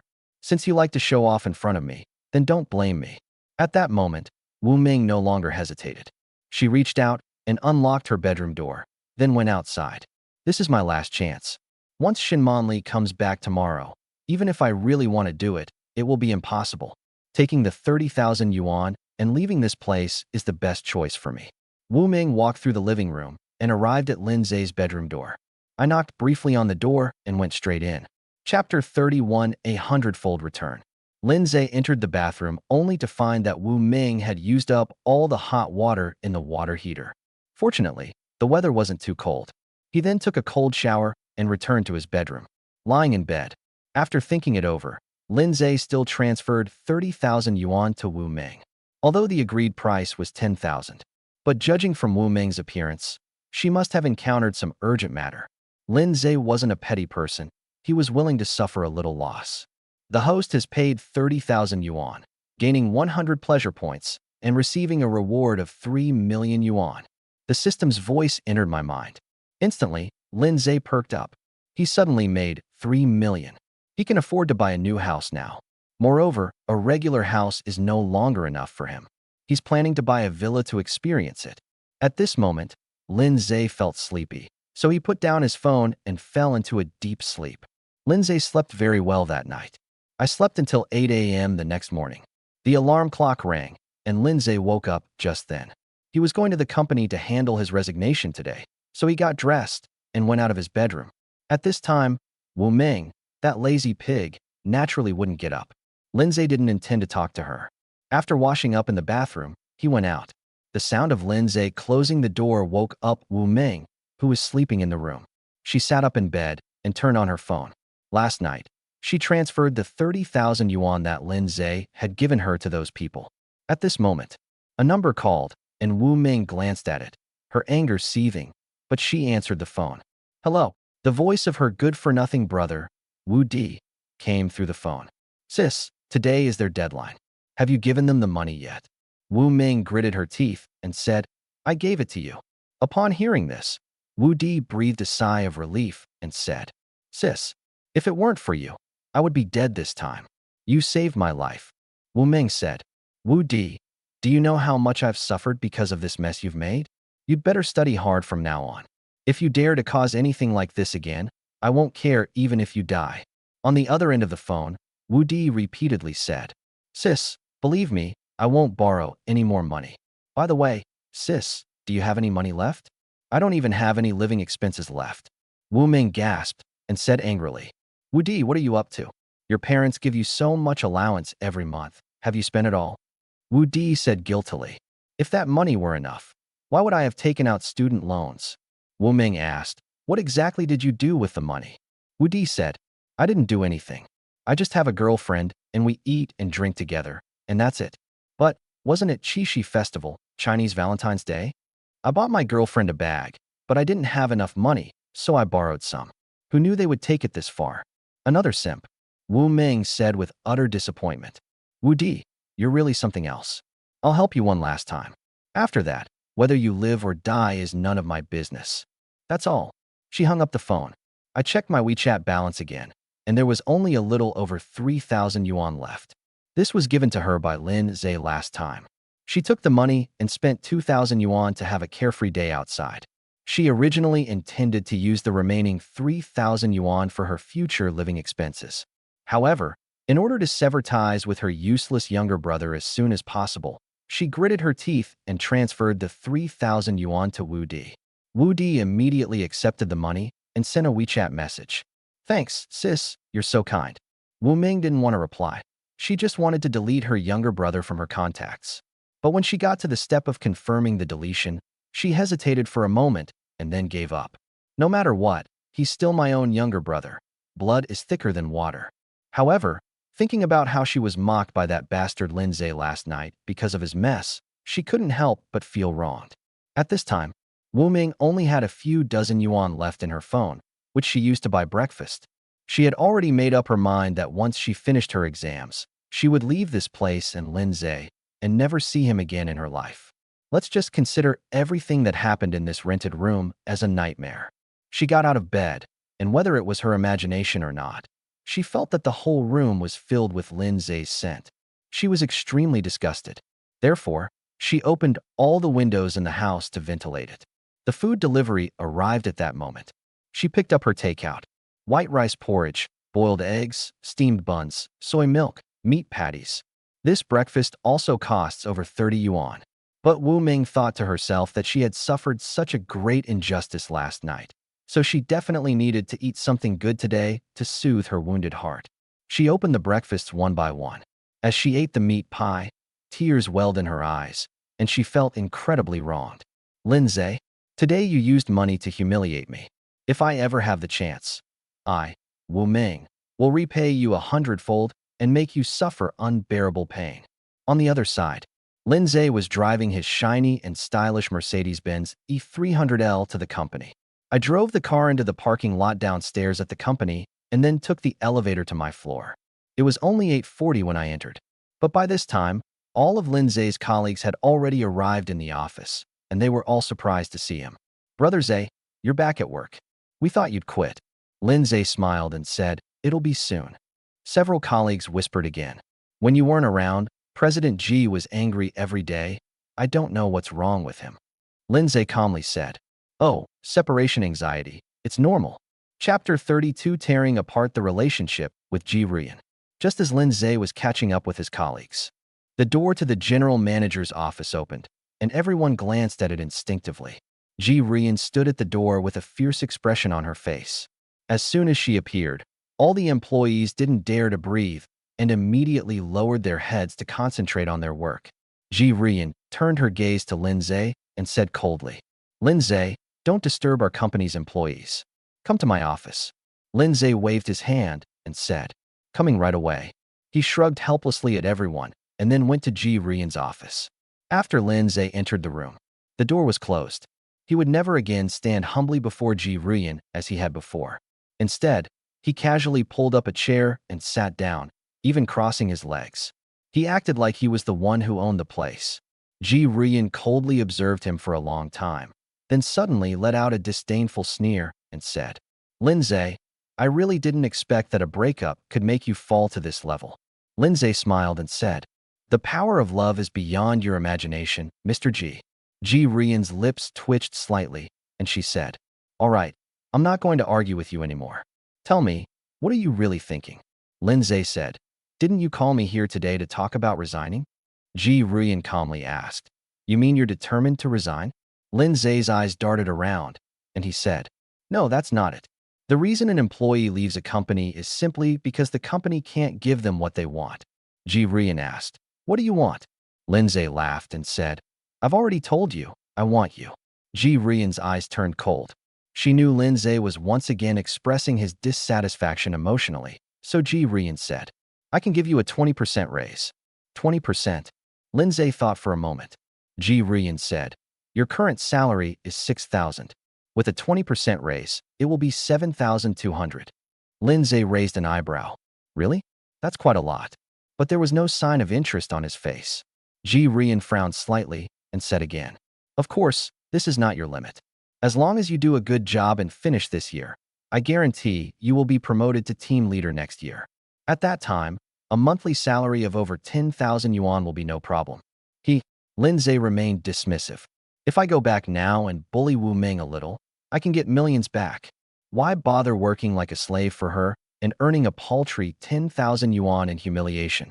Seeing that Lin Ze always acted nonchalantly, Ji Rian's anger grew stronger and stronger.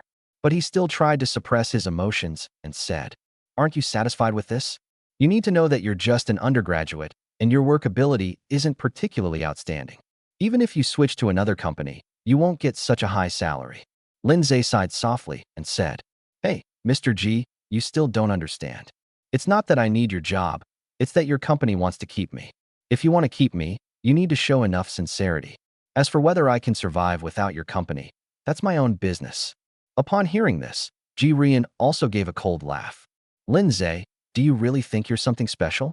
The only reason I'm willing to spend time talking to you here is because you've worked at the company for several years, and even if you haven't made any great achievements, you've certainly put in a lot of hard work. If you really leave, the harm you'll cause the company will be zero." Lin Ze clapped his hands and said, "That's great. Then we don't need to talk about anything else. Let's quickly discuss the resignation. How much compensation should I get?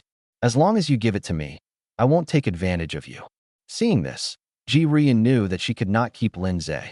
That's true. Someone like him who has given up on himself probably wouldn't be of much use even if he stayed at the company. Therefore, Ji Rian took out a resignation contract from her drawer, slammed it heavily on the table, and said, "Sign it, and then you can get out of here. No rush, no rush." Lin Ze wasn't angry. He walked over, picked up the contract, and glanced at it, voluntarily terminating the employment contract. Both parties voluntarily terminated the employment relationship, with no economic disputes and no compensation required. Seeing this, Lin Ze smiled and said, "Ji Rian, are you messing with me too? I've worked for your company for so many years, made so much money for you, and now I'm resigning without a single penny of compensation. Is that it?" Ji Rian frowned and said, "Compensation? You've been absent from work without cause for so many days, which shows a serious problem with your work attitude. We have the right to terminate your contract without any compensation." Lin Ze, completely unfazed, took out his phone, opened the attendance tracking app, and said, "I'm sorry, Mr. Ji. According to our company's rules and regulations, you are entitled to 2 hours of leave for working overtime for 1 day. My absence from work did not exceed the leave I am entitled to." Ji Rian was stunned for a moment, not expecting Lin Ze to pull this trick on her. She was both annoyed and amused, and said, "Lin Ze, do you really want to make things this ugly with the company? Do you think the company is afraid of you?" Lin Ze said, "I'm just trying to protect my legal rights." Ji Rian said, "Have you ever thought that when you're looking for a job in the future, you might need us to do a background check? Our evaluation could affect your future." Lin Ze smiled upon hearing this. "Work? My only job from now on will be going to clubs to enjoy life. Who the hell called you to do a background check? Technician?" Lin Ze then said, "I don't want to waste my breath on you anymore. Since this is your company's attitude, then we'll have to see you in court. Don't worry, I have plenty of time to play this game with you." After saying that, Lin Ze threw the contract down and turned to leave. At this moment, Ji Rian finally panicked and shouted, "Etc." Lin Ze stopped in his tracks. "President Ji, I really don't have much time to waste on this. Either we part ways amicably, or we completely break off relations. There are no other options. Anyway, there's no way you're going to make me suffer any more losses." Ji Rian was stunned for a moment. Her face turned cold, and she said, "Lin Ze, are you getting revenge on me?" "Yes. I admit that I haven't been very nice to you in the past few years, but I hope you won't escalate our personal grievances to the company level." Lin Ze shrugged and said, "I'm sorry, I'm just stating the facts, not targeting anyone." After saying that, Lin Ze walked out of Ji Rian's office. Several colleagues were secretly observing him. Lin Ze casually walked to the company's water dispenser, filled a glass with water, and drank it. "Let's try to squeeze out as much as we can." At this moment, a colleague whispered to Lin Ze, "Brother Ze, are you really going to resign?" Lin Ze casually patted his shoulder and said, "This is none of your business. You should just stay here and work." The man whispered again, "Brother Lin, I don't want to stay at this lousy company anymore. Have you found another job yet? Could you introduce me to one?" Lin Ze didn't want to mislead the younger generation, so he said, "I've already given up. There's no hope for the future. So, you shouldn't work for me anymore. If you want to switch jobs, Go find one yourself. But then, a voice suddenly rang out from behind Lin Ze. Hey, Lin Ze, you're chatting with people during work hours, aren't you? You're not getting your bonus this month. Hearing the sound, Lin Ze turned around. He saw a very elegantly dressed young girl standing behind him, dazzling from head to toe. Upon hearing this voice, everyone in the company trembled, even more terrified than if they had seen Ji Ruyan in person. Because she's the company owner's daughter. Chapter 33, You Want to Break Up With Me? Lin Ze coldly sized up the girl in front of him. Su Anqi is 18 years old this year and is the apple of Su Daqiangzai, the boss of Langhua Media. A little fairy who has been pampered since childhood, resulting in a spoiled and willful personality. She always acts like the company's heiress and future heir. He frequently comes to the company to give advice and suggestions to the employees. They also frequently deduct employee bonuses to demonstrate their own sense of superiority. Lin Ze had suffered quite a bit at her hands in the past, but times have changed. At this moment, in Lin Ze's eyes, Su Anqi was nothing more than a clown. Su Anqi didn't take Lin Ze seriously at all. She turned around and glanced at the oppressive office, tilted her head slightly, and said arrogantly, "And you all, get to work.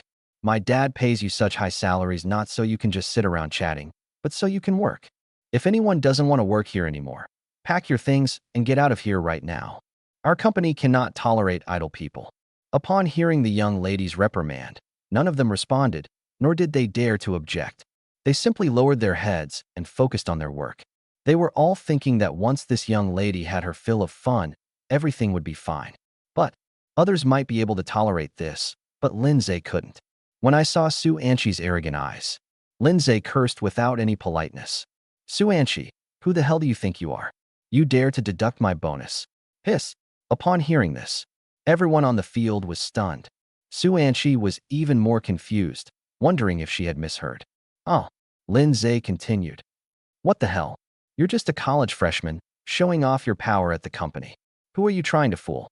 Everyone here, even if you're not a top student, is a legitimate undergraduate. Every single one of you has more knowledge and work experience than you. You're just a useless, good-for-nothing who does nothing but loaf around all day. And you dare to come here and order us around? Go back and ask your dad if he dares to deduct our wages at will." Upon hearing this, everyone in the company was so scared that their hands were trembling. Everyone's eyes darted towards Lin Ze, as if they had seen a ghost. Su Anqi froze on the spot, her tender chest heaving violently, her face gradually contorting into a grimace as she said, "Lin Ze, what did you say? Say it again if you dare." And then, the door to the general manager's office opened, and Ji Ruyan walked in, hurriedly calling out to Lin Ze, "Lin Ze, don't vent your emotions here." Lin Ze ignored Ji Ruyan's words and continued to sneer at Su Anqi. "What? You're not just out of your mind. You're deaf too, aren't you? Can't you hear what I'm saying? I said you're a piece of trash. You have no right to swagger around in front of me. This is a company, a workplace, not your living room. If you want to play house, go back to your dad and play with him." Hearing these words, everyone was terrified. He cried out in his heart, "Good heavens! The weather is about to change." "Ah!" Miss Su Anqi screamed with her eyes closed. "Lin Ze, I'm going to kill you." At this moment, several employees rushed up and quickly pulled Lin Ze back, saying, "Brother Ze, forget it, forget it." Ji Ruyan was also visibly shocked. "I never imagined Lin Ze could go this far. How dare you speak to the company's young lady like that?" Then, she rushed forward to steady Su Anqi and advised her, "Miss, please don't take Lin Ze's situation to heart. He was dumped by his girlfriend these past few days, and he's been acting completely out of sorts." Su Anqi roared, "Lin Ze, you bastard, what does it have to do with me that you got dumped by a woman? Why are you yelling at me? A slut like you deserves to be dumped. You can stay single for the rest of your life." Lin Ze sneered, "So what if I'm single? I'm happiest being single. I'll be single every day. What are you going to do about it? Being single is still better than being with a woman like you." "Oh." Su Anqi let out another sharp cracking sound. She stretched out her delicate, white hand with its exquisitely manicured nails, wanting to tear Lin Ze to pieces. But because Ji Ruyan was pulling her, she couldn't pounce on him. Lin Ze pushed away the employees who were pulling at him and said, "It's okay. She's such a weakling, she can't hurt me." Upon hearing this, Su Anqi was even more devastated. He even scratched and bit Ji Ruyan, who was standing next to him, trying to make her let go. But Ji Rian knew that she couldn't let Miss Fong go back to the past no matter what. Even in a fit of rage, this young lady would be no match for Lin Ze. If Lin Ze loses his temper and actually injures the young lady, then that would be a much bigger problem. Therefore, even though her arm was being gripped painfully by the young lady, Ji Rian endured it. Seeing this, Lin Ze sighed and said, "He's a complete mad dog. All right, a good man doesn't argue with a woman. You can go crazy by yourself here." After saying that, Lin Ze walked around to the side. "Hey, Lin Ze, you better stop right there, or I'll beat you to death. Hey, I'll get my dad to fire you." Lin Ze had already reached the company entrance when he heard Su Anchi's call. He turned around with a smile and said, "It's a deal. Tell your dad to fire me, and I'll get more compensation." After saying that, he walked out of the office. Behind them came Su Anchi's heart-wrenching roar. Lin Ze took the elevator down to the company's parking lot. Once he was seated in his Mercedes E300, he let out a sigh of relief, feeling incredibly happy. These words he said to Su Anchi were things he had kept inside for a long time, things he had never dared to say before, but now he released them all at once. Cool. That was awesome. Since it was still early, Lin Ze decided to drive around and find a place to have some fun. Just then, his phone rang. He thought it would be Ji Rian calling to confront him, but to his surprise, the caller ID showed Shen Manli. Upon seeing this name, Lin Ze's good mood vanished instantly, but he answered the phone anyway. Shen Manli's haughty voice came through the phone. "Lin Ze, what do you mean? Do you even want to stay married?" Upon hearing this, Lin Ze raised an eyebrow. What? Did Shen Manli have some kind of premonition? Did she know I was going to break up with her? Then Shen Manli said, "Why haven't you called me? It's been days." Lin Ze was so angry he laughed. "Shen Manli, are you out of your mind? Damn it, you blocked me before. How am I supposed to call you?" Shen Manli on the other end of the phone was stunned for a moment, not expecting Lin Ze to dare to curse her right off the bat. Her tone immediately became agitated. "Lin Ze, what kind of attitude is this? How dare you curse at me? Do you have a death wish? I've had you removed from my blacklist for almost 12 hours, and you haven't made a single phone call." "Huh," Lin Ze said. "Shut the hell up and tell me when you're coming back." Upon hearing this, Shen Manli said, "Come back? With your attitude, do you believe I'll never come back to your side for the rest of my life? Fine, you'd better die out there," Lin Ze said without any politeness. "However, before you die, return all the gifts I gave you." "I've heard this." Shen Manli was also stunned and gasped. "Lin Ze, what the hell do you mean? Are you breaking up with me?" Chapter 34, Consuming Big Things. Lin Ze said, "What? Isn't my meaning clear enough? Stop talking nonsense and get back here right now so we can get this straight." After saying that, Lin Ze hung up the phone. A while later, Shen Manli called again. Lin Ze hung up on her again and blacklisted her.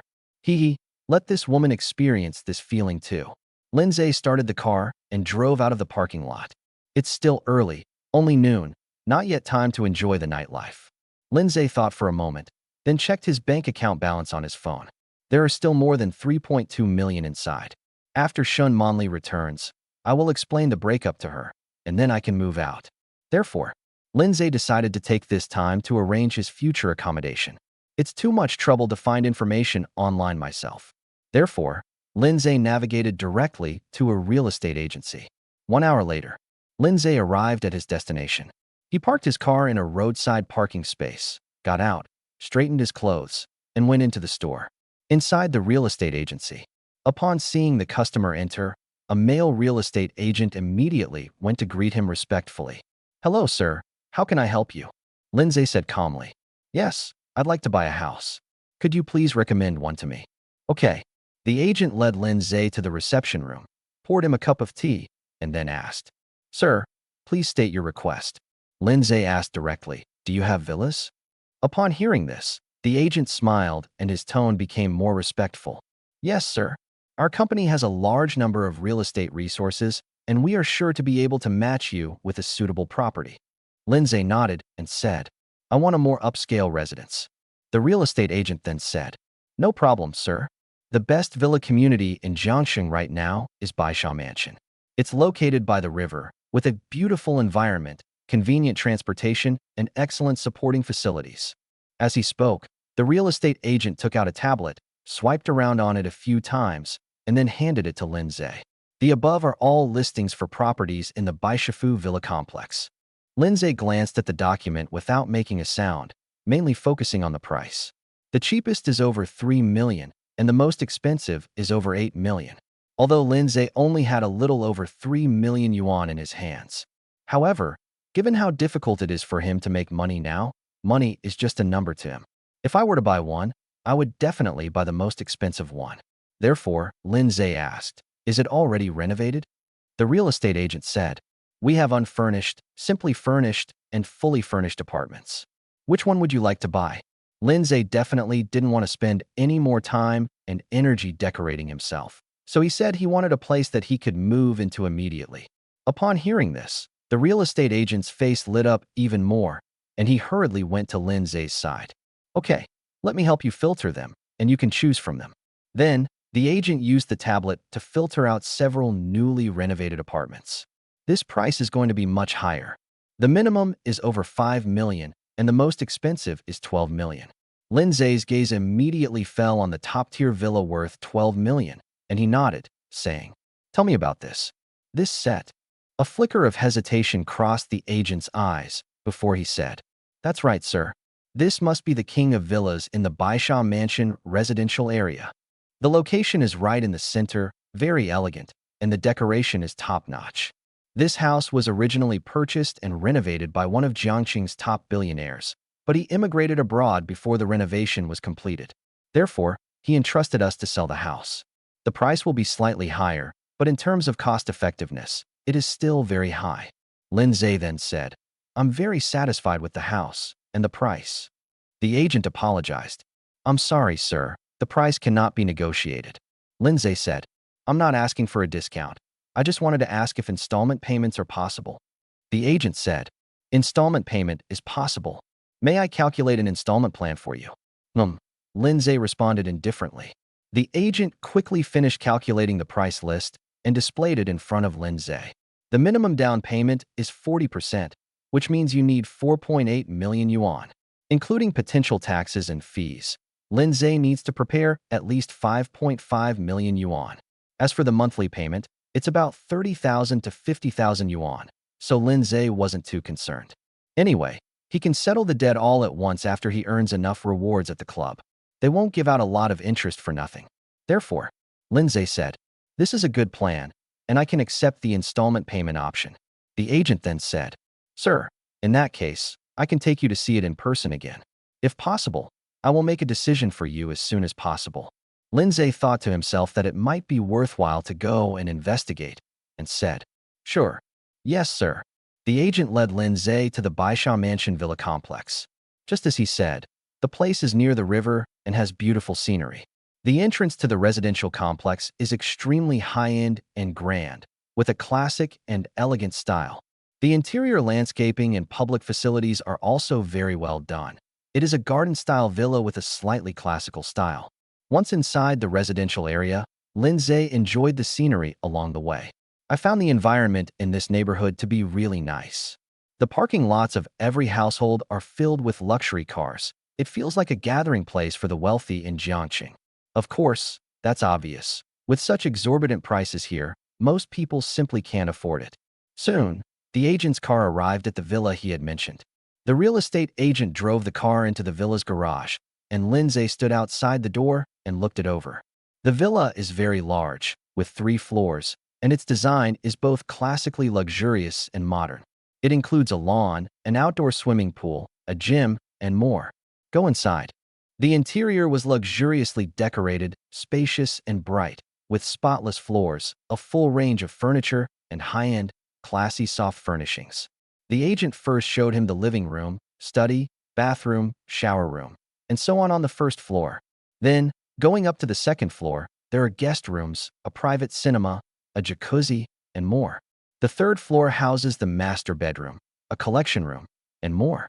Overall, absolutely perfect. Lin Ze had never seen many nice houses, but this one alone made him feel that even ancient emperors couldn't have lived up to its name. If I could live here, it would be a truly royal experience. However, Lin Ze did not observe in detail, wanting to leave some anticipation for when he moved in later to explore further. Therefore, after a brief visit, he said to the agent. Okay, let's stick with this set for now. Upon hearing this, the real estate agent was startled and instinctively asked, Sir, have you made up your mind? Lin Ze smiled slightly and said, Yes, but I only have a little over 3 million yuan on hand right now, which isn't enough for your down payment. I need some more time to raise the funds. The agent then said, That's fine. You can pay a deposit first, and I'll reserve the property for you. Once you've raised enough funds, I'll take you to the bank to arrange installment payments. Lin Ze agreed. The two then left the villa and returned to the real estate agency.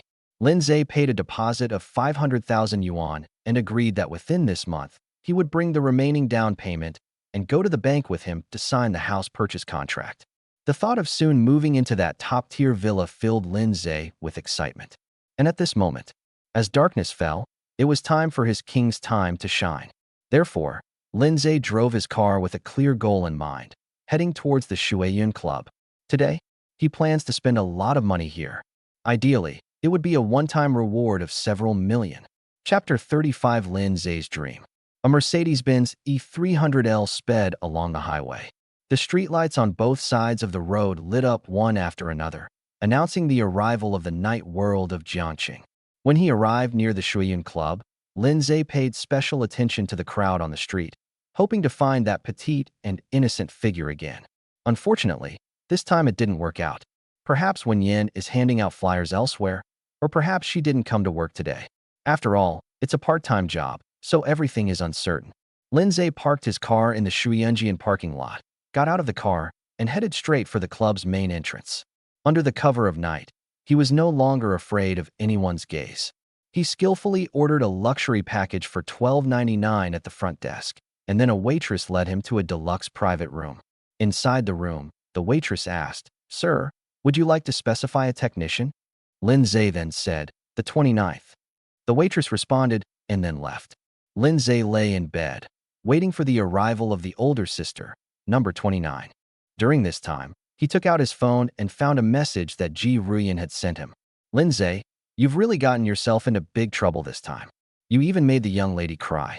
I advise you to come to the company early tomorrow and apologize to her in person. Otherwise, it won't just be a question of whether you can keep your job. Seeing this, Lin Ze felt even more disdainful. What kind of bullshit young lady is this? Su Anqi's father is just the owner of a small media company, not some powerful figure with connections everywhere. So what if I offended them? Do they think I'd be unable to make a living in Jiangqing? He then ignored the message. At this moment, there was a knock on the door of the private room. Hello, technician number 29 is at your service. It was still that gentle voice. Lin Ze then said, Come in. The woman pushed open the door and entered. When she saw Lin Ze, she sighed softly. Little brother, it's you again? Lin Ze said, I missed you, so I came to find you again. The woman said, Did you not take any of what your sister said to you last time to heart? Lin Ze said, How could that be? It's just that I'd rather see you than listen to you. The woman sighed and said, Sigh, I just can't do anything with you. Lin Ze said, Sister, why don't you just give in to me? Upon hearing this, the woman simply said, You're talking nonsense again. I've told you before, a woman my age can't take your teasing. Then the woman said, Come on, let me wash your feet. Lin Ze said, Okay. He then sat down, soaked his feet in the water, and let the woman carefully massage and wash them. Lin Ze sat there, looking at the woman's focused and gentle face and her long, snow-white neck. Further down, there's a clearly defined collarbone and clean skin. But just as Lin Ze was lost in thought, a sharp pain suddenly shot through the sole of my foot. Hiss! Lin Ze gasped and complained. Sis, be gentle.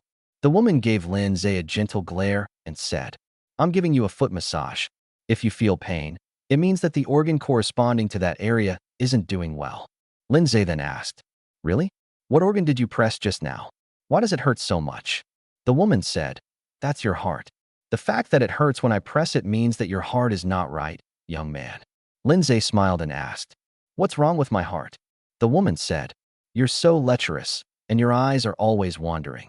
You're trying to take advantage of me again, aren't you? Lin Ze scratched his head and said, Sis, you're dressed so warmly. How could I possibly take advantage of you? Upon hearing this, the woman blushed slightly and said, I was dressed so warmly, but I still fell for your sweet talk last time, didn't I? The more I thought about it after I got home, the more suspicious it seemed. You even said you were allergic to my clothes and told me to take off my coat. Honestly, I'm so embarrassed just thinking about it. Lin Ze could only stubbornly insist. Oh, everyone's constitution is different. I'm really allergic. The woman gave a coquettish snort and said, "It's not like you're allergic to stockings." Lin Ze's gaze traveled downwards, landing on the black stockings beneath the woman's pencil skirt. His heart fluttered again, and he asked, feigning concern, "Sis, I made your legs red last time. Is it better now?" The woman said, "Thank you for your concern, little brother. I'm all better now. Little brother, I know you're upset. It's not that I don't want you to touch me, but you're still young and should find a decent woman to settle down with. How can you come here all day long to flirt with your older sister? I'm just afraid of holding you back." Lin Ze, however, said, "Sister, who says you're not a decent woman? I'm happy when you let me touch you. I'm unhappy when you don't let me touch you, and I don't want to do anything. That's what really wastes my time." Upon hearing this, the woman looked helpless. All right, you're so young and quick-witted, I can't argue with you." Lin Ze simply smiled. It wasn't that he intentionally wanted to take advantage of his sister. It was just that the more advantages he took, the higher his pleasure level would be, and the more rewards he could reap. It's all for the reward. After the woman washed Lin Ze's feet, she dried them for him. Lin Ze was already familiar with the process, so he consciously lay down on the massage bed and waited for the woman to give him a massage. After a while, the woman began to massage his shoulders. Lin Ze's lips curled slightly as he smiled. "Sister, you are so gentle. I would be willing to die to be your man." The woman complained. "All right, stop talking nonsense. I don't want you to die," Lin Ze said. "Then let's talk about Sister Xing." The woman then said, "That would be best." After the woman finished massaging Lin Ze's shoulders, Lin Ze felt much more comfortable. Then the woman said again, "All right, little brother, take off your clothes. I'll put some essential oil on you." Lin Ze jokingly asked, "Take it all off?" The woman said, "If you only take off your top, but take off everything, what kind of look is that?" Lin Ze smiled and said, "That means my dream has come true." "Oh my God, you're going to die? All you do is talk about dreams all day long." The woman patted Lin Ze hard on the waist. "Sister, my dream is to find a gentle and considerate woman to spend my life with. Do you think I can achieve that?" Chapter 36, Waiting for You after the clock out. Lin Ze took off his shirt on the bed and then lay down. "Of course you can. You're so young, energetic, and have such a sweet voice. So many women in the world would love to marry you. You can just choose a gentle and considerate one from among them, right?" The woman poured the essential oil into her hands, rubbed them together to warm them, and then pressed them onto Lin Ze's back. "It feels warm."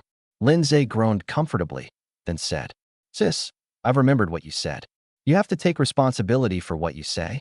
If I can't find a gentle and considerate wife in the future, you'll have to make up for it with one." The woman smiled and said instinctively, "Sure, if you can't find it, I'll give myself to you." As soon as she finished speaking, she realized something was wrong. Normally, this might just be a joke that no one would take seriously.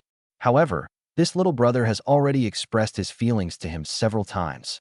If I say something like that now, won't he think I've agreed? Just as expected.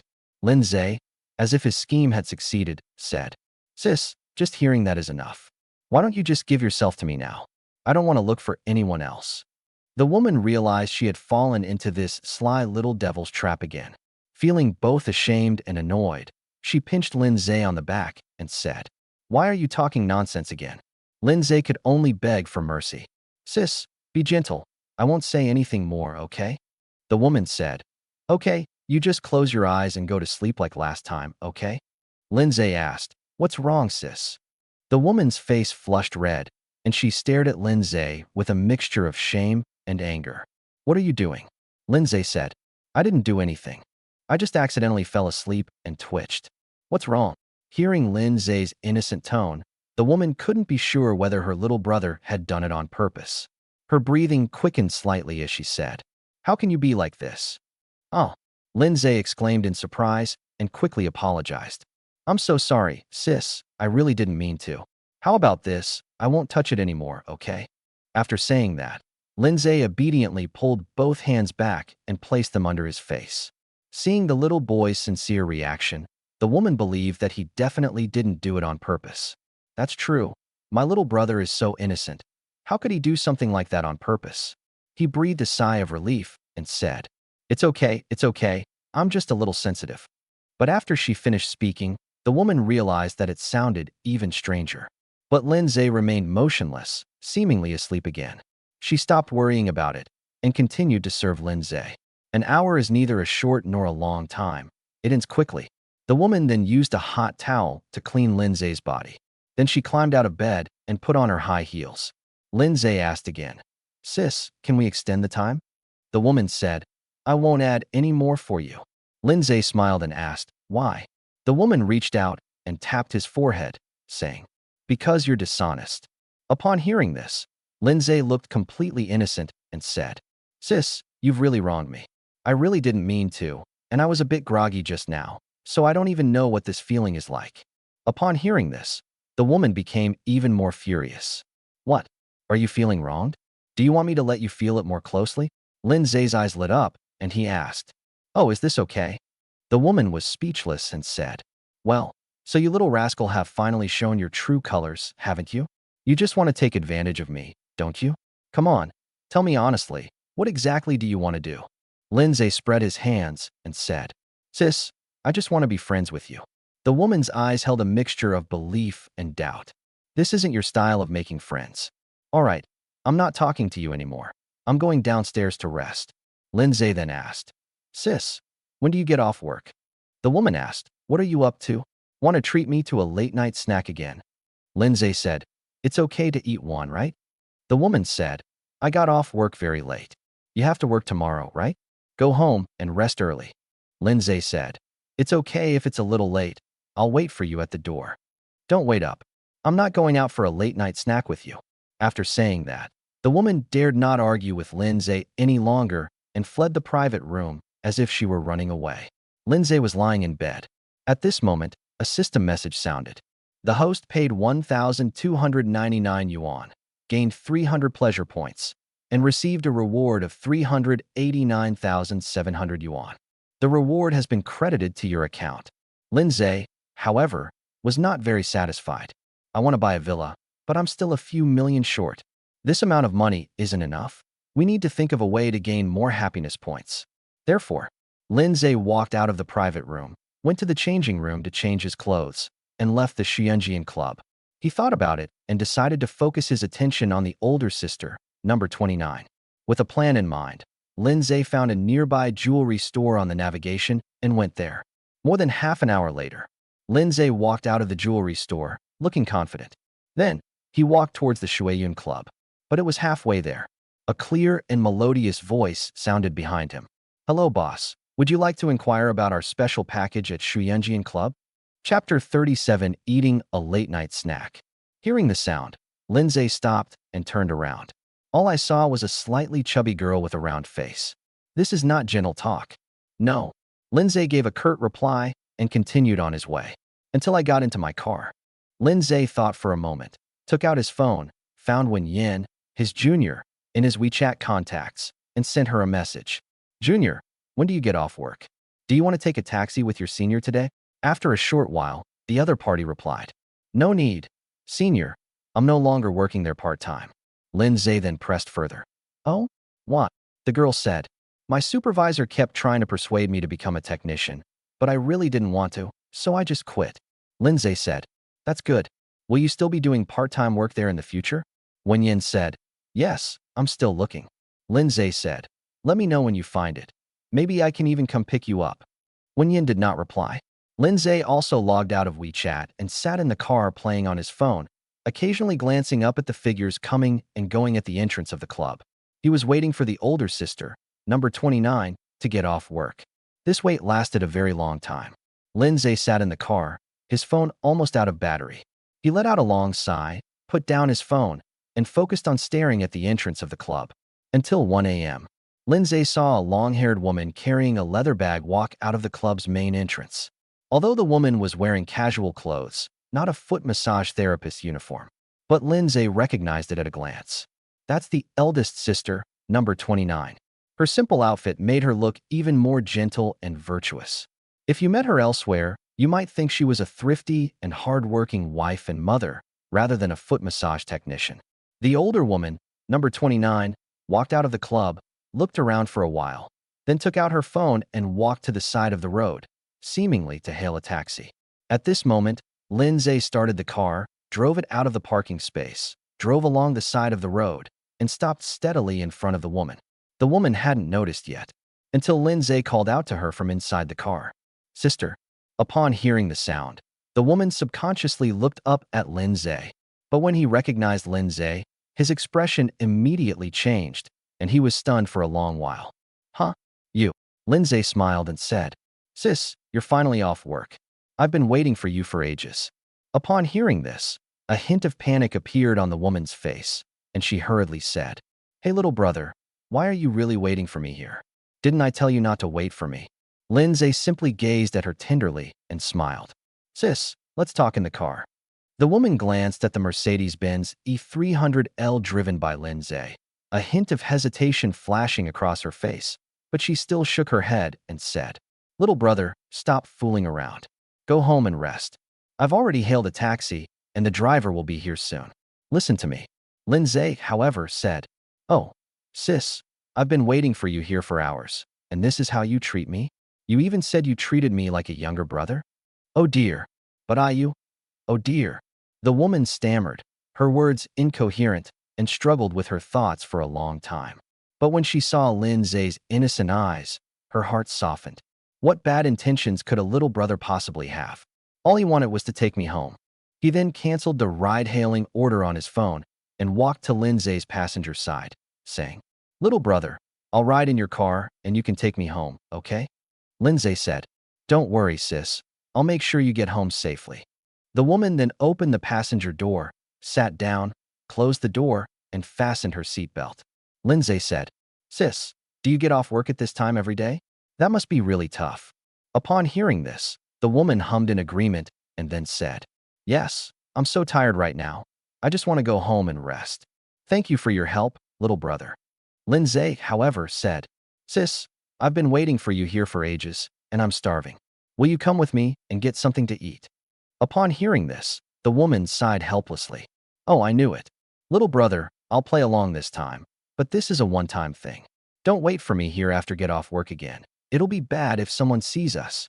Lin Ze was naturally pleased to see the woman agree, but then said nonchalantly, "What's wrong with it? I'm picking my sister up from get off work, and they have a problem with that." Hearing Lin Ze's childish words, the woman smiled helplessly, then said with heartache, "Oh dear, you don't understand. You're still too young." Lin Ze then asked, "Hey sis, do you have any good food recommendations?" The woman said, "I'm at work all day long. I haven't paid attention to what good food is around here." Lin Ze said, "Then I'll think about it as I walk." The woman said, "Sure, but little brother, I can't stay out with you for too long. I really want to go home and rest early, otherwise I won't be able to get up for work tomorrow." Lin Ze then said, "Sis, is your job here so tiring? How about you consider becoming my personal masseuse? How much do you get paid per month here? I'll pay you double."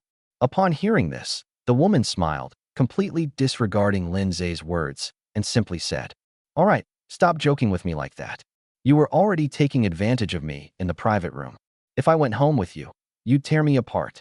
Seeing that his little scheme had been exposed, Lin Ze wasn't embarrassed. He simply changed the subject. "Hey sis, is there anyone else at your house? Do you have any children?" The woman said, "No, right now, I'm all alone. I just want to make as much money as I can while I'm still not too old, and then I'll go back to the countryside to retire." Oh, Lin Ze started talking to the woman casually. Until he saw a barbecue restaurant that was still open, he asked, "Sis, can you come with me to get some barbecue?" The woman said, "Sure, let's eat this." Okay. Lin Ze then found a parking space nearby and parked his car. Then he got out of the car and jogged to the passenger side, opened the door for the woman, and asked her to get out. Seeing this, the woman couldn't help but smile and said, "Thank you, young man. You're such a gentleman." Lin Ze, "Oh, that's only right. How could I be worthy of a beauty like you if I didn't act like a gentleman?" The woman said again, "You have such a sweet tongue. Even an old woman like me can't resist it. I wonder how many young girls you've ruined outside." Lin Ze then said, "Sis, have you forgotten? I've only been in one relationship, and it lasted for 5 years. My girlfriend wouldn't even let me touch her legs. Upon hearing this, a hint of apology flashed in the woman's eyes, and she said, "Oh, sister forgot. I'm sorry, little brother." Lin Ze smiled and said, "It's okay, it's okay. I don't blame anyone at all now. Anyway, with you by my side, my heartache is being cured." Upon hearing this, the woman's face flushed slightly. "So you were using me as medicine?" Lin Ze smiled slightly and said, "Yes, I don't know what I would do without you, sister." The woman joked with Lin Ze as they walked into the barbecue restaurant together. Chapter 38 will first discuss family of origin. After entering the store, the two found a place to sit down. Lin Ze took the menu and asked the woman, "Sis, is there anything you'd like to eat?" The woman said, "No, you can just click on anything." Lin Ze said, "Then I'll just order whatever." After saying that, he scribbled something randomly on it. Seeing this, the woman quickly tried to dissuade her. "Hey, little brother, don't order too much. I'm not hungry. It would be such a waste if you ordered so much that I couldn't finish it." Lin Ze said, "It's okay, sis. I have a big appetite." Lin Ze asked again, "Sis, can you drink some alcohol?" The woman blinked and said, "What? You're going to drink again? Aren't you going to drive me home later?" "Drunk driving is not allowed." Lin Ze said, "It's okay. I'll take a taxi to send you home later. It'll be the same." After laughing, the woman shook her head and said, "I won't drink anymore. I can't drink alcohol these days." As she said this, she was also secretly observing Lin Ze's reaction. If Lin Ze were the kind of playboy who frequently went out to play, he would have understood what he meant upon hearing those words. But Lin Ze remained expressionless upon hearing this, showing no reaction whatsoever. He still said it gently. "Okay, then let's not drink alcohol. I'll order you some soft drinks instead." The woman said, "I don't need any drinks. I'll just have some water."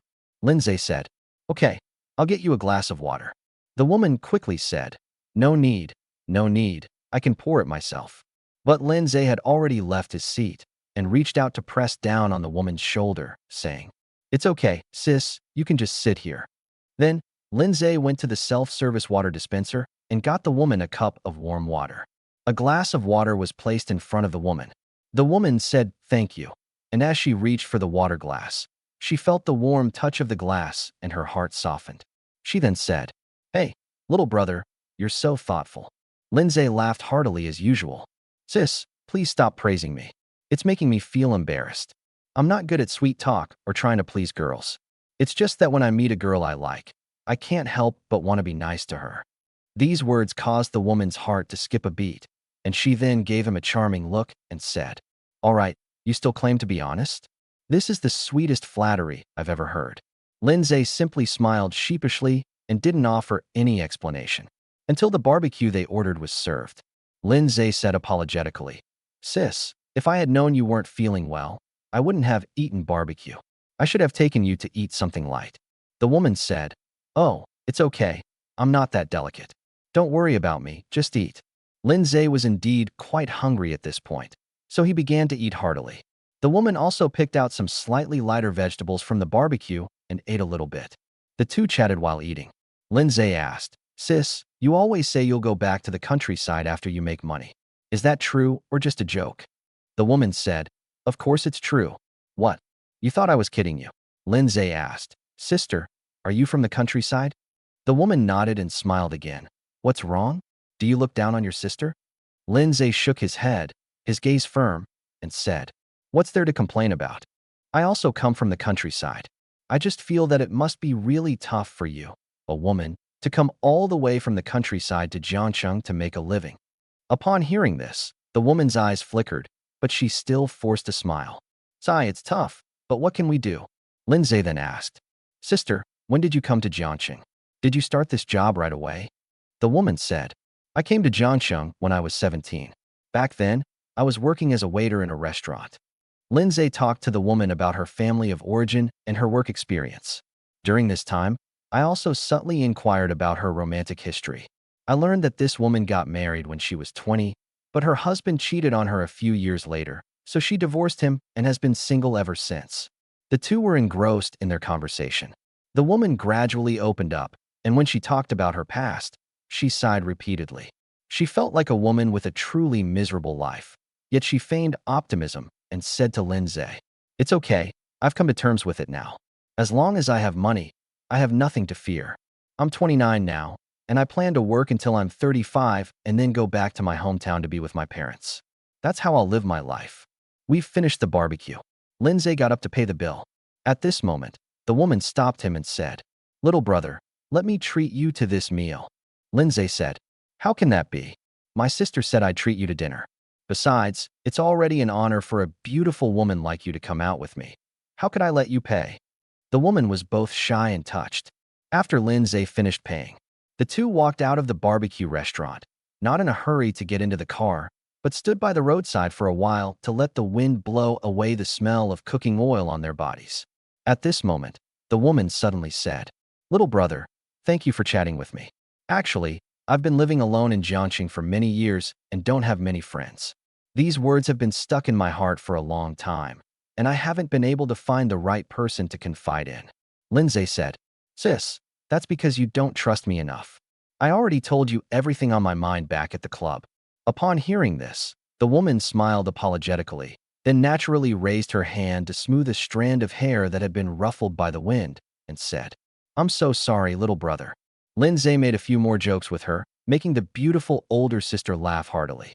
Until the woman took out her phone and realized it was already past 3 a.m., so she said, "Oh dear, little brother, you should hurry and take your sister home. It's getting late." Lin Ze then said, "Okay." The woman then turned on the navigation in the car. It wasn't far from here, only a few kilometers away, and Lin Ze arrived in about 10 minutes by car. This woman lives in an ordinary residential community. Lin Ze drove the car into the underground parking garage of the residential complex. It was late at night, and there wasn't a sound in the garage. Lin Ze parked the car in the parking space, at which point the woman said, "Little brother, I'll go up now, thank you." Lin Ze, however, said, "Sis, before you go up there, could you do me one more favor?" The woman then said, "Of course you can. What do you need your sister for?" Lin Ze smiled mysteriously and simply said, "Sister, just close your eyes." Upon hearing this, the woman blinked. "What are you going to do?" Lin Ze said, "Sis, please trust me this once. Just close your eyes. Don't open them unless I tell you to." The woman could only concede. "All right then, but don't do anything reckless." Lin Ze said, "Don't worry." Then the woman obediently closed her eyes. Not long after, she suddenly felt a slightly cold touch on the skin of her chest. My body instinctively shrank back. Then she felt Lin Ze's warm, large hands fiddling with something on the back of her neck. The woman asked nervously, "Young man, what are you doing?" At this moment, Lin Ze released his grip and said, "That's enough." The woman opened her eyes, glanced down curiously, and her face immediately froze. She noticed that she was wearing a delicate and sparkling gold necklace. "Little brother, you," Lin Ze said. "Sister, this is a small gift for you. You must accept it." Chapter 39. Do you really want it? The woman paused for a moment. Then a look of panic appeared on her face. This is impossible. Young man, don't joke like that. Take it back right now." As she spoke, she tried to take off the necklace. But Lin Ze reached out and grabbed her wrist, stopping her. "Sister, you can't take it off. This is a gift for you." The woman, however, became even more uneasy and said, "No, little brother, this is too valuable. You must take it back quickly, really." Lin Ze remained silent, but gazed at her with a firm yet gentle expression. Seeing this, the woman's expression gradually became complicated, and she sighed. "Little brother, how could you give your sister such an expensive gift?" Lin Ze said with deep emotion. "Because you deserve it, sister. When I was in the most pain, only you comforted me. When I was most confused, only you were willing to stay by my side. You could say that the first half of my life was very dark until I met you, and then it became colorful. Compared to that, what is this small gift?" Lin Ze's words brought tears to the woman's eyes. With a look of heartache, she bit her lip again and said, "Little brother, I'm just doing my job. Don't do this. It's making things difficult for me." Lin Ze smiled and said, "Sister, don't be embarrassed. I didn't ask you to do anything for me, really. I just feel that someone as gentle and kind as you should be cherished and loved. Since you haven't met that person yet, I'll play that role for now." Ah, hearing this, the woman's eyes welled up with tears, her breathing quickened, and her voice became somewhat hoarse. "Little brother, you mustn't say that. I'm not worthy of you." I can't give you anything. Seeing her tears gradually sliding down her cheeks, Lin Ze reached out and gently placed them on her face, sighing. Sis, why don't you believe me? I've told you, I don't want anything. If you could, just give me a hug. And if you don't mind, it would be even better if I could touch your legs again. Lin Ze thought that his jokes would make the woman laugh through her tears. Unexpectedly, the woman suddenly opened her arms and hugged him. Lin Ze instinctively reached out and hugged the woman in front of him. Two lonely hearts find solace in each other. And then, the woman released Lin Ze's head, cupped his face in her hands, and gazed at him with the most tender eyes. Sister, Lin Ze was about to speak, but the next second, the woman's fingers blocked his lips. The woman's face then drew closer. At this moment, Lin Ze couldn't hold back any longer and called out, Sister. The woman looked up, and Lin Ze saw that her eyelashes were wet with tears, making her appear even more cold and broken. Lin Ze asked, Why don't you kiss me on the lips? Upon hearing this, the woman's face flushed slightly. Will you look down on me? Lin Ze said, How could that be? After saying that, he wanted to look up and kiss the woman's lips. But the woman said, That won't do either. When I kiss your cheek, it's just to express my affection. What would it be like if I kissed your lips? But at this moment, Lin Ze deliberately said, That means you like it even more. The woman was already blushing, but she still stubbornly insisted. My sister likes you very, very much. Lin Ze then asked, Sis, aren't you on your period? The woman smiled and said, No, I was just kidding. Lin Ze then said, Sis, how could you be so mean? You actually lied to me. The woman said again, This isn't possible. Let's go upstairs to my sister's house, okay? Lin Ze also felt his throat getting dry, so he swallowed and said, Good. Then, the woman quickly retreated to the passenger side, opened the door, and got out of the car. Lin Ze quickly turned off the engine, grabbed the car keys, got out of the car, and closed the door. The two exchanged a passionate glance. So the woman was the first to look away, blushing as she said, All right, let's go upstairs. After saying that, she hurried toward the elevator, with Lin Ze following behind. When the elevator came down, Lin Ze saw that no one was around, so he put his arms around her slender waist. The woman stretched out her small hands and weakly pushed him against his chest. Stop fooling around, or someone will see us. Let's go upstairs and talk. Lin Ze then slightly restrained his movements, feeling as if he had waited a long time before the elevator finally came down. He eagerly jumped into the elevator, then pulled the woman in with him. Sis, which floor do you live on? The woman gave him a reproachful look and said, You naughty little brother, why are you in such a hurry? But he deliberately pressed the elevator button calmly and deliberately. 9th floor. In the elevator, Lin Ze tried to kiss her several times, but the woman shyly pushed him away each time. Don't rush, little brother. We'll be there soon. There are security cameras in the elevator. If someone sees me, how will I ever be able to face anyone again? Lin Ze said, It's all right. It's so late. Who would be hiding in front of the surveillance cameras to monitor us? The woman said, That won't work either. Oh dear, we finally made it to the 9th floor. As soon as the elevator doors opened, the two of them stepped out. There were other residents on this floor, so the woman didn't dare to make too much noise and could only silently endure Lin Ze's restlessness beside her. The two quietly walked through the corridor and arrived at the door of 902. The woman took out her keys and opened the door. As soon as the door opened, Lin Ze eagerly pushed her inside, then turned around and closed the door behind him. Oops. The woman made a sweet, coquettish voice. In the darkness, the woman felt like her heart was about to explode, and her whole body was burning hot, like a furnace. She finally couldn't help but say, Good brother, please spare your sister. At least take a bath before you come, okay? Lin Ze said, Why don't we do it together, to save water? Chapter 40, A Reward of 10 million. The woman was both annoyed and amused upon hearing this. Dream on. Absolutely not. And then, Lin Ze suddenly thought of a crucial question and asked, Sis, do you have any of those at home? The woman then cried out, Oh no, I forgot. I've been single for so many years. How could I possibly have any at home? Lin Ze said, What should we do then? Let's order takeout and have it delivered. Taking advantage of the moment, the woman reached out and turned on the lights in the house. Lin Ze's eyes were momentarily blinded by the flash, and after his vision adjusted, He could clearly see the scene before him. The woman's home wasn't very big, but it was clean and cozy. This proves that she has very good daily habits. Lin Ze turned back to admire the woman before him.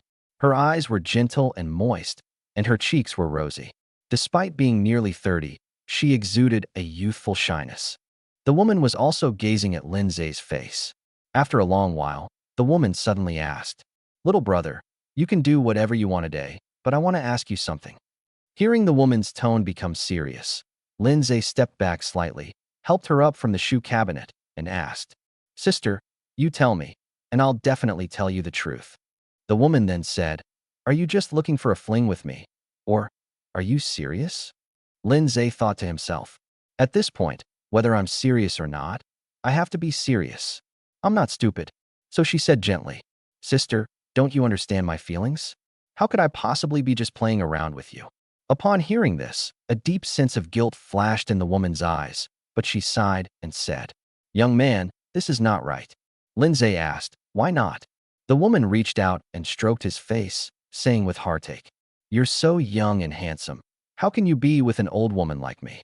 Lin Ze only said, "Sister, don't think too much about it. I just want to be good to you and make you happy." Upon hearing this, the woman's expression immediately turned pained, and she said, "No, little brother, if you just want to play around, I can play along with you as long as you don't mind. Anything is fine. But if you're serious, I can give myself to you this time. But after this, you must never come to see me again, okay? I don't want you to get stuck in a swamp like me. It will only hold you back. You're so young. You should be pursuing better things." Upon hearing this, Lin Ze's restless heart finally calmed down. He let out a long breath and said, "Sis, if you think I just want to play around with you, then you've misunderstood me. If the price of having a relationship with you is never seeing you again, then I can choose not to. Let's just stay friends, that's fine too." When a woman hears this sentence, the rationality in my mind and the defenses in my heart collapsed in an instant. A deep sorrow welled up within her. God, why would you play such a joke on yourself? It just so happens that at this age, after experiencing so much, I finally met this man. At the moment, she no longer doubted anything else. She knew that this young man was serious. His sincerity shone like gold. But the more this is the case, the less I can selfishly possess him. Once this step is taken, how can things possibly end? Are you suggesting that a young man like him should marry a foot massage therapist like me? This will ruin him. Therefore, the woman bit her lip, hardened her heart, pushed Lin Ze away, broke free from his embrace, and said, "Little brother, I'm sorry. You're still so young. I absolutely can't do such a thing. At least not now. My mind is so confused right now. I don't know what's right and what's wrong anymore. Can you let me think about it some more?" Lin Ze stood there, finally letting out a sigh. "Sis, don't worry. I really didn't approach you to do these things.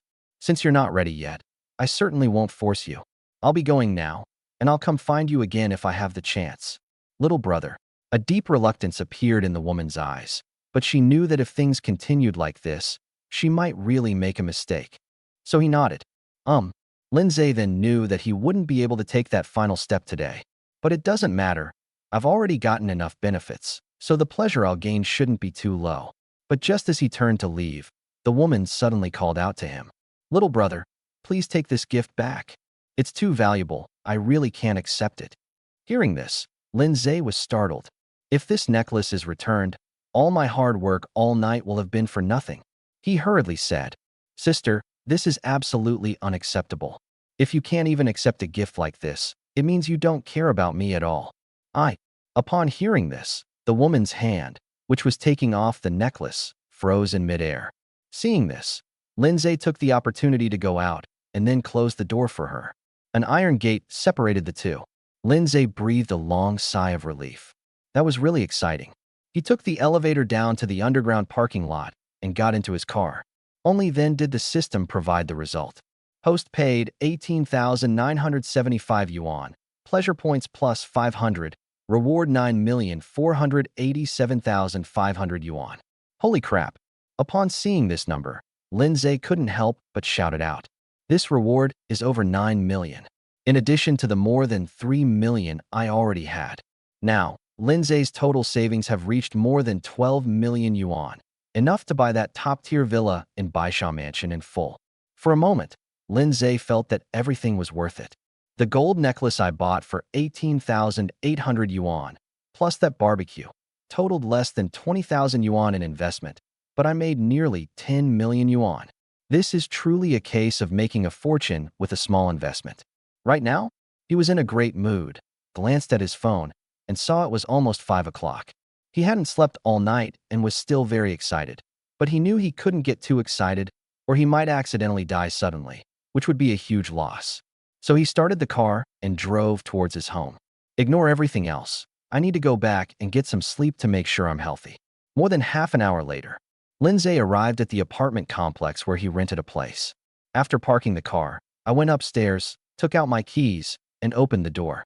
The room was very quiet after I entered. He went to the bathroom to wash up quickly, then climbed into bed and closed his eyes. I just hope that after I wake up, I can go and buy a villa. Time quickly came to 9 o'clock in the morning. Lin Ze was awakened by a ringing phone. He took out his phone and saw that it was Ji Rian calling. Lin Ze hung up on her immediately, then silenced his phone and went back to sleep. It feels like so much time has passed. Lin Ze didn't take out his phone until he had slept enough. It was already noon when I realized it was noon. Just then, there was a knock on the bedroom door, and Wu Ming's voice came from outside. Lin Ze, aren't you getting up yet? Why did you block Manli?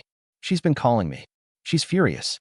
I advise you to call her and apologize right away, or you'll be in trouble when she gets back.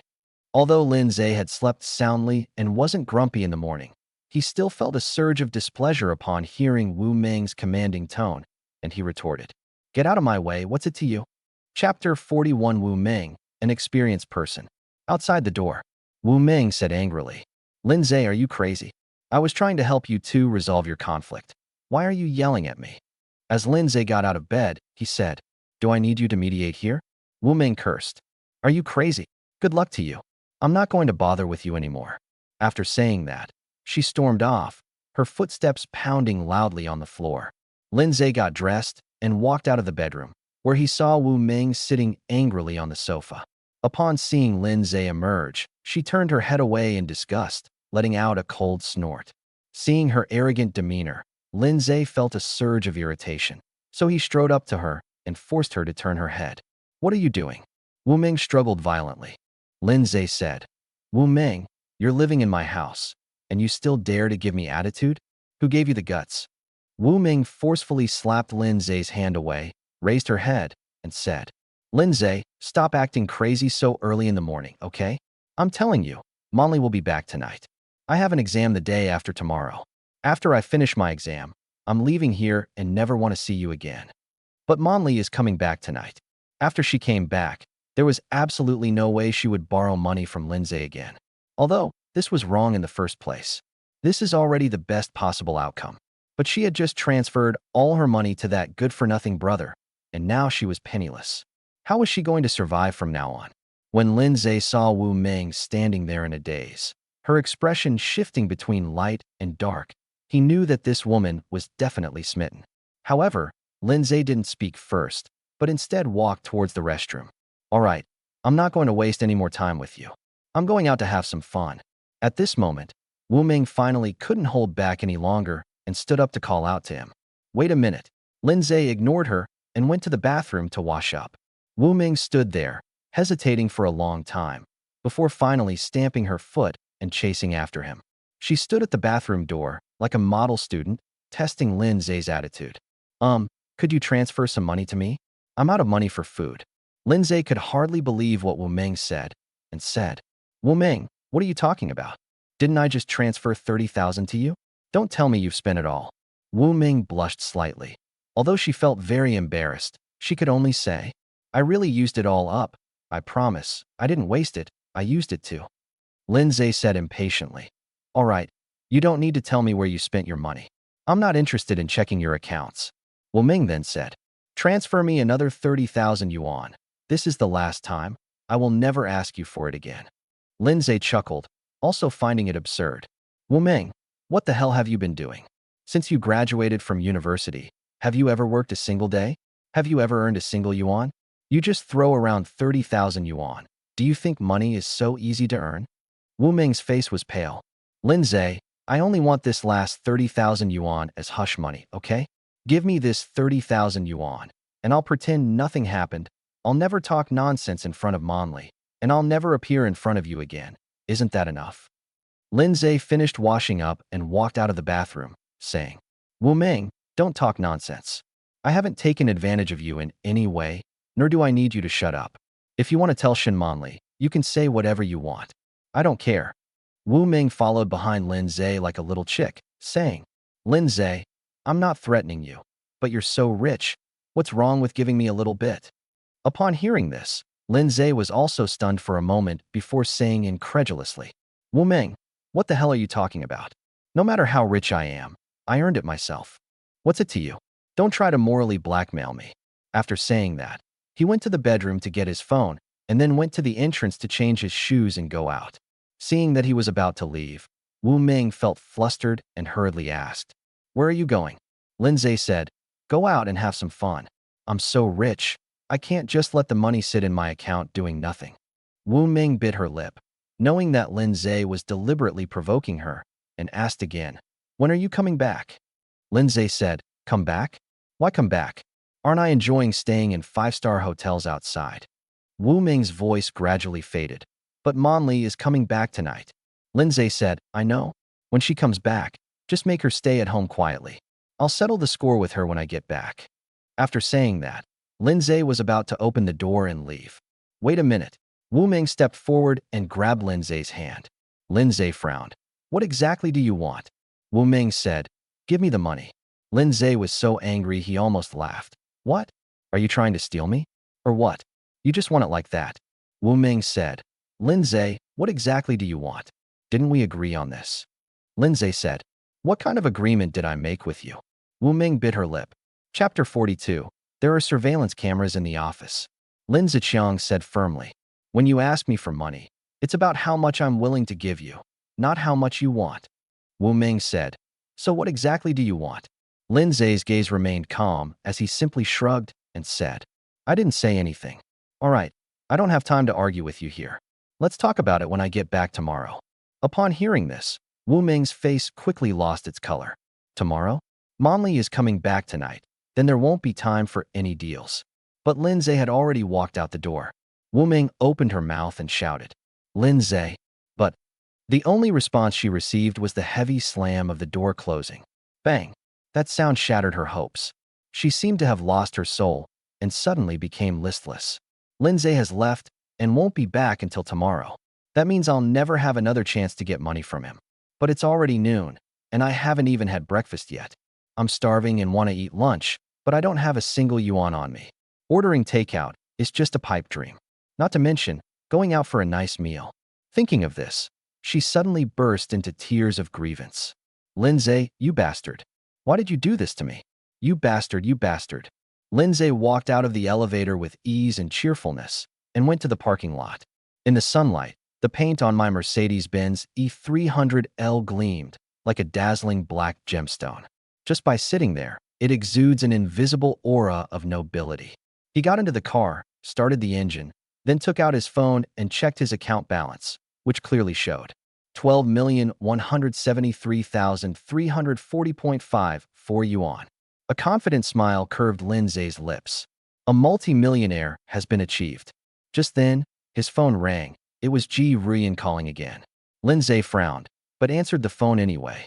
Ji Ruyan's voice came through. Lin Ze, have you had enough sleep? Lin Ze said, What's wrong, Mr. Ji? Why are you so concerned about my sleep? Do you want to sleep with me? Ji Ruyan on the other end of the phone was silent for a moment, probably trying to control her emotions. Lin Ze, come to the company. The boss has agreed to your request and will give you severance pay. Hurry up and sign the papers. There's no need to argue. Oh, is that so? Lin Ze was quite surprised. I thought that stingy boss would definitely be unwilling to pay this amount and would try to argue with me. To my surprise, they agreed so quickly. But then Lin Ze wondered, could it be because I insulted Su Anchi yesterday? Are they setting a trap for me, trying to trick me into going there to get back at me? In a society governed by the rule of law, it shouldn't come to this. Lin Ze thought for a moment, then said into the phone, Okay, I'll be right there. After hanging up the phone, Lin Ze drove his car out of the residential area and headed towards his company. Now that we can solve this problem first, there's no rush to buy a villa. At 2 p.m., Lin Ze arrived at the entrance of Langhua Media Company. Once inside, everyone who saw him showed an excited expression, as if they had seen a celebrity, but no one dared to greet him and instead took a detour. Lin Ze knew that his outburst at Su Anqi that day must have really angered her. So now no one in the company dares to get too close to him, for fear of incurring the wrath of that young lady. Lin Ze didn't mind and walked ostentatiously through the office area. When he arrived at Ji Rian's office, he politely knocked on the door first and heard Ji Rian's intellectual and elegant voice coming from inside. "Please come in." Lin Ze pushed open the door and went inside. In the office, Ji Rian was sitting at her desk playing on her phone. When she saw Lin Ze come in, she put her phone aside and smiled. "They're here," Lin Ze said. "Yeah, here we go again. Hopefully, this will be the last straw today," Ji Rian said. "Okay," Lin Ze said. "Where's the compensation contract? Let me see it." However, when this topic came up, Ji Rian avoided the question altogether. "Before this, did you forget something?" Lin Ze said. "Forgot what?" "Forgot to give you a farewell kiss." He had expected this deliberate provocation to enrage Ji Rian, but instead, she showed no anger whatsoever.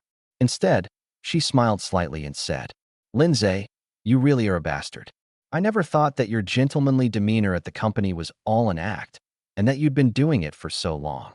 Lin Ze said, "Life is like a play. It all depends on acting skills." "President Ji, your acting skills are not bad either," Ji Rian said. "All right, I'm not going to argue with you anymore. Yesterday at the company, in front of so many people, you made Miss cry. Tell me, how do you plan to resolve this?" "This?" Lin Ze scratched his head and tentatively asked. "How about I let her yell back? I promise I won't talk back this time. Let her yell until she's satisfied, okay?" Hee. Ji Rian remained calm, swiped her finger across the screen of her phone a couple of times, and then said, "That won't do." Lin Ze said, "Then what do you suggest we do?" Ji Rian said, "It's simple. Just apologize to her in front of the whole company. That'll be the end of it. Then you can collect the company's compensation and go back to your miserable life." Lin Ze thought to himself, "A real man can bend and stretch. As long as I can get the money I'm owed, what's wrong with apologizing?" So he said, "Fine, call the young lady over, and I'll apologize to her." Ji Rian said, "Miss is not in the company today. How about you come another day?" Lin Ze was completely dumbfounded upon hearing this. "No? Ji Rian, are you fucking messing with me? Didn't we agree to settle things today? Do you think I'm just sitting around doing nothing all day?" Ji Rian replied, "Oh dear, Miss is indeed not at the company. There's nothing I can do about it." Ji Rian made a very arrogant and irritating expression on her face. Lin Ze suddenly realized, this woman is deliberately messing with herself. I don't want to make myself run here again and again for nothing, wasting my time. Damn it, doesn't she know that wasting other people's time is tantamount to murder? This woman is so vicious. So, Lin Ze angrily walked towards Ji Rian. Upon seeing this, Ji Rian's composed expression subtly changed. She took a slight step back and said nervously, "Lin Ze, what are you doing?" Lin Ze walked up to her, looked down at her, and said, "Ji Rian, you're just a damn lowly wage earner. Why do wage earners make things difficult for other wage earners?" When Ji Rian saw him walking over with a swagger and only saying such a funny thing, she couldn't help but burst out laughing. He then arrogantly sat back in his office chair, leaned back, and said, "Lin Ze, people always have to pay the price for their impulsiveness, don't they?" Lin Ze raised his hand. Ji Rian was startled and let out a gasp. Her face quickly flushed red. "Lin Ze, are you going to hit someone? There are security cameras in the office." Chapter 43, He's the Only One. Lin Ze stared coldly at the woman in front of him. Despite her aloof and reserved mature appearance, she couldn't hide her vulnerability and panic at this moment. Her eyes were wide open, and surprisingly, they were kind of cute. "Lin Ze, don't do anything reckless." Ji Rian didn't dare to move an inch, and her voice sounded very weak. Therefore, Lin Ze's face moved even closer. "President Ji, I thought this was a private meeting between the two of us. I didn't expect that the walls had been listening." As Lin Ze spoke, he reached out and slid his hand across Ji Rian's desk, picking up her phone, which was lying beside her.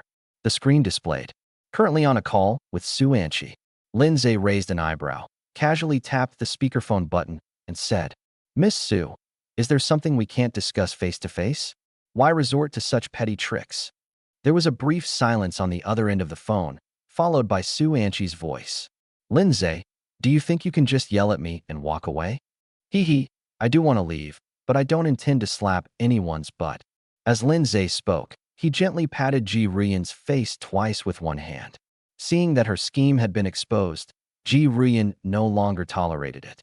Instead, she pushed Lin Ze aside, sat up straight, elegantly adjusted her skirt, and said, Lin Ze, it's not that I'm targeting you on purpose, but who told you to make the young lady angry? I can't process your resignation until the young lady forgives you. Lin Ze calmly said, Sue Anchi, I originally intended to be magnanimous and make peace with you. But since you're so playful, I won't let you down. I'll definitely play along to the end. On the phone, Sue Anchi gave a cold laugh. Lin Ze, do you even dare to challenge me? You're nothing but a dog kept by my dad's company, yet you dare to bite back at me, the director. If I really wanted to kill you, I have a million ways, but those would be too easy on you. I'll make you regret it. Lin Ze said, all right, let's see who regrets it. Still being stubborn even when death is imminent. Sue Anchi cursed and hung up the phone. Lin Ze returned the phone to Ji Ruyan and said, President Ji, given our years of close cooperation, you wouldn't be swayed by that little fool Sue Anchi and stand against me, would you? Ji Ruyan regained her composure, her gaze sharp, and her tone icy as she said, Lin Ze, are you still grinning like that? If I were you, the first thing I'd do is beg the young lady for forgiveness. Otherwise, it won't just be a matter of you not getting compensation. Lin Ze said, thank you for your concern, Mr. Ji. If you agree to be my girlfriend, I might consider reconciling with Sue Anchi, even if I suffer some grievances. Upon hearing this, Ji Ruyan only said, roll. Lin Ze wasn't annoyed. He combed his hair and said, fine, I offered my heart to the bright moon, but the bright moon shines on the gutter. Mr. Ji, the world is a long road ahead. Next time we meet, don't blame me for being ruthless. After saying that, Lin Ze walked out of Ji Ruyan's office. Walked through the office area. Lin Ze's colleagues at their workstations were all buried in their work, not daring to have any interaction with him. Lin Ze didn't want to make a fool of himself, so he ignored them, walked out of the company, and entered the elevator. His expression instantly turned serious. Sue Anchi, Ji Ruyan, believe me, what's about to happen is going to be really fun. A wicked smile crept onto Lin Ze's face.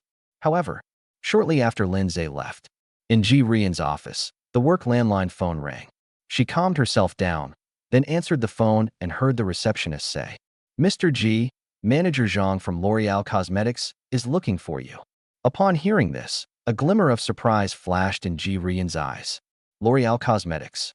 That's a large local cosmetics company in Jiangxing, with substantial financial resources. About a year ago, they approached Langhua Media to collaborate on a promotional video, for which they received extremely generous compensation. It's a pity that we haven't collaborated since then. Now, L'Oreal has come knocking on our door again. Does this mean we're going to collaborate again? Therefore, Ji Ruyan immediately said, please bring them in immediately. Yes. After hanging up the phone, Ji Ruyan hurriedly stood up, straightened her clothes, and practiced a professional smile. Shortly after, there was a knock on the office door. Ji Ruyan said, please come in. The door opened, and the secretary led in a short-haired woman in a business suit. The woman had a confident demeanor and shrewd eyes. She looked like a very capable person. This must be Manager Zhang from L'Oreal Cosmetics. Considering the other party's impressive background, Ji Ruyan couldn't help but feel a little nervous. She took a breath and walked over, saying, hello, is this Manager Zhang from L'Oreal Cosmetics? The woman extended her hand and shook it briefly, saying, yes, my name is Zhang Li. Ji Ruyan then said, I am Ji Ruyan, the general manager of Langhua Media.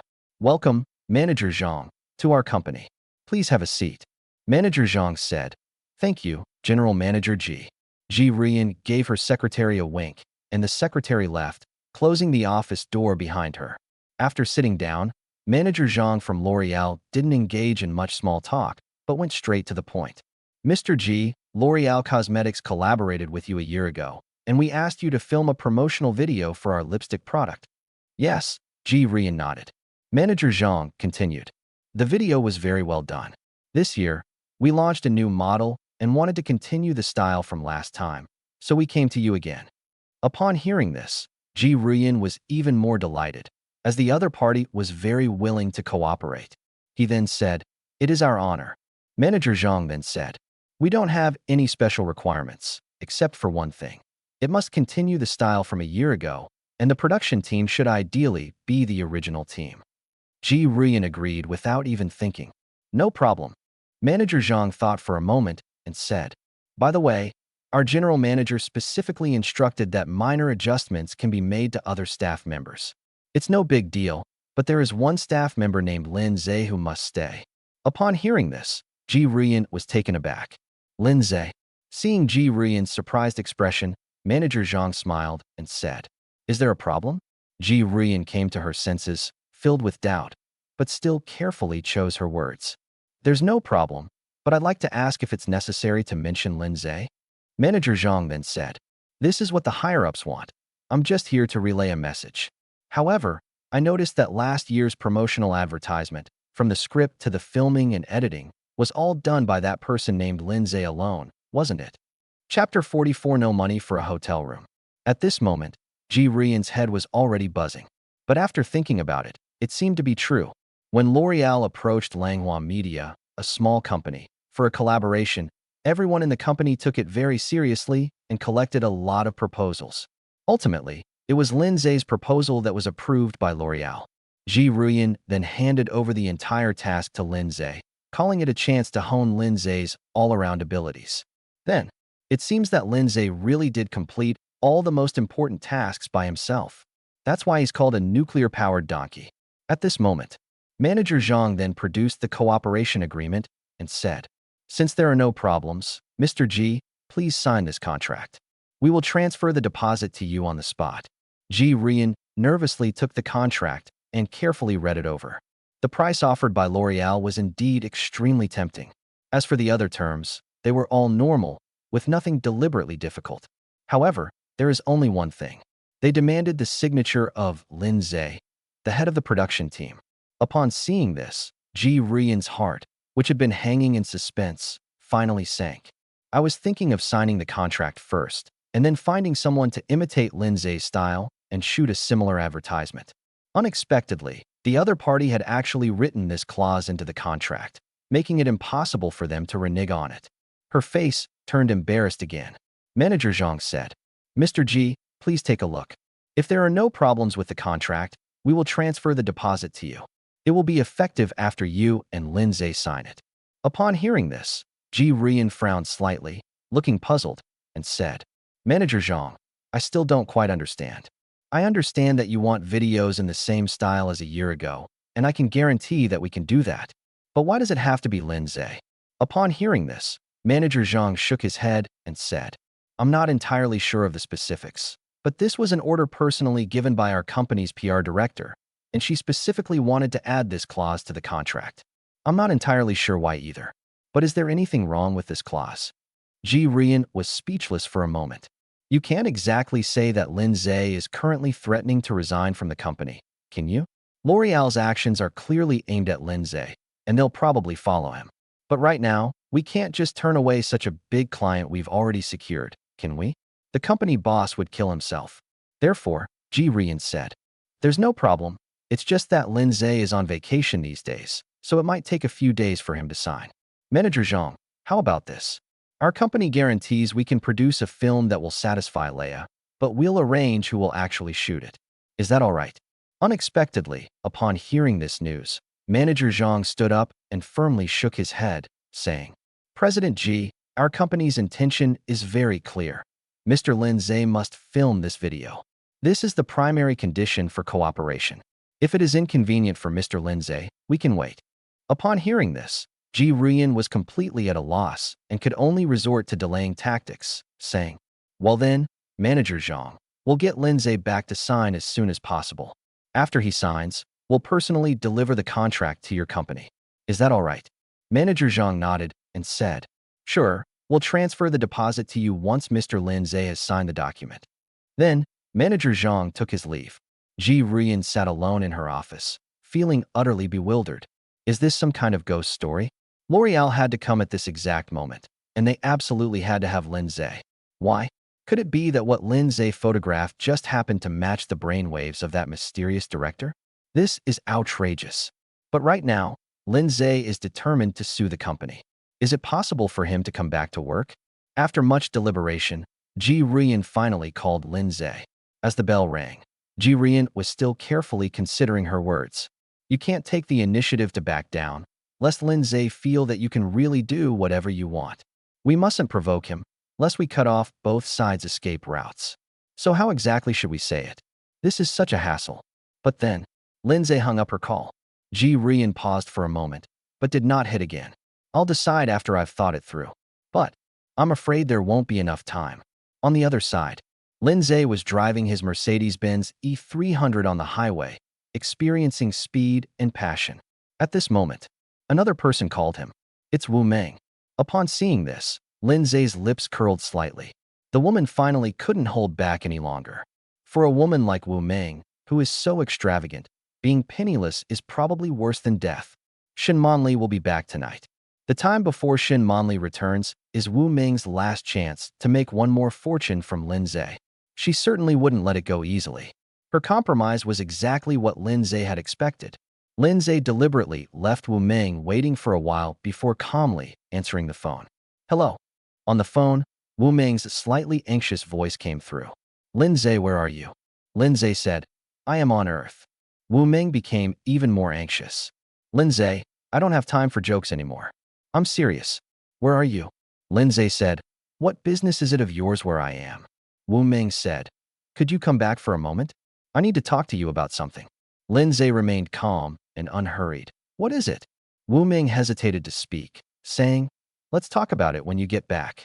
Lin Ze said, how can I decide whether to go back or not if you don't say what it's about? What if you're just trying to make fun of me? Wu Meng had no choice but to grit her teeth and say, I need money. Come back and lend me 30,000 yuan.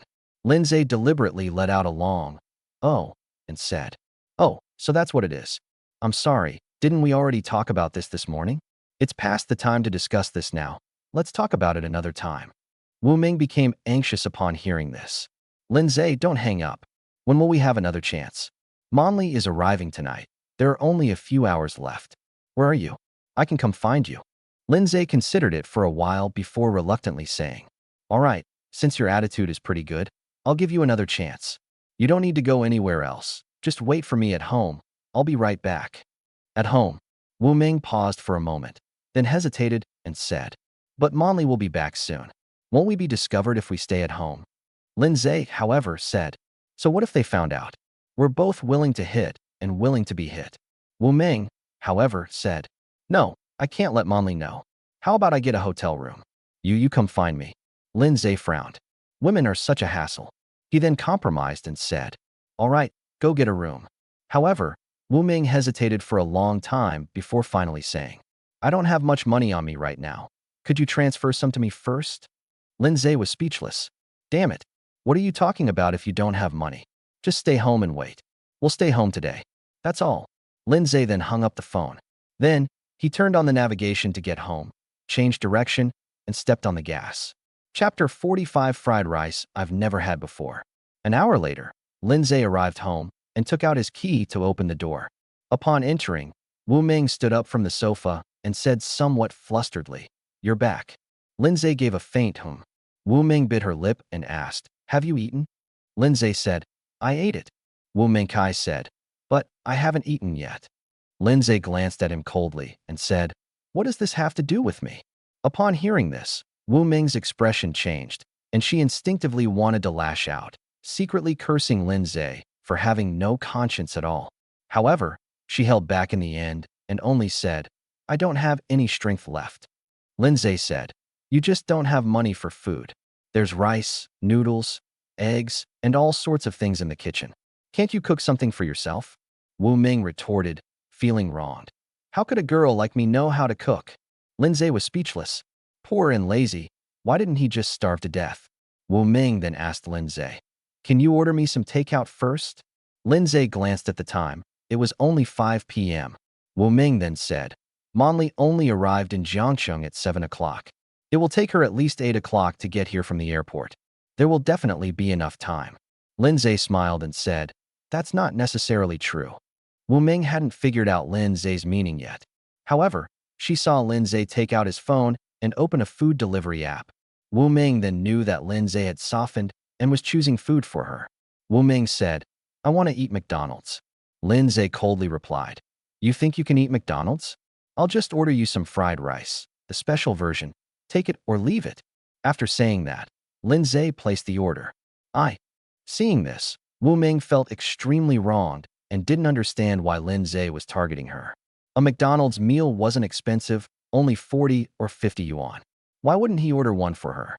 Seeing her tearful appearance, Lin Ze showed no pity whatsoever and instead sternly rebuked her. Wu Ming, you really think you're a princess? Someone who can't even afford food has no right to be picky. You're lucky you're not starving. When you're broke, you'd better keep a low profile. Once you make money, you can eat whatever you want, I don't care. Wu Ming was then subjected to another barrage of insults, which made her so angry that she wanted to kill someone, but she dared not show it. She could only grit her teeth and reply, fine. But in his heart he was thinking, Lin Ze, Manli will be back soon. Your good days are coming to an end. I'm going to make her teach you a lesson. Just then, Lin Ze's phone rang. He picked it up and saw that it was Ji Ruyan calling again. Tisk. Lin Ze frowned in annoyance. Why was this woman still going on and on? He went back to his bedroom, closed the door, and answered the phone. Lin Ze asked, Ji Ruyan, what are you going to do? Ji Ruyan's voice came through the phone. Lin Ze, I've thought about it carefully, and it's really just a small misunderstanding between us. There's no need to escalate the situation like this, don't you think? Upon hearing this, Lin Ze scoffed. President Ji, what trick are you trying to pull this time? Ji Ruyan said. Lin Ze, could you come to the company again tomorrow? We can discuss these issues from the past more seriously, and I'll definitely give you a satisfactory answer, okay? Upon hearing this, Lin Ze almost laughed in anger. Ji Ruyan, are you stupid, or do you think I'm stupid? The same trick won't work after 2 tries. You still want to trick me into going to the company? Dream on. The next time we meet will be in court. Ji Ruyan hurriedly said. Lin Ze, I swear, this really wasn't meant to mess with you. I'll talk to Miss about it. Not only do you not need to apologize, but I also promise she won't target you again, okay? Lin Ze simply said. Ji Ruyan, your words are like farts. Who would believe them? You. Upon hearing this, Ji Ruyan almost lost her temper, but she took a deep breath and said, how about this? Lin Ze, you choose a place tomorrow, and I'll come find you, okay? Lin Ze then said, sure, I'll book a room at the Jiangxing Lovers Hotel for you tomorrow. Are you coming? Ji Ruyan said helplessly. Lin Ze, I'm really serious. Why don't you believe me? Lin Ze said, then you really need to reflect on this. After saying that, Lin Ze hung up the phone without giving Ji Ruyan a chance to speak again. Lin Ze walked out of the bedroom, and at that moment, the fried rice with eggs he had ordered for Wu Ming arrived. Here it is. Wu Ming rushed over, opened the door, and took a fried rice with trendy Chinese-style packaging from the deliverman. Wu Ming received the takeout, her expression revealing undisguised disgust. However, she was so hungry that she quickly grabbed it and placed it on the sofa coffee table, opening the package. That bowl of fried rice was so delicious. Each grain of rice was translucent and glistening. The eggs were golden and shiny, and the surface was covered with a layer of bright green scallions. It was emitting a strong aroma that made your mouth water. Before even eating, Wu Ming couldn't help but swallow a large mouthful of saliva. I thought to myself, how come I never realized that fried rice could be so delicious? Without thinking about anything else, he hurriedly took out a plastic spoon and started eating in big mouthfuls. The fried rice was still piping hot, steaming hot. Wu Ming chewed heartily. The rice was firm and chewy, and the egg was crispy and flavorful. It was just the right amount of salty and bland. It was absolutely delicious. For a moment, she was even moved to tears. Wow, fried rice can be this delicious. The merchant even gave her a small bottle of beverage as a gift. Wu Ming picked up the bottle, twisted the cap open with a strong effort, took a sip, and then continued eating. Right now, all that's left in her world is this bowl of fried rice. Lin Ze sat on another chair in the living room, crossed his legs, and scrolled through short videos. Occasionally, he would look up and see Wu Ming wolfing down her food, which made him quite pleased.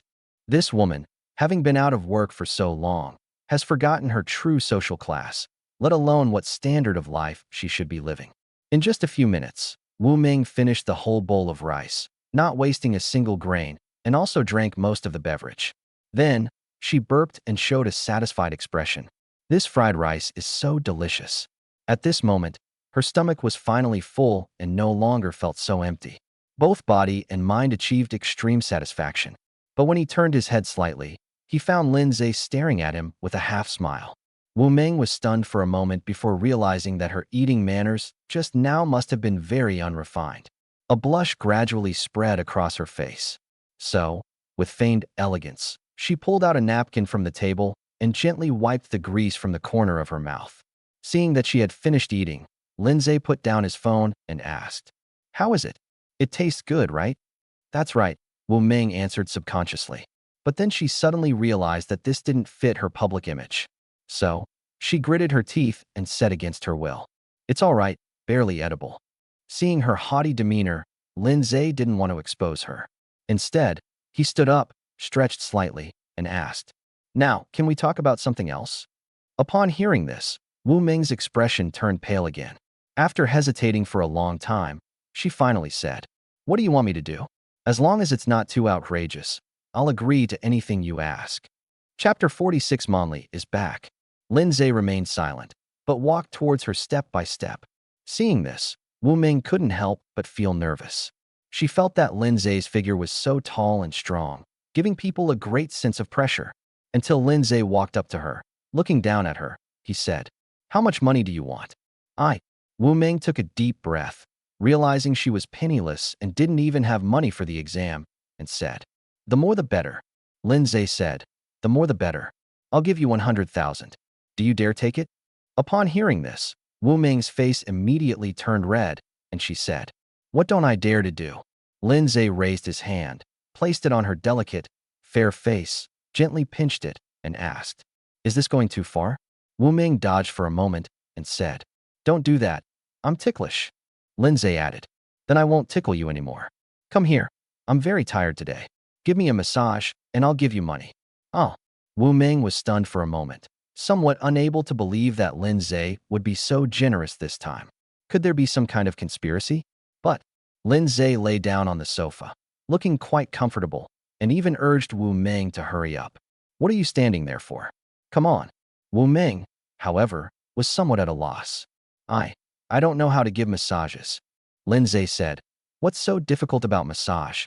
Haven't you ever been to a massage parlor?" Wu Ming blushed and said, "I've never been."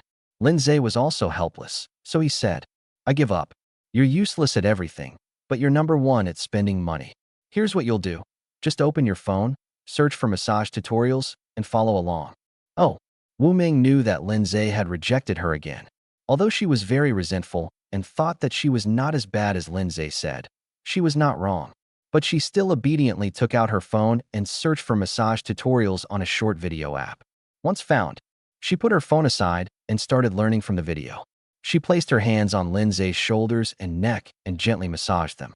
Lin Ze felt it for a while and found it wasn't bad, so he said, "Put in a little more effort. This is quite strenuous for me." Upon hearing this, Wu Ming frowned and increased the force in her hands. Lin Ze let out a long breath. "I was careless today and got tricked by those two wicked women, Ji Ruyan and Su Anqi." This made him feel terrible. But at this moment, under Wu Ming's slightly clumsy technique, Lin Ze felt his sore shoulders gradually relax. Then he closed his eyes. "I'm going to rest for a while first." Wu Ming was still gritting her teeth and straining when she saw Lin Ze slowly close his eyes, and she thought to herself, "That guy is awful. He's actually sleeping.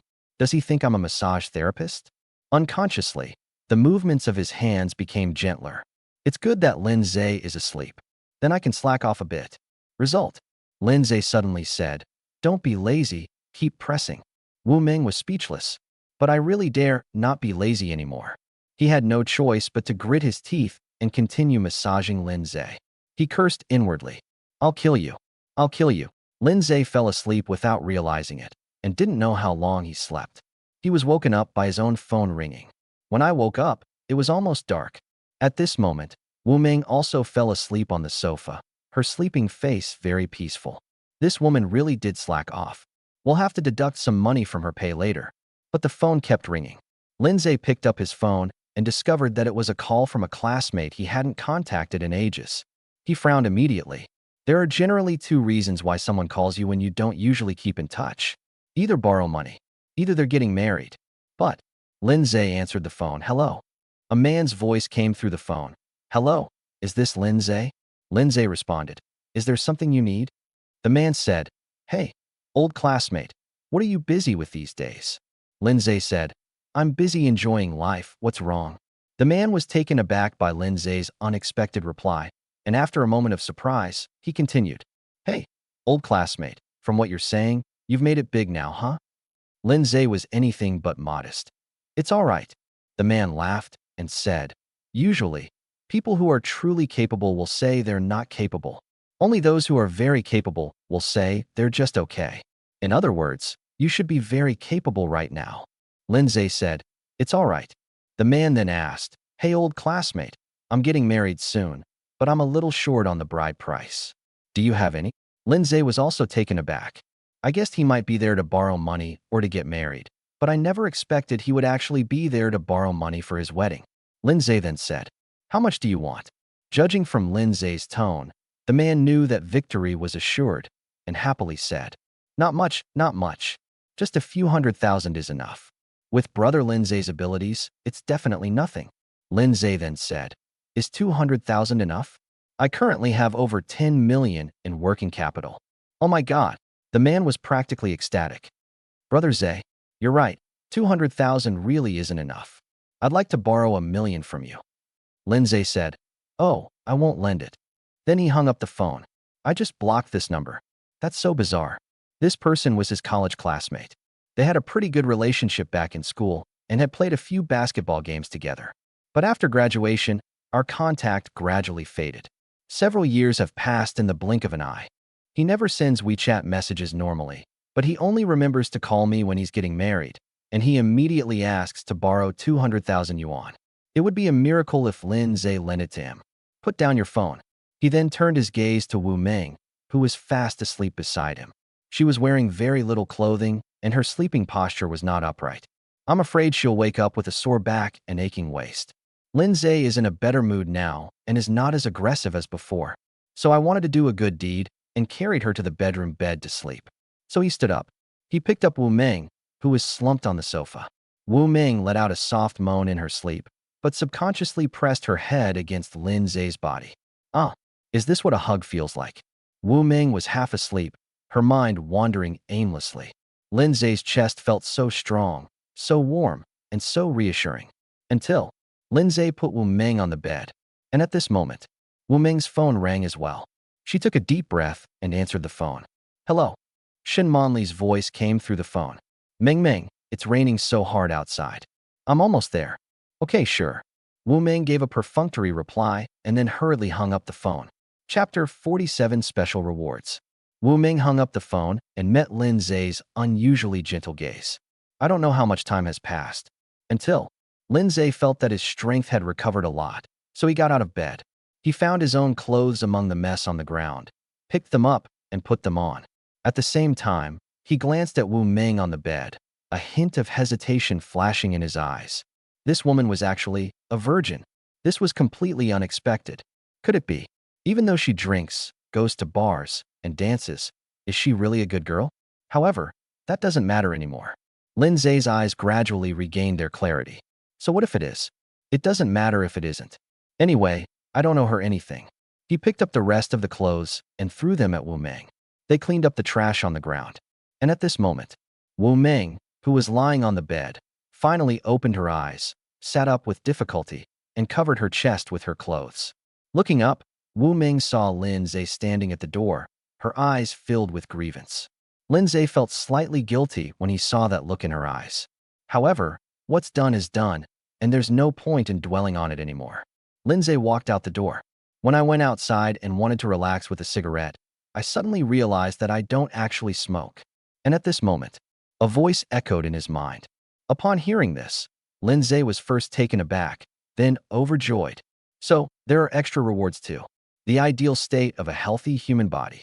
That means all of Lin Ze's illnesses, whether they are occupational diseases left over from his previous high-intensity work, chronic diseases that naturally develop due to aging, or hereditary diseases hidden in his genes, will be completely eliminated. He will become a truly healthy human being. That's incredible. The value of this reward is immeasurable. Perhaps a healthy young person would consider this reward insignificant. But if someone is suffering from illness, they would definitely be willing to pay any price just to regain a healthy body. Not long after, he also felt a power gradually being released within his body.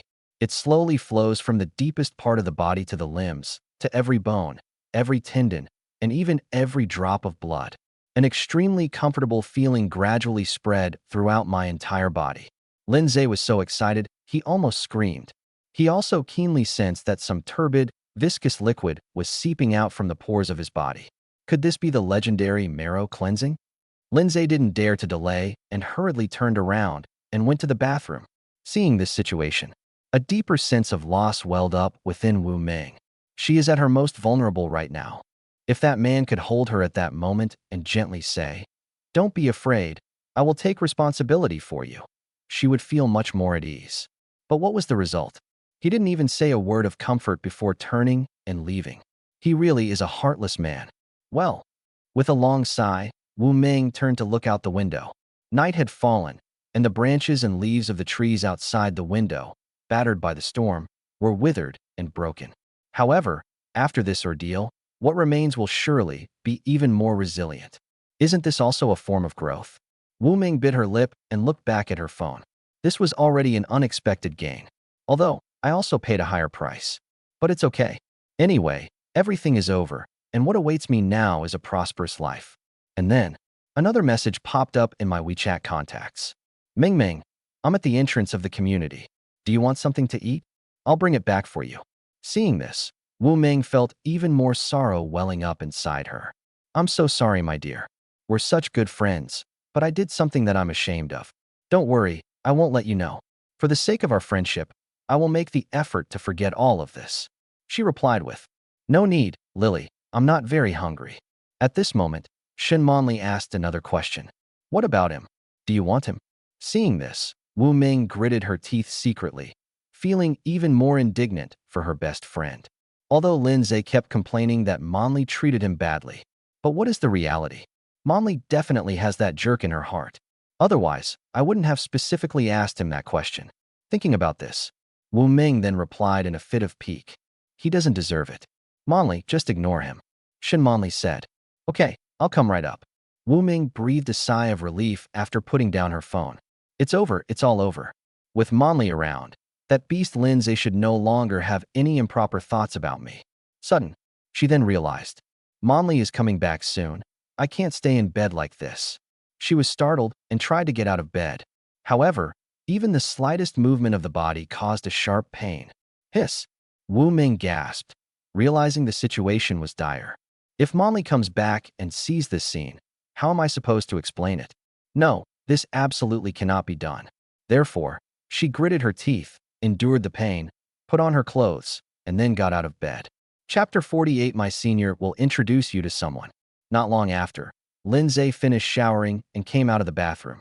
I felt incredibly relaxed all over. It's like he's been completely transformed. My body, which was originally tired, is now full of inexhaustible energy. If possible, he felt he could fight another 300 rounds. However, on the one hand, Wu Ming's health did not permit it. On the other hand, Shen Manli will be back soon, and there won't be enough time. And then, he suddenly noticed that his phone, which was on the coffee table, lit up, so he went over to it. It was a message from that junior schoolmate named Wenyan. The above says, Senior, have you finished driving? I'm at the home inn on Jiangqing South Road, and it's raining heavily. I can't get a taxi. If it's convenient, could you come pick me up? Seeing this, Lin Ze raised an eyebrow. The thought of that delicate, beautiful little girl, all alone and helpless in the storm, broke his heart. So he immediately replied, No problem, I'll be right there. Then, he quickly dried his hair, put on his coat, and prepared to go out. And in the guest room, seeing Lin Ze getting dressed and heading towards the gate, Wu Ming asked, Lin Ze, where are you going? Manli will be there soon. Lin Ze only said, I'm sorry, I have something very important to do right now, so I don't have time to spend with you. Joke. How could a woman like Shen Manli compare to her cute junior from elementary school? Upon hearing this, Wu Ming was stunned for a moment, indicating that she didn't quite understand. But soon she understood. Lin Ze going out at this time must be to pick up Shen Manli downstairs. Snort. What a hypocrite. You didn't pick Manli up when she got off the plane, but now that she's at the entrance of the residential area, you're finally running down to fawn over her.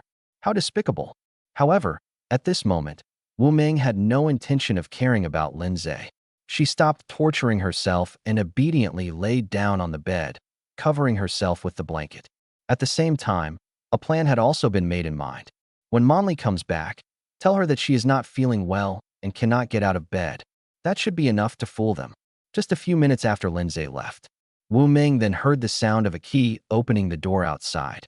It's Shen Manli and the others who have returned. Ming, I'm back. Huh, where are you all? Outside the bedroom. Sure enough, it was my best friend Shen Manli's voice.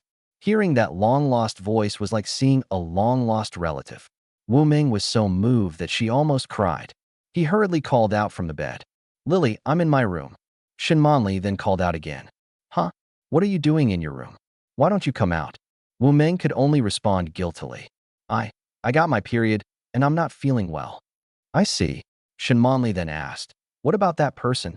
Why didn't he take care of you at all? Upon hearing this, Wu Ming was also taken aback for a moment and said, Huh?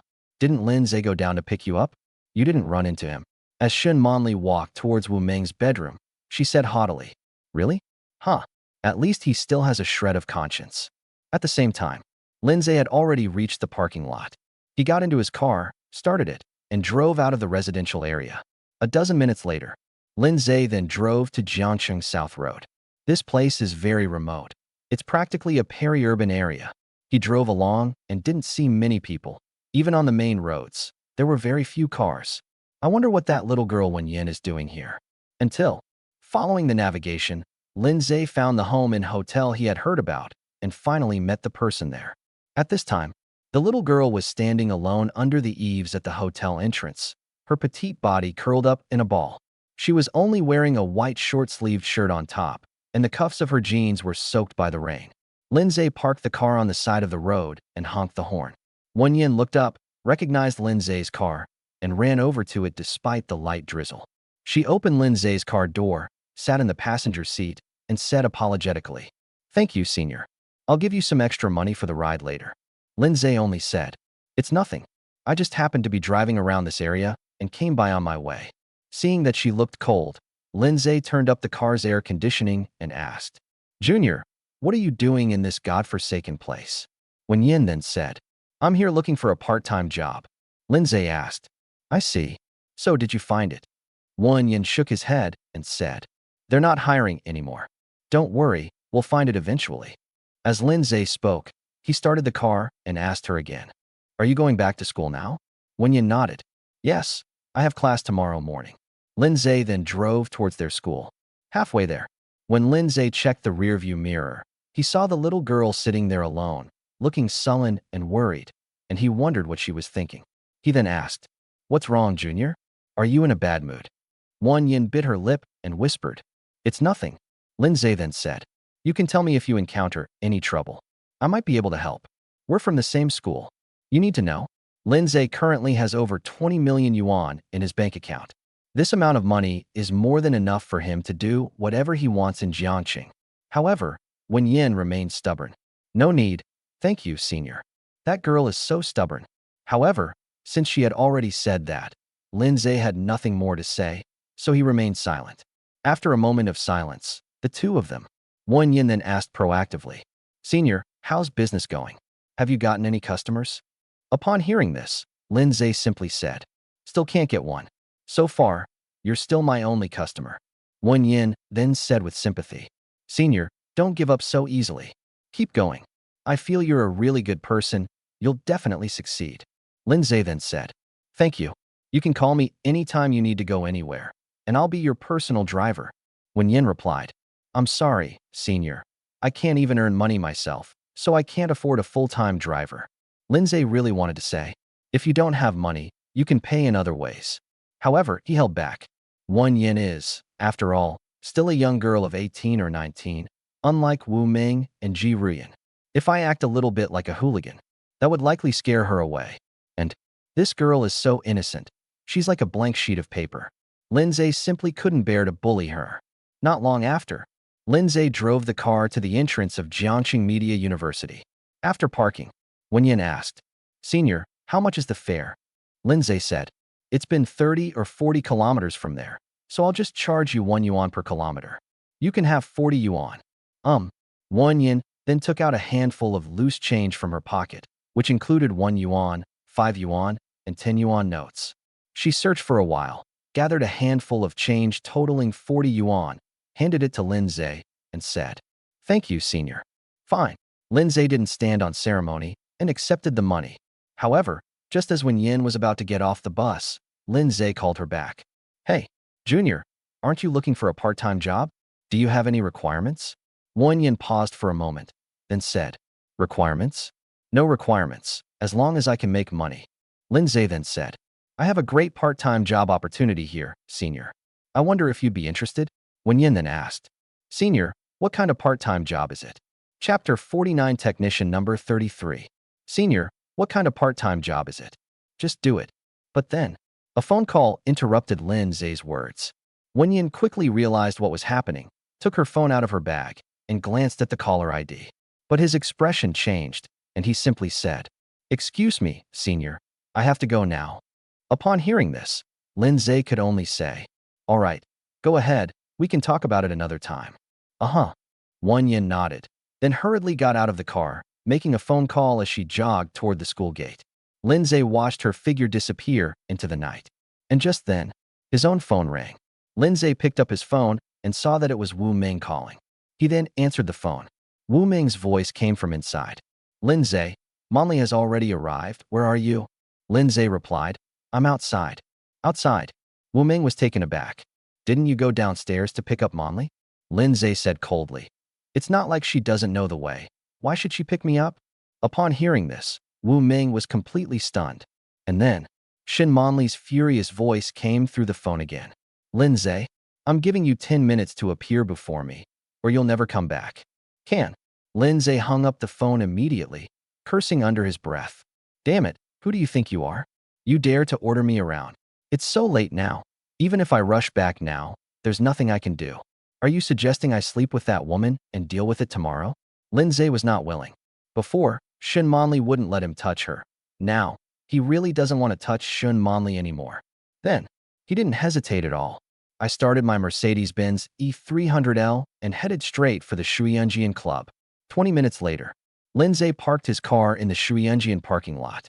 He got out of the car and walked towards the entrance of the club. At the entrance, a group of tall, elegant hostesses bowed to him in unison. "Welcome, boss."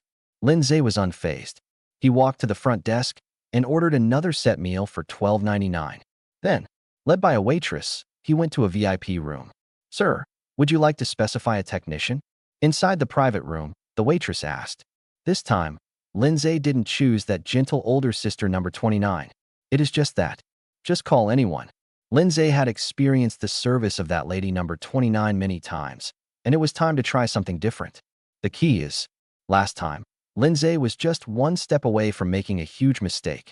If they were to meet again now, it would probably be awkward for both of them. So let's avoid it for now. After selecting a technician, the waitress then left. Lin Ze sat on the bed in the private room, playing on his phone while waiting. Not long after, then I heard the sound of high heels approaching from outside the door.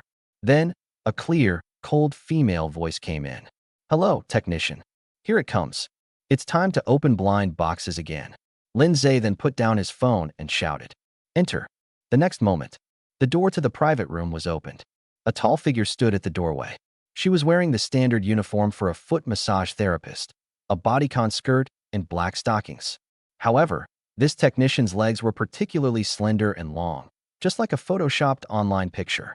Upon seeing this, Lin Ze's eyes lit up immediately. "Hey, isn't that a coincidence? I just like people with long legs." At this moment, the technician bowed again and said, "Hello, boss. Technician number 33 is at your service. Lin Ze then said, come over here a little. The woman obediently walked to the center of the room and stood under the bright light. Lin Ze examined it even more closely. The woman was about 25 or 26 years old, with long, wavy hair casually draped over her shoulders, a proud bust, a slender waist, and a graceful figure. In terms of figure alone, she's absolutely stunning. Only, compared to her incredible figure, her face looks quite ordinary. Ordinary facial features, bland makeup. While it's far from ugly, it certainly doesn't have any standout features. It's just an ordinary face. Therefore, a faint disappointment appeared in Lin Ze's eyes. But then he thought, anyway, the lighting in the room was poor, so it wasn't easy to see what kind of face a sample looked like. But that amazing figure is something you can actually touch. So Lin Ze gave a light, indicating that he was willing to let her stay. Boss, let me wash your feet first, the woman said. Lin Ze nodded, sat down skillfully, and put his feet into the hot water. The woman sat down and began to wash his feet. Her technique was just average, but Lin Ze could tolerate it for the sake of her good figure. Halfway through washing, the woman seemed to just remember the service procedure, so she raised her face and politely asked, Boss, is the water temperature right? Her tone wasn't deliberately seductive. It was just a normal inquiry, even slightly indifferent. Can? Lin Ze nodded, but his gaze fell on the woman's collar. At such close range, he could more directly feel the woman's magnanimity. She seemed to have noticed Lin Ze's gaze. The woman straightened her body slightly midway and naturally pulled her shirt up a little, although it was an attempt to cover up the truth. However, such a small action made Lin Ze feel a little uncomfortable. But he ultimately didn't show it. That's true. They're here to work, not to perform. It's kind of one to be willing to feast one's eyes on something beautiful, and it's also perfectly understandable not to want others to take advantage of one. Therefore, Lin Ze lay back and closed his eyes to rest. Seeing this, the woman breathed a slight sigh of relief. After washing her feet, the woman said again, Boss, please go to the bed. I'll give you a massage. Lin Ze then went to bed and lay down. The woman walked over, stood by the bed, took one of his arms, and began to massage him. This made Lin Ze even more dissatisfied. What's wrong with this woman? Why doesn't she come to the bed? He just stood there blankly by the bed, like his mother was keeping vigil for him. Therefore, Lin Ze asked a question. Hello, miss? I'm not comfortable with what you're doing. Oh. The woman paused, a hint of helplessness flashing in her eyes. She released Lin Ze's hand and bowed respectfully again. So, boss, what do you want me to do? Lin Ze said, shouldn't you take off your shoes and come to the bed to massage me? How can you massage me while standing by the bed? The woman retorted, Sir, I can serve you by standing by the bed. Lin Ze was startled and couldn't help but feel a surge of anger. But seeing that this young lady was about the same age as him, he didn't want to make things difficult for her. He suppressed his anger and said, Usually, you have to come to the bed to massage, otherwise it's hard for you to exert force. I'm strong, so it's quite strenuous for me. The woman seemed to hesitate for a moment, then gestured in the air with her hand before realizing that the problem Lin Ze had mentioned was indeed real. It's really hard for me to exert my strength like this. So she blushed and said, Okay, I'll come up. Lin Ze then closed his eyes and prepared to sleep. I was initially thinking of taking advantage of this young lady's good figure to grope her, but at this moment, for some reason, he just lost interest. I thought to myself, a normal massage is fine. Chapter 50, I want to complain. But then, the woman slowly climbed onto the bed, only to kneel down beside it. Lin Ze opened his eyes and saw this scene, leaving him even more confused. Damn it, the way this woman is kneeling in front of me, doesn't it look more like she's keeping vigil?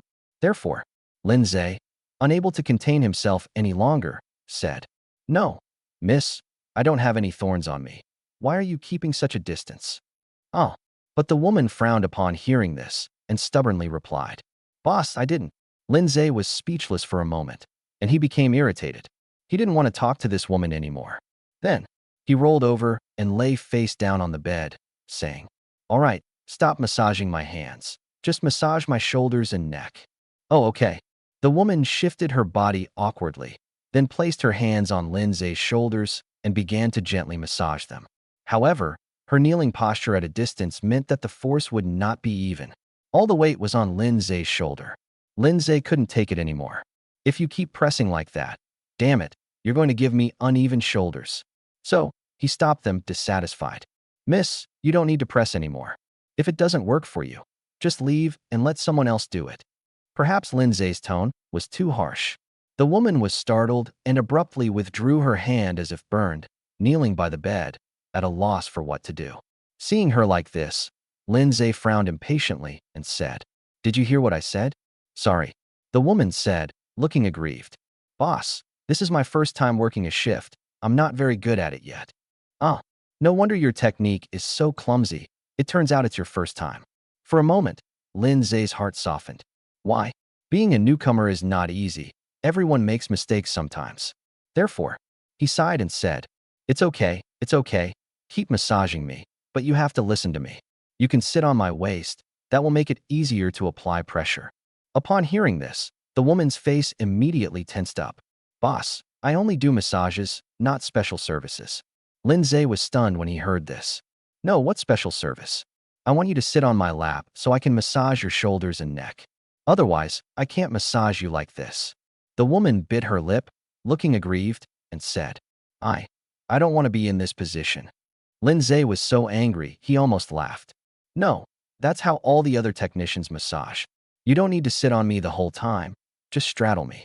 I understand it's your first time working, but haven't you even done any basic training?" Lin Ze's voice unconsciously rose a little, and the woman's eyes even welled up with tears, her voice trembling with sobs. "Just because other masseuses do it, does that mean I have to do the same? I just want to get a massage." Lin Ze suddenly lost all his strength and patience, realizing that he couldn't communicate with this woman. This feels like Wu Meng. Damn it. Lao Tzu ran away to spend the night at the club because he wanted to get away from those two women in the room. Unexpectedly, I ran into Wu Meng's alien fellow villager here. Therefore, Lin Ze stopped wasting words and coldly ordered, "All right, stop acting like I'm bullying you. You can leave now and tell them to send someone else." Upon hearing this, the woman snorted unhappily, got out of bed, and said, "Sir, I want to tell you that not every woman in this line of work is promiscuous. I'm not that casual." After saying that, she strode out the door in her high heels. Lin Ze also learned a lot. No, are foot massage technicians this arrogant these days? If you're so amazing, why did you come here as a technician? He then shouted, "What's your number?" The woman coldly retorted, "Number 33. Go ahead and complain. I'm not afraid." After saying that, she tossed her long hair, walked gracefully out of the private room, and closed the door. Lin Ze cursed under his breath. Damn it, is this woman always this arrogant? I'll report you, or I'll report you to death. At the moment, Lin Ze lost all interest in continuing the massage. He sat up in bed and dialed the front desk number by the bedside. The receptionist's voice came through the phone. "Hello, this is the front desk of Shuyunjian Club. How can I help you?" Lin Ze only said one sentence coldly. "Call your manager over here." After saying that, he hung up the phone. He would call the police if this store dared to treat him like this. Not long after, footsteps could be heard at the door. The door opened, and 2 or 3 women walked in. The woman in the lead was dressed in a white business suit, about 30 years old, with exquisite makeup, beautiful features, and an air of heroism. Behind her were 2 waitresses in cheongsams. A woman in a white business suit walked over, bowed to Lin Ze, and said, "Hello, sir. I'm Bai Qian, the client manager of Shuiyun Club. May I ask what happened?" Lin Ze then said, "Manager Bai, right? Hello. I came here today and ordered a $12.99 package, just wanting to relax. But when your technician came in, she was not only extremely unprofessional, she also verbally abused me. I hope your club can give me an explanation for this." Upon hearing this, Manager Bai's expression didn't change much. After listening attentively to Lin Ze's words, he calmly replied, "Sir, please wait a moment. I need to verify something." Then she turned to the waiter beside her and asked, "Who is assigned to this private room?" The waiter said, "It's number 33, Ding Ruhan." Manager Bai said, "Have her come over immediately." Yes. One of the waiters went out. Manager Bai turned back to Lin Ze and said, "Sir, please don't be angry. If the situation is true, our club will definitely give you a satisfactory answer." Lin Ze lay leisurely on the bed and nodded. He wasn't an unreasonable person, It's just that the technician's performance was too outrageous. Why should he suffer such injustice? Not long after, technician number 33, who had stormed out of the room earlier, was brought back inside. When she saw Lin Ze, she even glared at him fiercely. They looked like they wanted to devour him alive. Lin Ze was afraid he wouldn't be able to resist slapping her, but if he did, he would be in the wrong, so he could only pretend he didn't see it. At this moment, Manager Bai asked, Ding Ruhan, please explain this to me. What's going on? Ding Ruhan said, feeling wronged. Supervisor, I didn't do anything wrong. I followed our training procedures exactly. It was him. While I was getting my feet washed, his eyes were glued to my chest. I pulled at my clothes to stop him from taking advantage of me, and he started to hold a grudge. During the massage, he insisted that I climb on top of him, saying that only such close contact would create a real sensation. Isn't that just pure harassment? I came here to work as a technician, just wanting to earn money with my skills, not to sell myself. She finished speaking angrily, her chest heaving violently, as if she had suffered a great injustice.